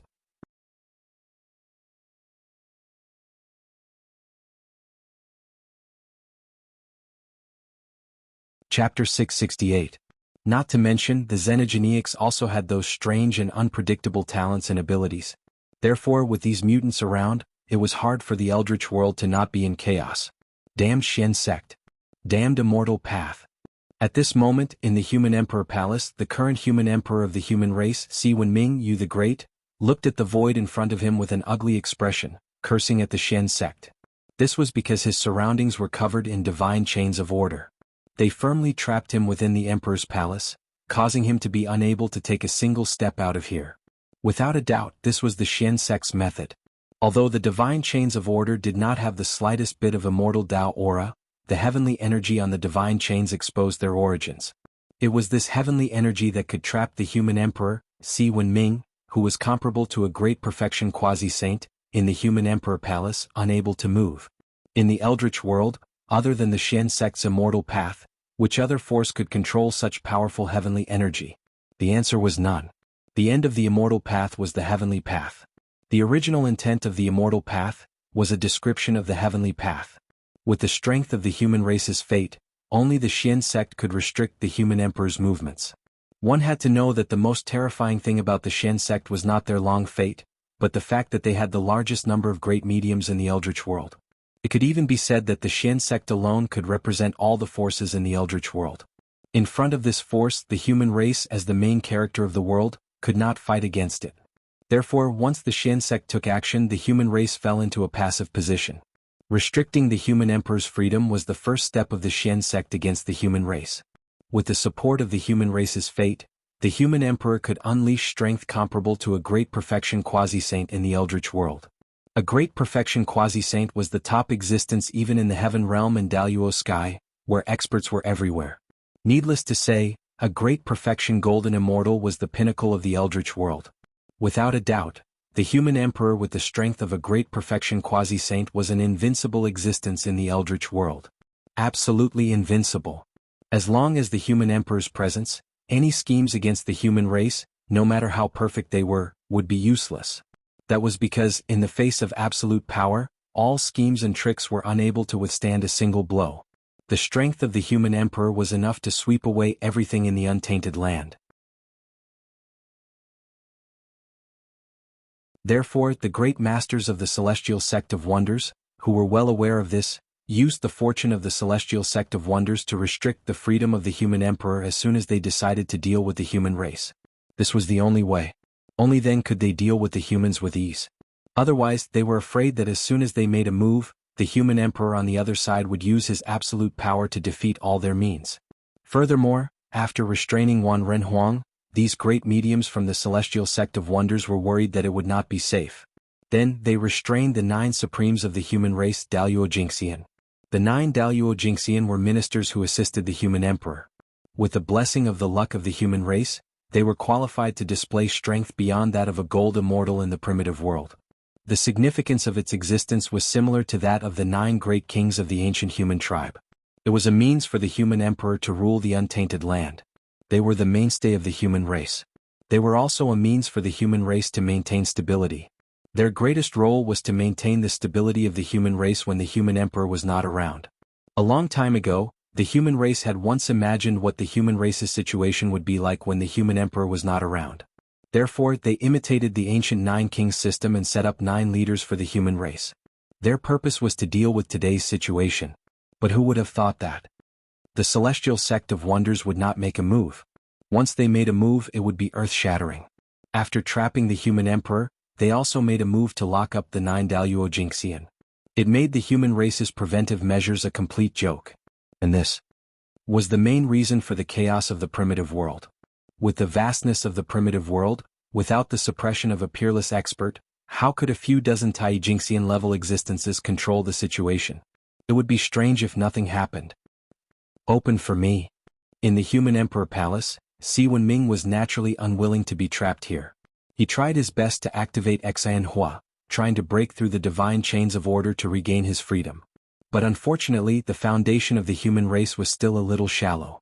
How could it be compared to the celestial sect of wonders that controlled the primitive world? Therefore, no matter how hard he tried, other than expanding his range of activities, there was no other effect.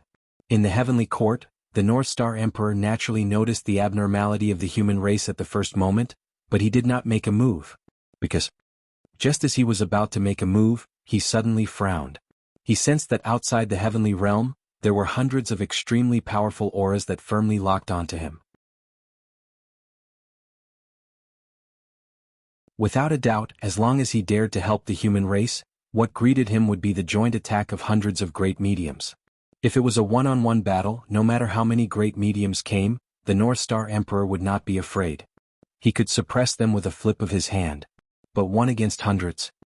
Then he would have to think twice. Perhaps he would not be able to win. Moreover, even if his skills were better and he was lucky enough to win, the price he would have to pay would be unimaginable. Therefore, the North Star Emperor hesitated for a moment and slowly put down his right hand that he had stretched out. He could not make a move. Of course, if he could not make a move, then the hundreds of great mediums outside who were monitoring him could not make a move either. According to this calculation, if he were to drag out 100, he would not be at a disadvantage. It could even be said that he had made a profit. Good fellow. Hundreds of great mediums. The celestial sect of wonders is really willing to spend money. Sighing secretly, the North Star Emperor shook his head and said, he really did not expect the celestial sect of wonders to mobilize such a large force to deal with him. This really made people feel overwhelmed by favor from their superiors. In order to deal with me, fellow Taoists, you have really put in a lot of effort. It must not have been easy to gather so many fellow Taoists. The North Star Emperor calmed his mind and said in a clear voice. In his perception, the origins of the great divine masters who surrounded him outside were extremely complicated. Not only were there people from the celestial sect of wonders, but there were also many unfamiliar auras. The ancient Taoist charm that was inadvertently revealed made one's heart palpitate. Strong. Absolutely ridiculously strong. The strength of the experts who came from the ancient era was definitely stronger than that of the great mediums from the celestial sect of wonders. This did not mean that the great mediums of the celestial sect of wonders were not as talented as them, but that their experiences were different. In the ancient era, Daluo Jingxian should have been the end of the great Tao, the end of the cultivators. However, there were always some amazing existences who were unwilling to accept this. With their great wisdom and courage, they opened up another major realm after the golden immortal of the great firmament. That was a brand new realm, similar to the quasi-saint realm but completely different. However, there was no doubt that it was a power that surpassed Daluo Jingxian. At that time there was no such thing as a quasi-saint. Therefore they were respectfully called Supremes by the innate saints at that time. Supremes Daluo, the Supremes of Daluo Jingxian, and also the Supremes of the primordial world.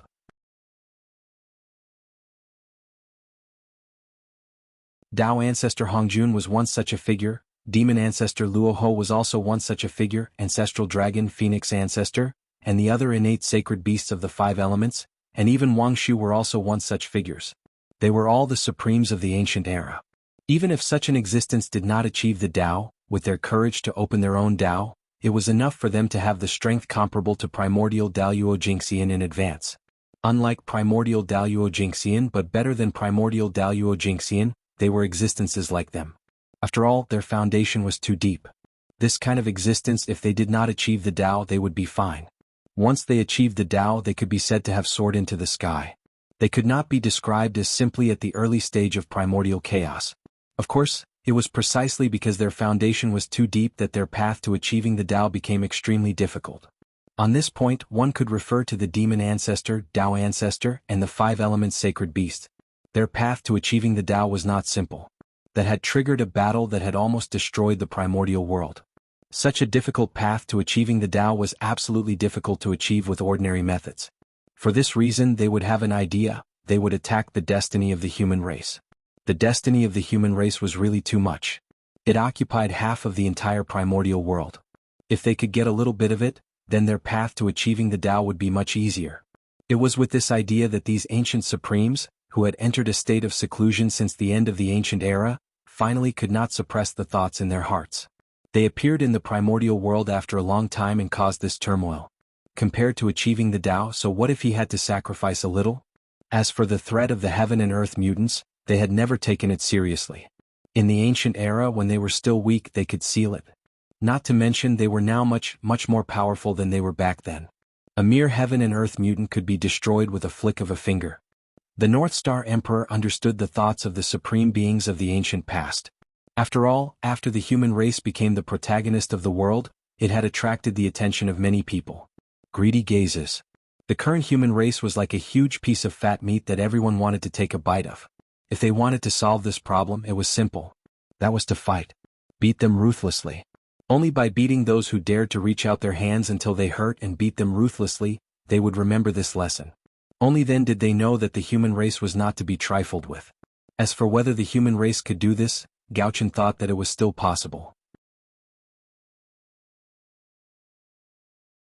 Although the human race was in a mess now, that was because the human race had not reacted yet.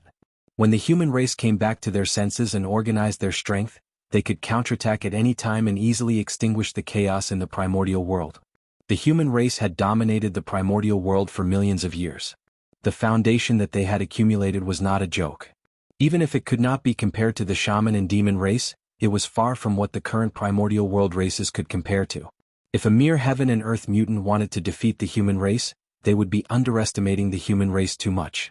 If the human race was really so weak, it would be impossible for them to escape from the seal of the demon race. And the key to turning the situation around was the human emperor, Si Wenming. If he could appear in time, the situation of the human race would quickly stabilize, and they would be able to condense enough strength to suppress the chaos in various places. Perhaps. This was the test of the world for Si Wenming. After passing, he would be the 9th great emperor of the human race. If he could not pass, then he could only be the king of the human race. The reason why Gauchen did not save Si Wenming was because of this consideration. As the human emperor, if he could not even solve such a small problem, what qualifications did he have to become the great emperor of the human race? Therefore, Emperor Gauchen made up his mind to completely let go of this matter and leave it all to Si Wenming to handle. He believed that Si Wenming could solve these matters, and he also believed that the human race had the ability to overcome these difficulties. Otherwise, the human race would be too lousy. If a mere disaster could make the human race unable to take care of themselves, then it would be better not to be the main character of this world. It would also save him from embarrassing himself there. After making up his mind, Gauchen seemed to have put down some burden and suddenly relaxed. He was also in the mood to communicate with those powerful beings in the dark. Fellow Taoists, reply. Divine senses spread out from Gauchen's body and echoed between heaven and earth. Unfortunately, even though he released his divine senses so frequently, no one paid attention to him. Everyone's attention was now on the primordial land.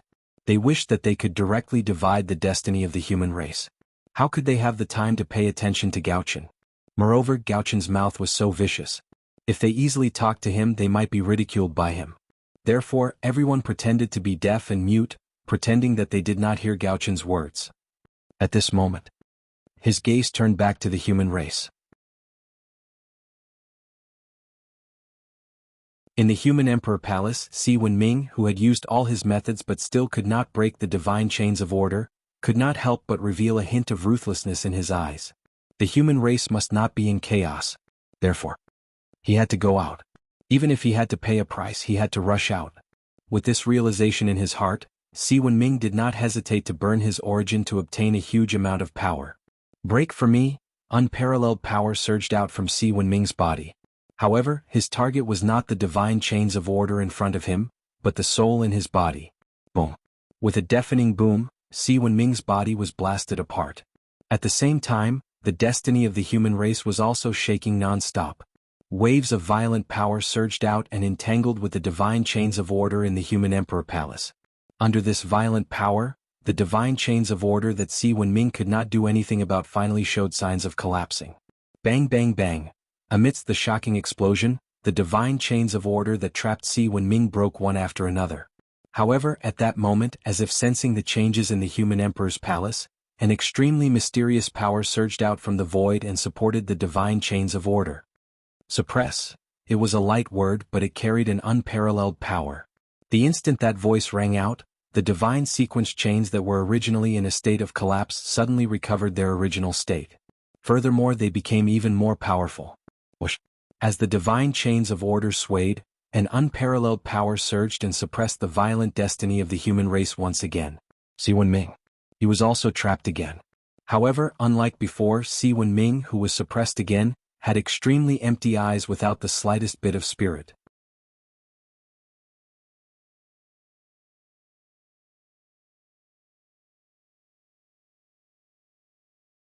Chapter 669. This was the sign of his soul leaving his body.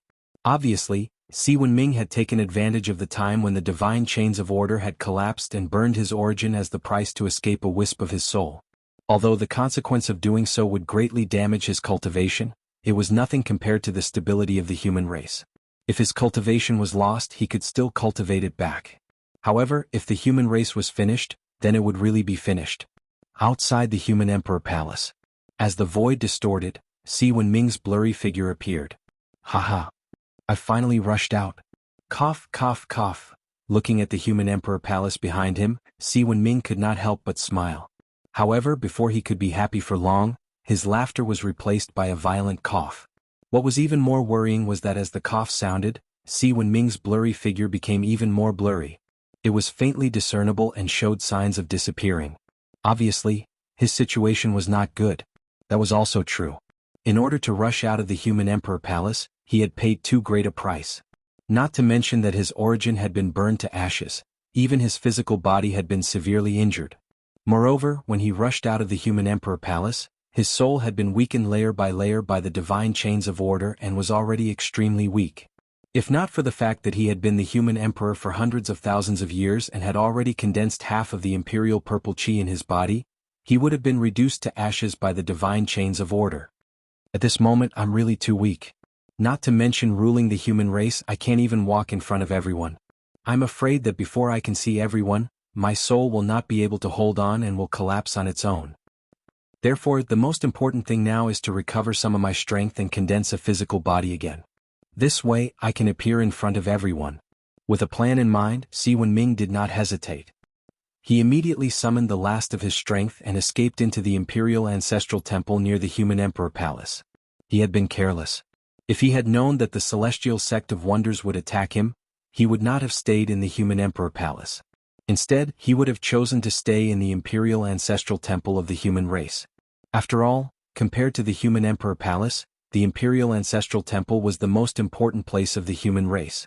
Even if the human emperor palace was related to the two galactic cosmic light arrays of the primordial world and the human race, its status was far from being comparable to the imperial ancestral temple. The imperial ancestral temple. That was the place where humans worshipped their ancestors. All the martyrs of the humankind since the birth of the humankind were enshrined in it. This was where the faith of the human race lay, and where their legacies lay. It contained the indestructible spirit of the human race, the spirit of man conquering nature. The fire was extinguished continuously. As long as the human race was not exterminated, then the imperial ancestral temple will exist forever. The great powers from the celestial sect of wonders could seal the human emperor's palace, but they definitely could not seal the human race's ancestral temple. After countless years of worship by the human race, the imperial ancestral temple no longer carried the power of the human race, but also the power of the human race. The spirit of the human race was that man could conquer the heavens. Without a doubt, this was looking down on the heaven Tao. How could man win against the heavens? It was only right that divine abilities were no match for the heavens. Any existence that dared to defy the heavens had completely disappeared from the world. All of this had been proven by history. But even so, the human race still dared to shout the slogan, "Man can conquer the heavens." Of course, this was not because the human race was stubborn, but because the human race had something to rely on. This reliance was the human Tao.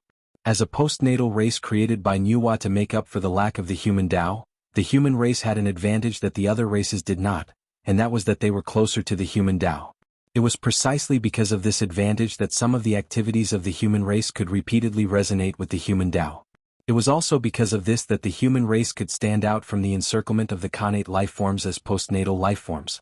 It was undeniable that postnatal life forms were inferior to connate life forms in every aspect. After all, they were favored by the heavens. If the human race did not have any outstanding advantages, how could they defeat the connate life forms? Being close to the human Tao. This was the human race's greatest advantage. With the support of the human Tao, the human race obtained unparalleled creativity, and from then on, they stood out from the primordial world and became the main characters of the world. The spirit of the human Tao had long been imprinted in the human race's bones, and was passed down through the bloodline from generation to generation. As such, it was no wonder that the human race would shout the slogan, "Man can conquer the heavens." It was a spirit that was engraved in the bones, an instinct that could not be erased or forgotten. Even the heavens and the earth would be moved by it. The human race was born with the human Tao, and they practiced the spirit of the human Tao in the primordial world, spreading the glory of the human Tao. What could the heavenly Tao do? That was not defying the heavens, it was following the human Tao. The word human Tao had exhausted all things, exhausted all things. With the human Tao as their backing, the heavenly Tao could not do anything to the human race. It could only allow that person's spirit to conquer the heavens to be passed down through the generations of the human race. Think about it, even the heavenly Tao could not do anything to the imperial ancestral temple. What ability did the celestial sect of wonders have to touch the imperial ancestral temple? Not to mention, Nuwa, Feng Zichen, and the statues of the 3 sovereigns and 5 emperors were also enjoying the offerings of the human race in the imperial ancestral temple. It was likely that as soon as the celestial sect of wonders made a move, Nuwa and Feng Zichen would immediately sense it and stop all of this from happening. Therefore, the imperial ancestral temple was the safest place for the human race.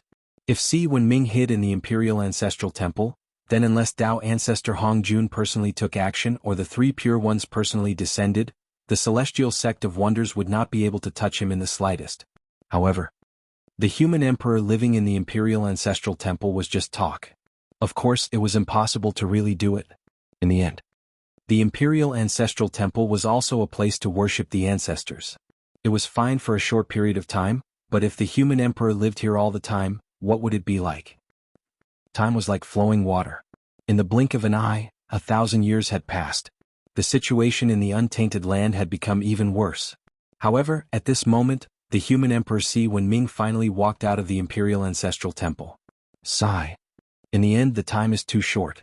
My strength has only recovered a little, and my physical body has not been able to revert to the body of an innate god fiend. However, time does not wait for me now. I can't care so much. Si Wenming, who walked out of the imperial ancestral temple, looked at his new body and could not help but sigh in disappointment. However, in 1,000 years, even if he did his best, how much cultivation could he recover? Originally, with the support of the human race's destiny, although Si Wenming's cultivation was only half a step away from Daluo Jingxian, his strength was comparable to that of a great perfection sage to be. However, as he forced his way out of the human emperor's palace, his divine soul escaped, but the human race's destiny was still locked in the human emperor's palace. This meant that Si Wenming, who had lost the human race's destiny, had returned to his original state. He was only half a step away from Daluo Jingxian. If that was the case, it was fine. Although a half-step golden immortal was not strong enough, he could be regarded as an overlord in the current untainted land, though he might not be invincible in the present age. However, because of the burning of his origin, Si Wenming's realm fell. He fell from half a step away from Daluo Jingxian to the level of a golden immortal. Moreover, his physical body, which was comparable to an innate god fiend, could not be brought out of the human emperor's palace. The physical body that he had now was just a recondensed one that he had spent 1,000 years to refine. It had just reached the level of an innate life form. Weak to weak. Although the golden immortal realm was the limit of combat strength in the untainted land, innate life forms in the golden immortal realm could be found everywhere in the untainted land. He could not be considered an expert. Si Wenming was the only one who knew the difference between an invincible warrior of the untainted land and an ordinary expert. However, it did not matter if his cultivation level was low or his strength was weak. Si Wenming still had half of the imperial purple chi and the innate treasure, the human emperor's seal. Although these two treasures were not enough to let him continue to be invincible in the untainted land, they were enough to ensure his safety and prevent him from being killed. As soon as he came out of the imperial ancestral temple, Si Wenming did not have time to sigh about his luck. He immediately used the human emperor's seal to issue several orders to announce his existence. After the human emperor appeared, the human race's people were relieved. What happened after that was much simpler. Si Wenming did not care about the situation in the untainted land. He immediately gathered all his strength to help the elders and leaders of the human race stabilize the situation of the human race. Only when the human race was stable would they have enough strength to calm the chaos in the untainted land. You're out so soon? You didn't disappoint me. It's just a little tragic. The physical body is broken, the origin is scattered, and the soul is weak. These injuries are more serious than the last. It's not easy to recover. In the heavenly court, after seeing that the situation of the human race was gradually stabilizing, the North Star Emperor already knew that Si Wenming had broken out of the seal. He could not help but smile. However, different from his happy mood. The faces of the Almighties who were hiding in the dark all turned ugly when they heard the news that Si Wenming had broken out of the seal. What a variable. Si Wenming's appearance had brought too much uncertainty to their plans. It would even cause their plans to completely collapse. Therefore, Si Wenming could not be left alive. Moreover, if they could kill the human emperor of the human race, it would undoubtedly be a huge blow to the morale of the human race. It might even cause the human race to fall apart. With this thought in mind, these great divinities hiding in the dark could not help but have the intention to kill Si Wenming. However, although they had the intention to kill, they did not choose to take action immediately. Because they had concerns in their hearts. After all, he was the human emperor. His status was incomparably noble. He had the karmic position of heaven and earth. If they killed him for no reason, they would inevitably attract karmic power. Normally, they might not care about these karmic powers. But now, everyone was on the verge of attaining the Tao. If they rashly attacked and killed the human emperor, they would probably never be able to attain the Tao. For this reason, no one was willing to make a move. It was not impossible to make a move, but who would bear the responsibility? No one could bear the responsibility. No one was willing to give up the opportunity to attain the Tao to kill the human emperor. Therefore, everyone seemed to be very hesitant. However, their hesitation did not last long. Because Si Wenming's next action made them make up their minds. They had to get rid of the human emperor. In less than 1,000 years, Si Wenming had stabilized the situation of the human race and integrated a large number of living forces to put into calming the chaos of the primordial world. At this moment, the dignity that the human race had accumulated for millions of years was undoubtedly displayed. As soon as the human race made a move, the 10,000 races that were shouting and killing each other immediately became obedient. Not only did they stop fighting each other, but they also took the initiative to send troops to cooperate with the human race to calm the chaos of the primordial world. With the help of the 10,000 races, the human race's pace of calming the chaos was undoubtedly much faster. Soon, a large number of primordial mutants were either captured or killed. Even the immortal heaven and earth mutants could not stop the human race's footsteps. That's right. The heaven and earth mutants were very strong and brought a lot of trouble to the human race. However, no matter how big the trouble was, it was not difficult for the human race. If one person was not a match for the heaven and earth mutants, then 10 people, 100 people, 1,000 people, 10,000 people. Even ants could bite an elephant to death. Not to mention people. The thing that the human race did not lack the most was people. Quantitative change was enough to trigger qualitative change. Hundreds of golden immortals joined forces to set up a large array. The power that erupted could not kill the heaven and earth mutants, but it could also seal them. Even if it was only a temporary seal, as long as the primordial world was stabilized and Si Wenming's power returned, he would be able to suppress them with a flip of his hand. In this chaos of the primordial world, the human race no longer hid their strength. They swept across the entire primordial world with absolute strength, wanting to calm the chaos in one fell swoop. In fact, there was no need for the human race to hide their strength. They had already been forced to this extent. If the human race still showed that they could not withstand a single blow, it would only encourage the arrogance of the person behind them. At the same time, it would also attract more prying eyes. It was a disaster for a child to cause trouble with gold. The destiny of the human race was gold, and the people hiding in the dark were spying on the existence of gold. If the human race didn't show how strong they were, they would definitely be eaten up by the others, including their skin and bones. Only by showing unparalleled strength could they intimidate the eyes that were secretly spying on the human race. The stronger the human race was, the more those who were spying on the human race had to consider whether it was worth risking their lives for a little destiny. The more people feared, the safer the human race would be. Hiding their strength during the development period was to shock the world. They had already reached the peak. If they continued to hide their strength, they would be inviting trouble. The protagonist of heaven and earth. Who would not spy on them? One had to know. If one pretended to be a pig for too long, one would really become a pig. It was also time for the human race to reveal their claws and fangs. When the human race moved, that tyrannical foundation of his was clearly displayed. The heaven and earth mutants that had previously stirred up the primordial world were quickly suppressed. It did not take long for the chaos that had affected more than half of the primordial world to show signs of being completely calmed. It was precisely when they saw this scene. Only then would the great divines who were hiding in the dark make up their minds. They were in a hurry. If the chaos of the primordial world was quelled by the human race, what else could they play? All their plans could be declared a failure. Not only did they not get any benefits, but they also got into trouble and offended the North Star Emperor to death. This deal was undoubtedly a huge loss.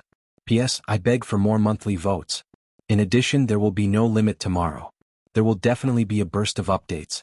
As for whether there will be a burst of updates in the future, it depends on the results. The better the results, the more updates. If it can be a high-quality product, I can update it every day. I can even get rid of the bad habit of playing games.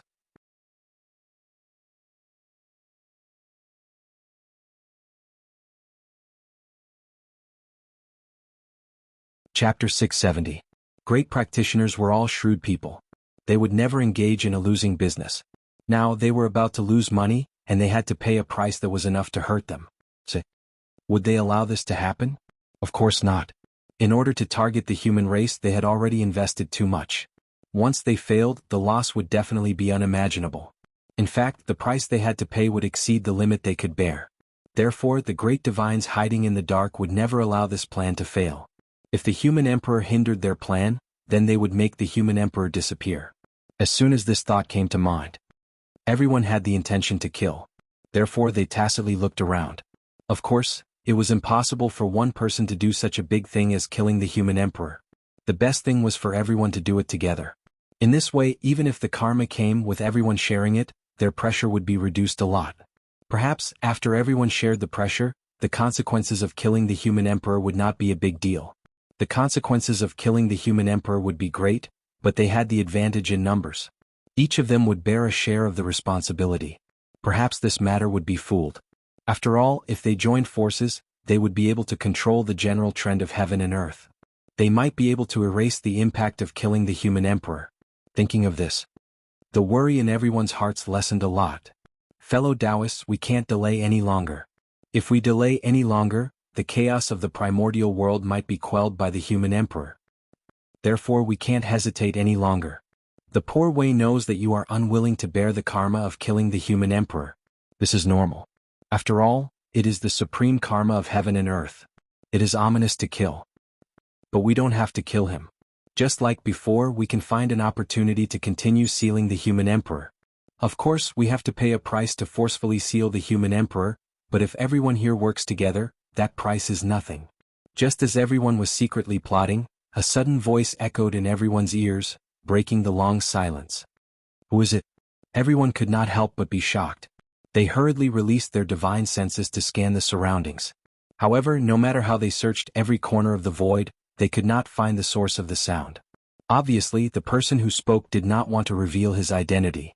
In such a situation, even if the human race was angry, it would not be good for them to find trouble with everyone present.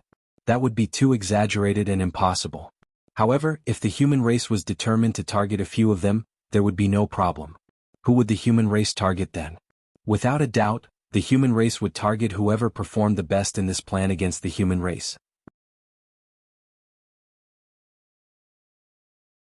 The person who spoke dared to collude with everyone to seal the human sovereign.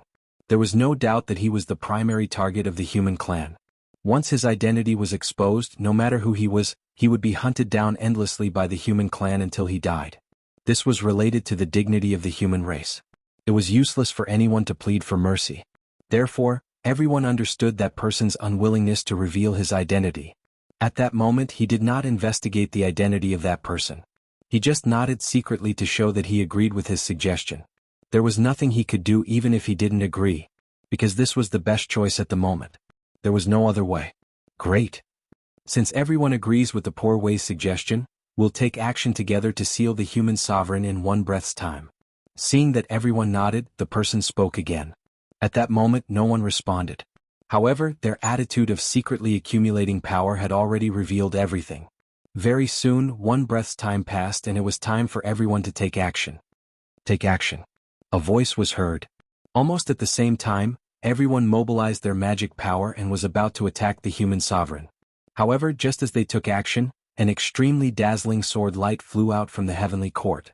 It cut through the layers of void and swept toward them. Quick dodge. It's the North Star Emperor. Knowing who the person was, everyone did not have the heart to fight against him. They did not have the time to deal with the human sovereign.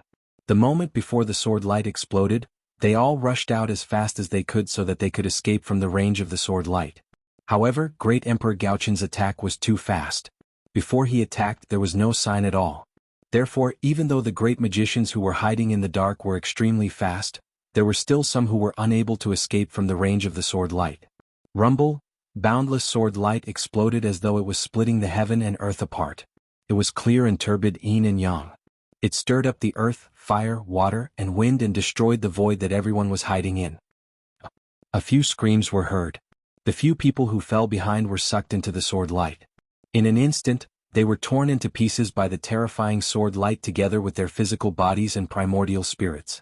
Very soon they disappeared completely.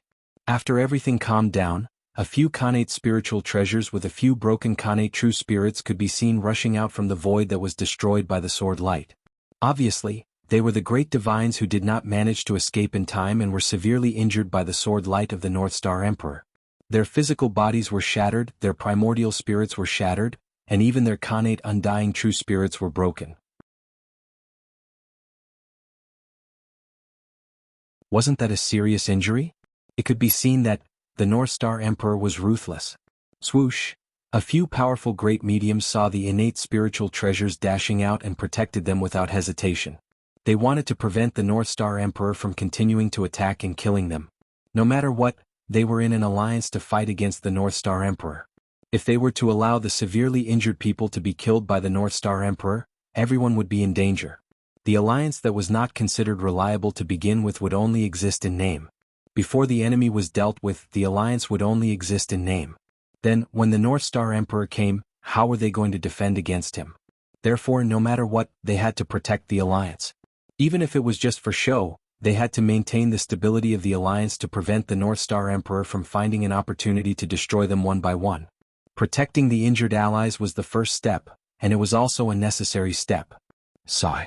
In the heavenly court, the North Star Emperor who saw the scene couldn't help but sigh. He took back the thought of continuing to attack. Everyone reacted quickly and did not give him a second chance to attack. Otherwise, he might have the chance to kill a few great divines. However, the chances of that happening were not high. Those who could reach this stage would have some trump cards in their hands. How could they die so easily? One had to know that this was the primordial world with an incomparably deep foundation. If it was another world, primordial chaos experts could naturally do it. However, the primordial world could not. There was no other reason. Its foundation was too deep. The primordial world was built on the corpses of a large number of chaos demon gods whose strength far exceeded the primordial chaos realm. This also created the primordial world's incomparably deep origin. For this reason, some special existences could always be born in the primordial world. These things could either save one's life or trick others. But without exception, these special existences were far more mysterious than one could imagine. They might have the ability to fight against primordial chaos experts. In short, with the strength of the primordial world, it was not strange for anything to be born. Therefore, as long as it was not a one-on-one situation, Even if the North Star Emperor was in existence on the level of primordial chaos Daluo Jingxian, he did not dare to say that he had the confidence to completely kill several great divines. They all hid too well. No matter how narcissistic the North Star Emperor was, he did not dare to guarantee that he was the only actor in the primordial world. Who knew there might be others who acted better than him? If he was accidentally acted by others, it would be awkward.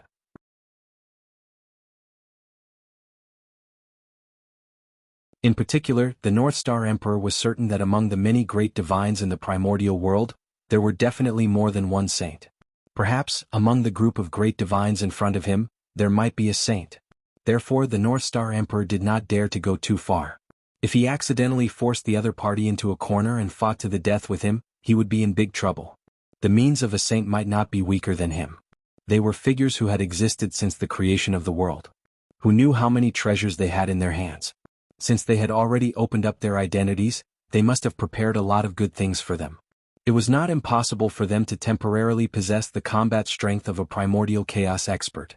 It was because of this that the North Star Emperor decided to focus on stability. In the end, it was still because the human race was too weak. If the human race had 4 or 5 primordial chaos Daluo Jingxian, the North Star Emperor would not care about the identity of a saint. He would have long pushed them over. Fellow Taoists, don't you think it's too much? When the human emperor of our race was sealed, I did not make a move to save him. But now that the human emperor of our race has just broken the seal, you are in a hurry to make a move on him. Your table manners are really unsightly. After putting away the Zichin sword, the North Star Emperor mocked everyone. Your Majesty, you must be joking. The poor Wei and the others have no intention of making a move on the human emperor.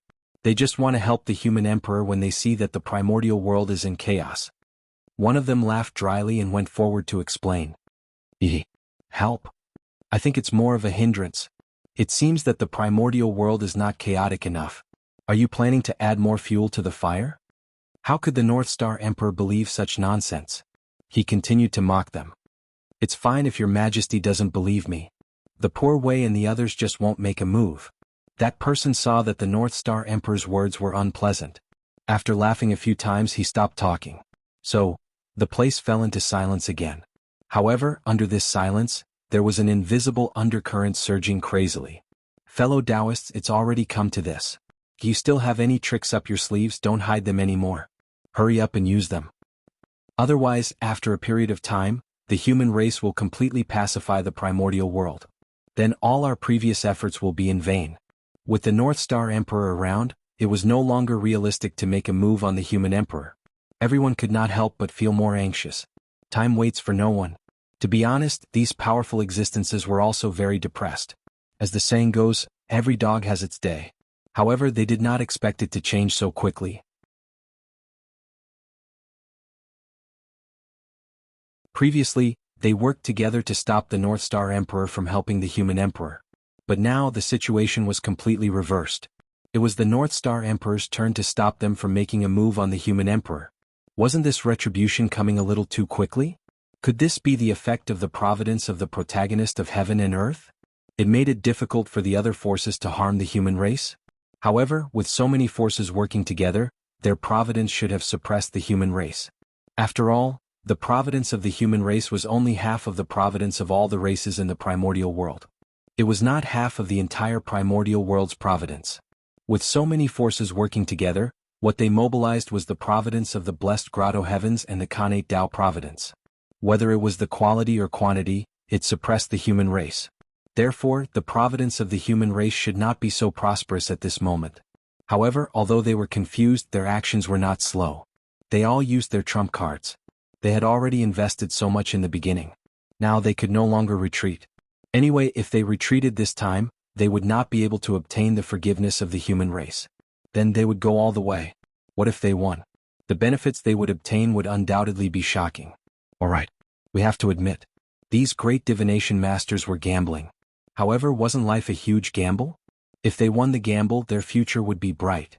If they lost the gamble, there was nothing to lose. Since that was the case, why not block it? There was no way for them to turn back. Rumble. The moment these powerful existences' backup plans were activated, orders were sent out from the various blessed grotto heavens. Immediately, dozens of Khanate races that had submitted to the human race rebelled. In the name of the human race being tyrannical, they led ice to attack the human race. At the same time, hundreds of Khanate races that had long submitted to the powerful existences rushed out from the dojos of those powerful existences and charged towards the human race. For a moment, the human race became the target of everyone in the primordial world. Even the excuse was ready-made. The human race was tyrannical, so much so that they were sinned by the heavens. They sent down the mutants of heaven and earth to cause chaos in the primordial world, disturbing the foundation of the human race's rule. For this, these Khanate races obeyed the mandate of the heavens and mobilized troops. They thought that the heavens and earth would get rid of this thief and overthrow the rule of the human race. The human race, who was suppressing the mutants of heaven and earth, was suddenly stabbed in the back by the Khanate races. They were flustered. However, the human race was strong after all. The rebellion of a few dozen Khanate races did not cause much of an impact. They could be suppressed very quickly. On the other hand, the Khanate races that walked out of the dojos of the powerful existences were somewhat difficult to deal with. Unlike the Khanate races that were still in the primordial world, the Khanate races that were in the dojos of the powerful existences were not affected by the change of the world at all. Their bloodlines did not degenerate and still maintained the purity of their Khanate bloodlines. Because of that, they were extremely powerful. Moreover, there was also an irreconcilable blood feud between these Khanate races and the human race. They would rather leave the primordial world than live under the same sky as the human race. This had already explained everything. These Khanate races were all the main forces in the Khanate alliance back then. You're tuning in to the Han Lee's Wuxia Chronicles YouTube channel. We're so grateful for your support, and don't forget to subscribe to join us on this incredible journey through captivating stories. Your generosity through donations truly makes a world of difference, as it's the primary source of revenue that allows me to expand and enhance this channel for you. Thank you from the bottom of my heart for being a part of this adventure.